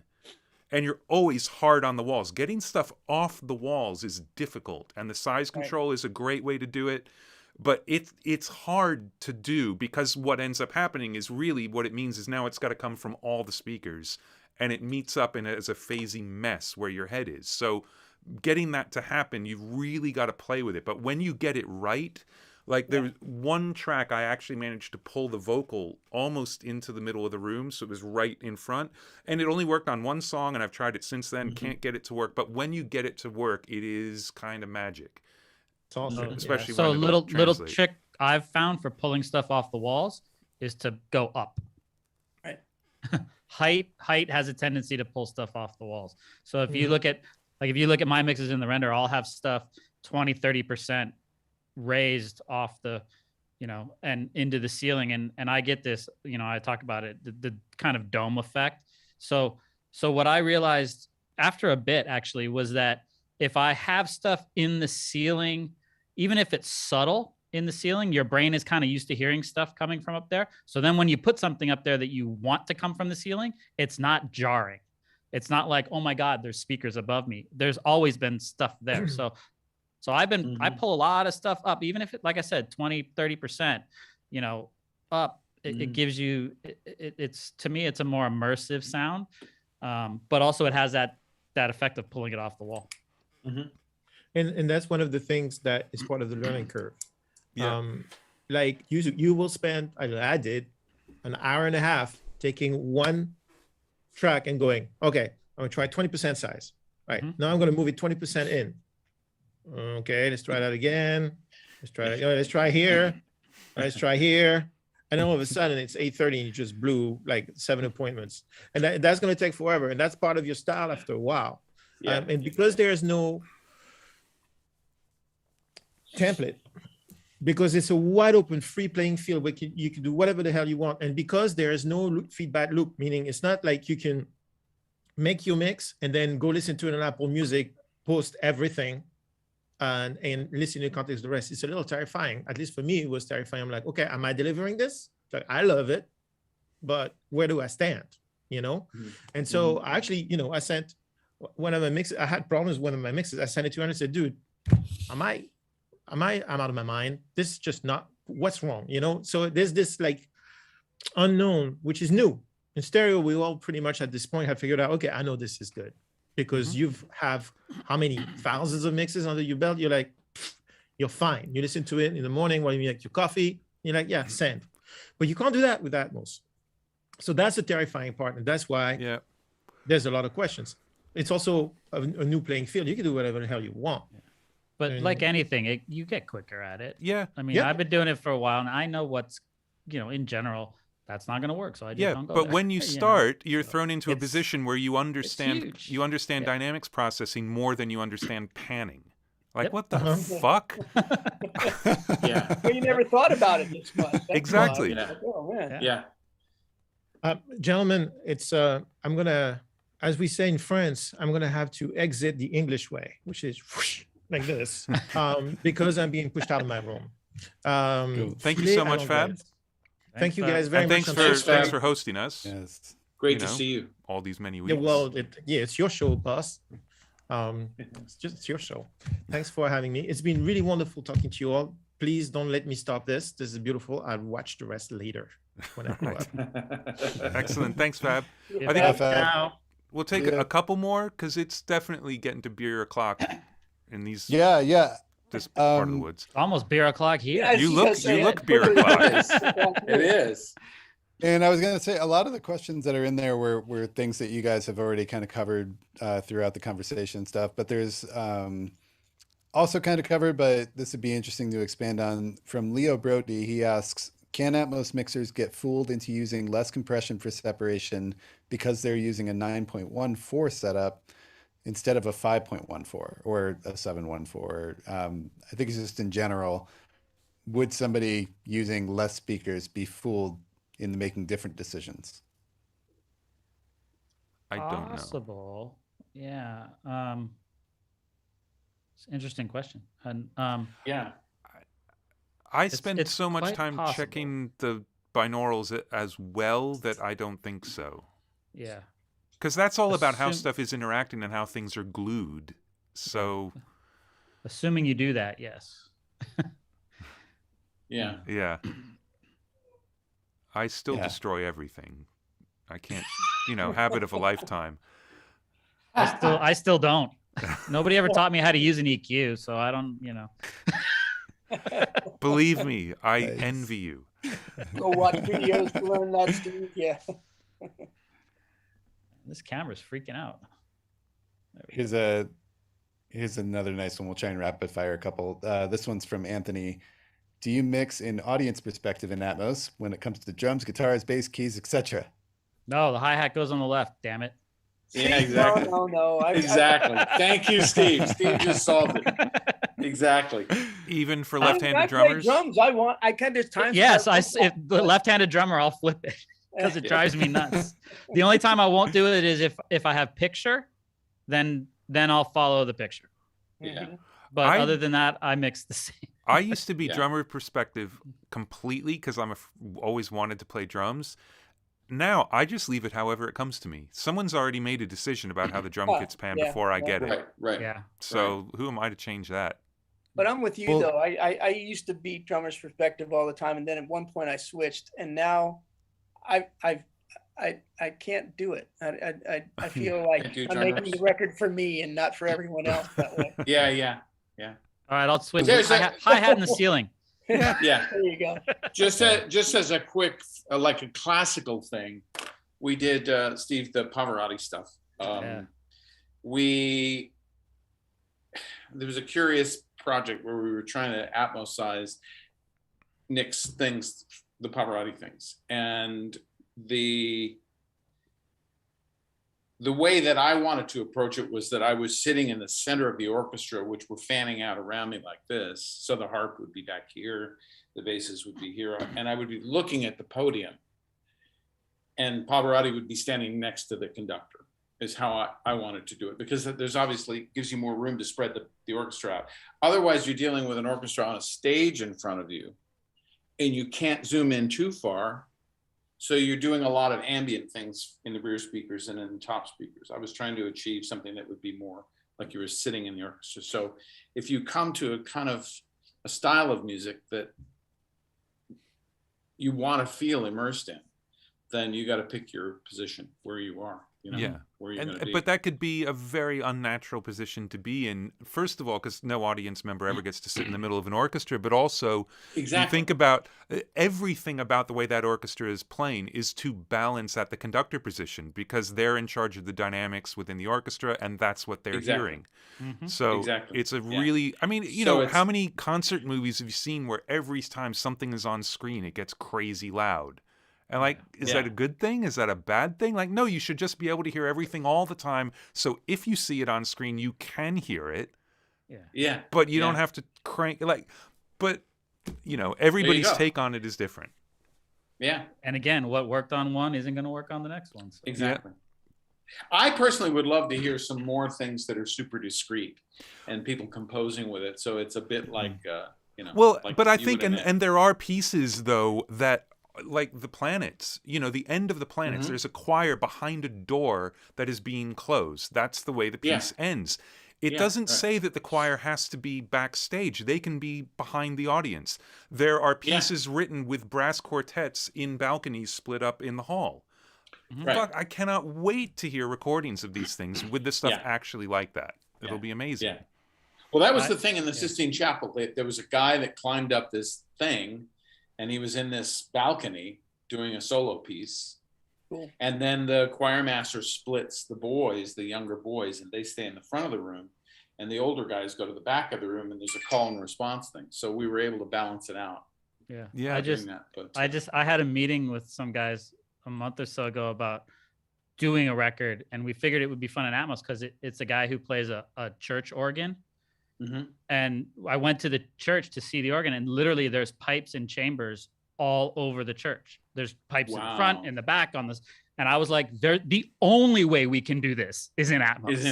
Yeah, exactly. Yeah. And I was like, is there like a front? And he was like, not really. There's no, I was like, where, like when you tune the organ, how do you sit, you know, who like tune it for sound? Like, is there a center? And he was like, no, it just comes from everywhere. And I was like, well, there's only one way we're doing this effectively. And I can't wait to actually, I mean, now we have to find somebody to pay for it, but. And their records, but that sounds great. Their records in other genres that would be amazing. Like the first Latin Playboys record, when Chad had the mariachi band come to Sunset Sound and he recorded them, he walked past them with the binaural head. You've got like Second Line, you know, to be in the middle of a parade in New Orleans, that kind of thing. Amazing stuff. Would just be mind-blowing. I just did, I mean, and you can do that stuff. You know, I did a record, that Cynthia Erivo record I did, you know, one of the songs starts with a car starting and driving, and stereo, it just drives across. Well, now it just it drives around, you know. You can do fun stuff like that sometimes. You don't have to do it all the time. But like the quad version of Dark Side of the Moon, you know, that's got some really interesting stuff going on. So let's Alan, so going. Speaking of Alan, so recently I heard Alan's version of have you heard the reissue of Year of the Cat, the 50th or whatever anniversary? No, I haven't. Of the Al Stewart record. And he starts that track, which is just that amazing piano sound with that beautiful reverb. He starts it in the rear of the room. And then when it drops to the, you know, to the band coming in, where that lick starts, everything goes in the right place. And it's just, it's amazingly compelling. See, and he's been into 5/1 for a long time. And when I interviewed him, he wasn't sold on Atmos really. He's like, man, 5/1's awesome. That's all I need. Exactly. He's getting a little more sold. I think he's getting more sold. Yeah. Good. He's been a lot more interested lately. The Dark Side is coming in Atmos soon. I would never ever go down that road. It seems like James Guthrie. It seems like it would have been James. I'm sure if anybody does it, it's gonna be James. Yeah. Honestly, the old stuff like that is really not as much fun as the new stuff. Yeah. So, by the way, because somebody texted me, the Rolling Stones thing that we were talking about earlier is not available. It was only for the band to listen to. So don't look for it. Oh, that track you guys were talking about? Yeah, I did a couple tracks for them, but it was literally a proof of concept. So people can stop asking me what tracks it was. However, the Rock and Roll Circus is out. Available. Yeah. But we don't know if it's streaming with the movie. Is that we don't know if it's I don't know if it's streaming, but you can buy it. I don't know. Okay. Hold on. We'll let him come back. That does lead to the next question, though. Oh, cool. Which is really good one. What the hell does that rocket ship do? Yes, exactly. Yeah. Is that the rocket? Yeah, from Rocket Man. Yeah. Well, ask away. We'll fill him in. Okay. He's wearing headphones. He can hear us. Yeah. Oh, right. Roger asks, where would one start the hunt for some interesting ADM BWF files? And I'm assuming he means actual ADM files. ADMs so to he check can look out. up There is on- no yeah. place where that exists. Nope. Yeah. Nor will there be, because you can unpack them. Yeah. Unless you know somebody. You can get the multi-track from them, and that's why they will not be available. Right. I'm sure there's a black market somewhere, but Yeah, somewhere there is, but there shouldn't be. Here it is. There you go. Nice. and there's So- an Atmos version, right? So it's streaming Yeah. at your house, basically. No, it's I don't know how they got it on here. It's definitely the Atmos version of it though. So it's it can be found. That's it. There's the And is there's that the barcode. and is that a Blu-ray? yeah. No, it's a standard Well, DVD. it says DVD on it. I'm not All sure right. how they I have one that's a Blu-ray that they gave me. Oh, you do? Okay. Yeah. And as we talked about before we went on air, the first chord of the Who performance Oh yeah. is the greatest guitar sound ever recorded. Oh yeah. Yeah. and if it's in Atmos really loud on big PMCs, you will hit the back wall. All Yeah. right. I look forward to that.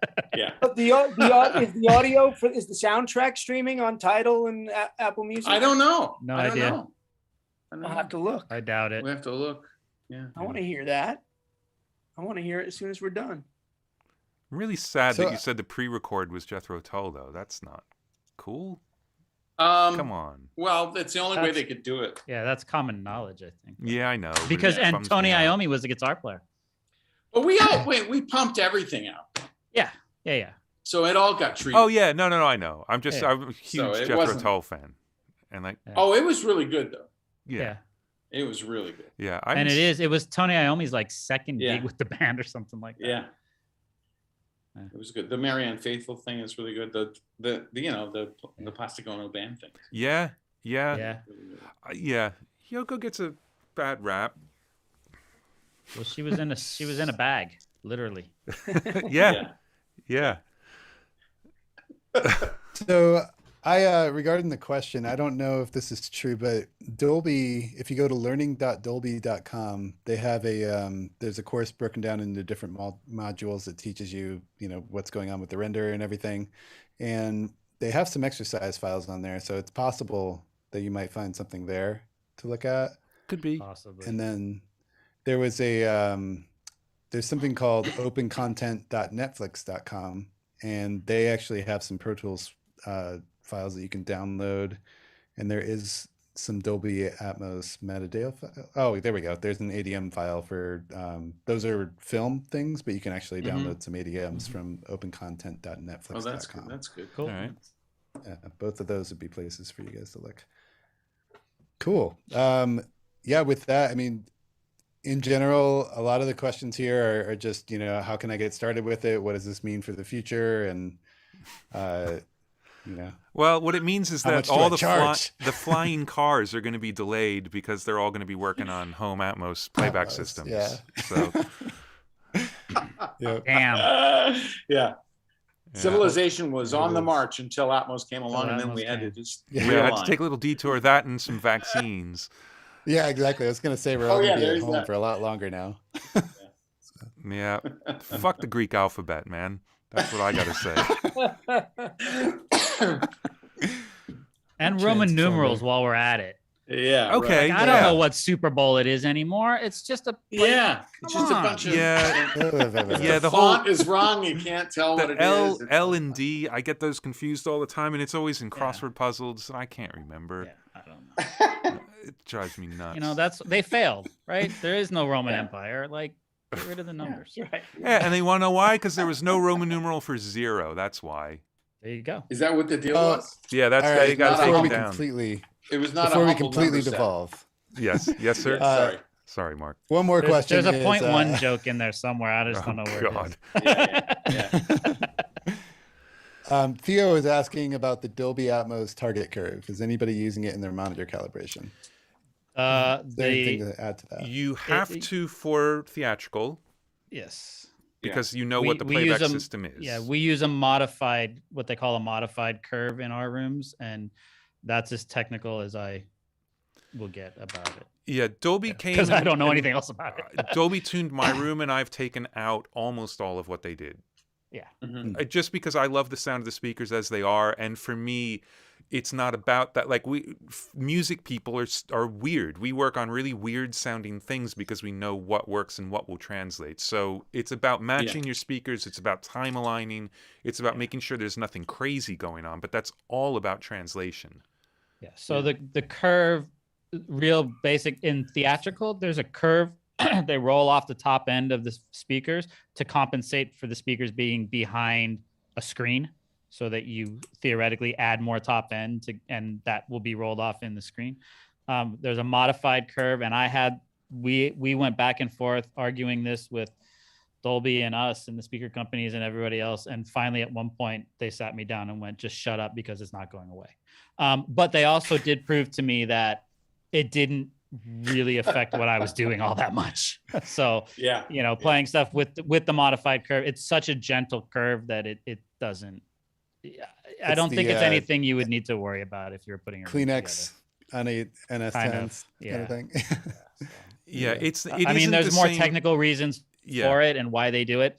I'm not the one to get into it. But the theatrical, they're also the rear channels are down 3 dB. Like there's all kinds of stuff that happens in theatrical that doesn't happen for the music. But it's not like the difference between 5.1 theatrical and 5.1 music.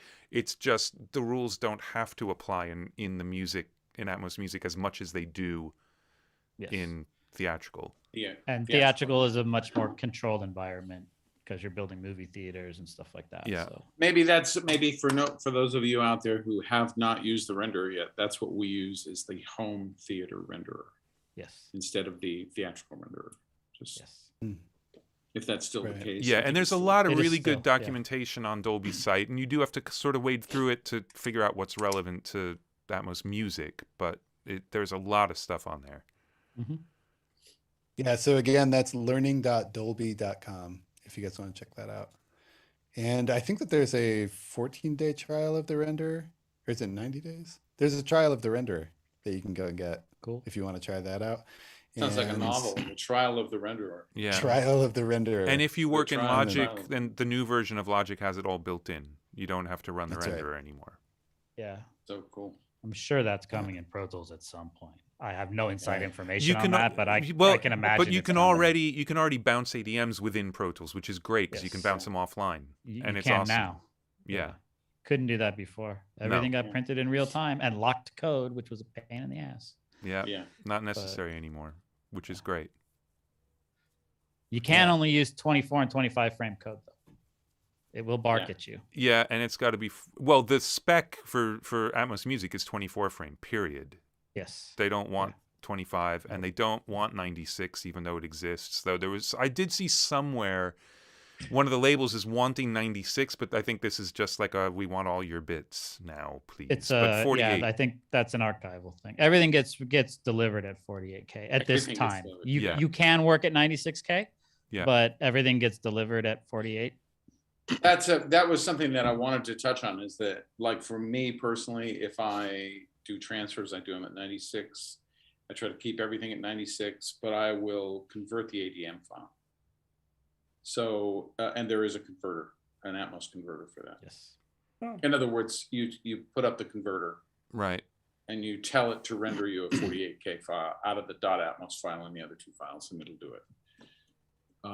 You just have to make sure that you check it once you're done to make sure that the frame rate and your little starting flag don't get launched in the by right. See, I'm not even generating the .atmos or any. I'm just bouncing the ADM at 48 and calling it a day. Yeah, that's what. Yeah, I haven't printed an app since that came out. I haven't rendered in real time anything. I don't think. Right. Yeah, I only do it because I have this vision of a 96K future, but it may not be there. I don't know. Might be. Go ask. I don't know. Yeah, I think I'm nuts sometimes. I could have sworn that it was there was only 48. Like I didn't even think that you could adjust when you bounce the ADM. That there was a sample rate. When you bounce the when you when bounce you're in Pro bouncing the Tools. ADM, I think it's all 48. It's all 48, It's but all the 48 if you renderer will run automatically at bounce it. 96. So if you're bouncing in the Yeah, renderer, yeah, you can do yeah. that. Yeah. So you take those files and you use the Atmos conversion tool. Yeah, but with which, Pro which I believe Tools- comes with that bundle, right? When you buy the Yeah, it renderer, does. you It get does. And Yeah. you don't get the use panning plugins and all that. And if you're on the new version, if you're on 3.5 and above of the home theater renderer and you're using any Pro Tools since 2018, you want to make sure that you use the version 2 of the Atmos conversion tool Yes. because they're more compatible. Otherwise, you have to go back and write, I will not use version 1 1,000 times on a virtual drum board. All around the And room. you can't charge for it. Right. you got to buy your own chalk. You got to buy your own chalk. Yeah. You got to eat So the reference. last thing I think would be helpful for people. So a lot of us are going to be starting out in binaural. Do you guys have any final tips on using the binaural, the different distance modes or anything like that that might be useful for somebody? Not that we haven't already said. Yeah. Mm. No, I mean, I've been working with the LCR set to off because that's the way that drums survive for me. And there's an argument to make against doing that because, like, as the binaural renderers get better, you're going to be left with mixes that have no binaural rendering on the left, center, right.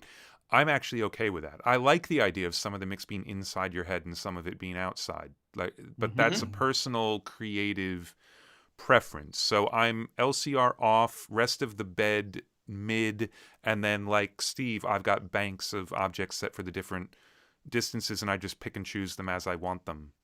And That's a move cool them way around. to do it. That's a good way to do it. And I Again, think the thing very- about being yeah. consistent is whenever there is this magic album assembly tool that can crossfade, you'll be able to do it. But if your distances don't match between objects in consecutive mixes, you won't be able to crossfade. No, it's a train wreck. Mhm. I was going to say something and I totally forgot what it was. Sorry. It's okay. It's not obviously wasn't that important. Or This it's has that been we've a- been on for 4.5 hours. Yeah. That might have something to do with it. Do we? How many Yeah. people do we have on? Or did we have on? Just Did us. we have It's- just us. Yeah. Oh, did I say we were going to people. stream this? No. Yeah. We went down to 5 people 30 minutes ago when Fab left. So. Yeah, we're just doing this on a bet. There you go. There you go. I bet I can make all these guys stay on a Zoom call. Andrew won. Is that the deal? Is that the deal? Well, all right, One look, chapter. that's it. We have Who didn't devolved. make any money today?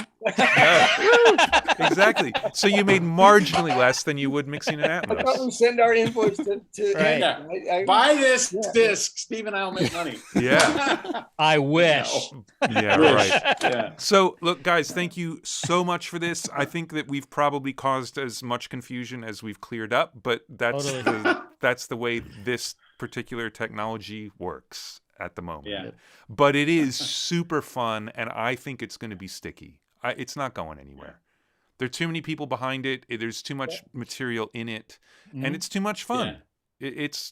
really is. And you know, Apple wouldn't have signed that deal if they didn't have stuff coming, like hardware. I mean, I have no inside information, but that's just Yeah. big companies don't sign big deals without wanting to make money off of it. So No, and I Yeah. think Fab's analogy of it running like a startup is probably very accurate in a lot of ways. Yeah. Just I hope it's not like Uber, who managed to actually file an IPO saying, "Oh, by the way, we're never going to make money," and yet they are worth billions. right. Yeah. Like, it's not that. It isn't that. I hope it's not that. Well, we are dealing with record companies who, you know, no record ever recoups, yet Universal's worth $50 billion or whatever it is. So, Yeah. So, yeah, we won't. That'll just make When me angry and nauseous. So we won't go there. So thank you guys so much. And next week is part 3 of Manny American. So that'll be fun. Fantastic. Ask him about Atmos. We've already been I talking. know. We've been interviewing from his Atmos room. I played him Rocket Man.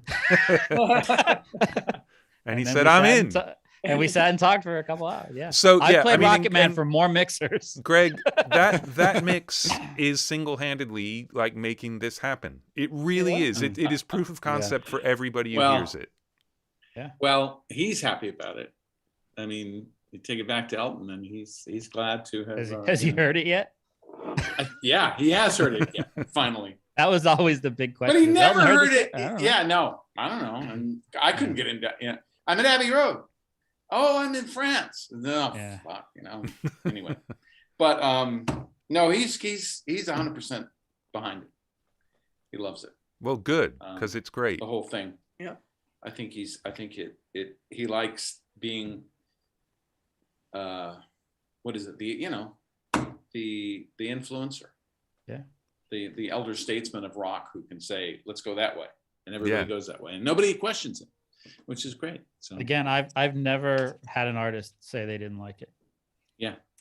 I heard him say, how am I going to make money off of this? But never, Yeah. I don't like it. No, and You as position it really well though, and I think that's part of it. It is this few moments of conditioning to get somebody into the headspace to accept. But it is also, you do it's that what very we've been well. talking about and around the whole time is that it's musically great. It enhances Yes. the song. Yes, Yeah. absolutely. It really does. It's like, wow, that's what that was all about in the first place. Like it, Exactly. and that's the magic and that's the artistry of Greg Penny. Absolutely. And All of us. I think that's where we're going I to end consider- it. So now I I'm can- gonna mute the mic and go to the thanks for watching screen. So bye. Thanks. Thanks.